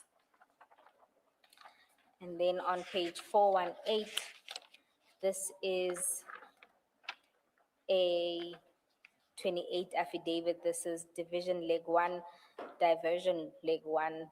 And this was related to the Lushaba matter. And this email was on the 28th of January 2026. This is not the sum total. I had just requested Advocate Ramsamy to provide me the correspondence that was shared amongst the team, including yourself, on these matters since the meeting of the 22nd of January. From all this, it appears that you were involved throughout. That is correct, Chief. Some emails were sent to you directly. On others, you were copied. And besides just emails being sent to you, some of these say there were requests for meetings. You yourself have said that you did attend meetings. That is correct. And then also and crucially, you have also accepted that you would attend to what I may loosely call logistical matters. You would personally pursue those, make requests to, let me say, people outside of IDEC, make requests, get information that was required for purposes of these investigations. So all of that paints a picture of you being fully involved. You accept that? I accept it. Yes, yes, Ms. Bowen. And then one other thing I want to quickly touch on is if we go to file 11, I know you don't have it, so I'm going to ask you to look at your screens. And you will recall that these are notes from Ms. Ramsamy where she was telling us about one of the contents of a meeting, which happened on it's the same meeting on the 22nd of January. And in that meeting, one of the things that was discussed was essentially a plan to and this was something that Advocate Johnson said, a plan to catch out the National Commissioner. And the idea was that they wouldn't tell the National Commissioner about investigation. He would then be summoned to Parliament to account, and then he would lie, and then he would be caught out. And this plan was discussed at this very meeting where you attended. I don't know if you recall that plan. I don't recall any discussion about such a plan. You were in the meeting. I'm not sure on which What is date. the date of the 22 January. It's the meeting of the Oh, 22 22 January, January. yes, where the presentation was made. I honestly don't recall that discussion about the setting up of the NASCOM. And you'll see it happens just before there's a discussion about that IGI meeting that you were to facilitate. I see that. Mr. Soko, it is of sufficient gravity and importance that if you were at that meeting, I would expect you to remember. I don't think it's every day unless you are telling us that you sat in meetings where every day this topic about setting up the National Commissioner came up. Then I would understand, well, it's one of many meetings and we can't pin you down to the 22nd of January. If it's a once-off discussion, it's of sufficient seriousness that I don't understand that you don't remember. If you were in that meeting and you've told us you participated in that meeting. You can comment if you want to. Commissioners, I understand where the commissioner is coming from, but I honestly don't remember that conversation. And if you read those blocks, you'll see that the IGI was to give an intelligence file. Can you see that? Yes, I can see that. Yeah. But if you don't recall, I can't take it any further. More, perhaps more accurately, if you say you don't recall, Yes, if you, then there's a, there's Yeah, a, there's an important nuance there. Yes, Mrs. No, Soko. I was talking about the NASCOM one. The IGI one, I did indicate that, yes, there was a request for me to arrange that meeting. Yes, Ms. Bowen. the one last issue that I'll canvass with you, two last issues. My apologies. Two issues that I'll canvass with you relatively short. Now, when you testified earlier, you told us that there were two experiences that have shaped how you've approached these matters. And you mentioned after your testimony at the Zondo Commission and secondly, the kidnapping. Now, the kidnapping happens after a lot of this has happened. So I'll focus on the victimization, right? That you want us to have regard to the victimization that happens at IPID, right? Now, was your view that if you were to say something about what was happening at IDEC, you would be victimized? And if the answer is yes, by who?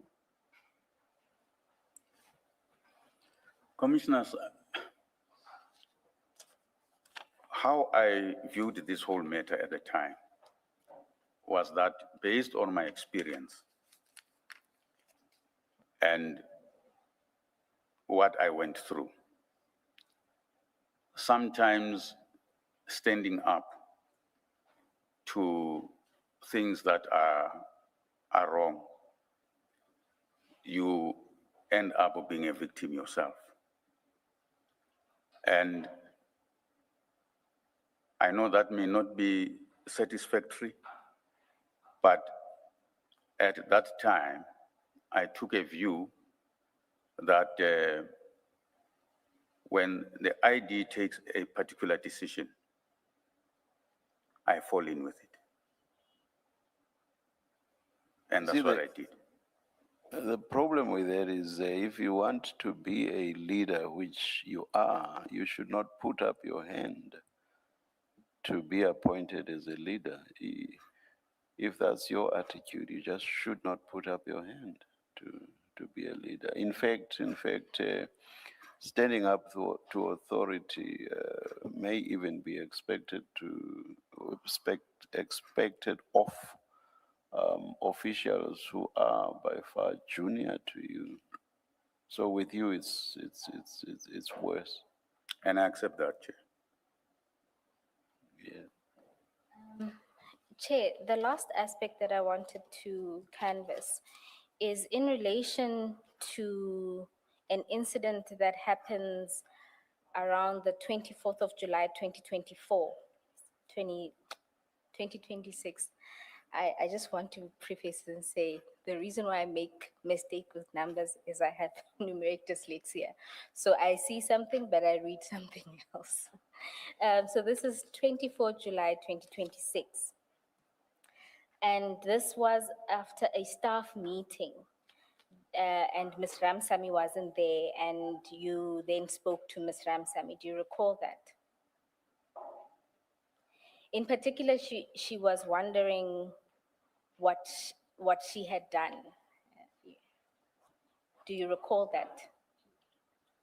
In particular, No. she was asking you what she had done to Advocate Johnson Okay. and Investigator Paramore. Do you recall that incident? I had a lot of conversation with Ms. Ramsamy. Maybe you So- can so- remind me. Don't you want to be more direct? I can Because be more direct. It is. Yeah. Ms. Ramsamy, because she's not done with her testimony, I'll say she will testify that during that conversation, when she asked you what she had done to Advocate Johnson, your response was that her problem started when Ms. Ramsamy was disagreeing with Chief Paramore, and that Johnson, Advocate Johnson, listens to Chief Paramore. Is that the situation that Yeah, I was, think I would was have at the said that. office and that you were? Yes, And that was the known situation at the office? yes, Which means that Chief Paramore had an immense power, because in there you said to her that Advocate Johnson listens to Chief Paramore. yes, that's true. Now, in that conversation, she will testify that you also told her that Chief Paramore approached you after a meeting and told you to speak to her, Advocate Ramsamy, and Mr. Rapesu, so that the situation can be fixed, because if it isn't fixed, they, being Mr. Paramore, would be arrested and charged. Do you recall that? Mr. Paramore would be charged. Do you recall that? Yes, there was that conversation, and yes, Chief Perumal did approach me and to say I must talk to them, and that I don't think that he would have said charge, but they would be in trouble. I think that's how I remember it. And who were the they that would be charged? Was it Chief Paramore? Yes, Or so- would be in trouble according to the witness. Yes, he was referring to himself. And do you know why they would have been in trouble? Well, I think at the time it was clear that the issues of how they dealt with the matter would come up. So Because in that meeting, there was a file that Rapeso had, and then in that file, it would appear that they had inserted some information which was not part of the file, and Rapeso indicated in the meeting that those documents, which, if I recall, were related to the forklifts, were not part of that file, and they would have been inserted in that file. And fortunately, he had done a record of everything that is supposed to be in that file, and those documents were not part of that file. and this would have also been after or in the midst of Advocate Johnson's evidence before this commission. Yes, And so Mr. Paramore had approached you so that you talk to those two, because they were the ones who knew about what they were doing. yes. Thank you. Chair, I don't have any further questions for this witness. Thank you, Ms. Bowe.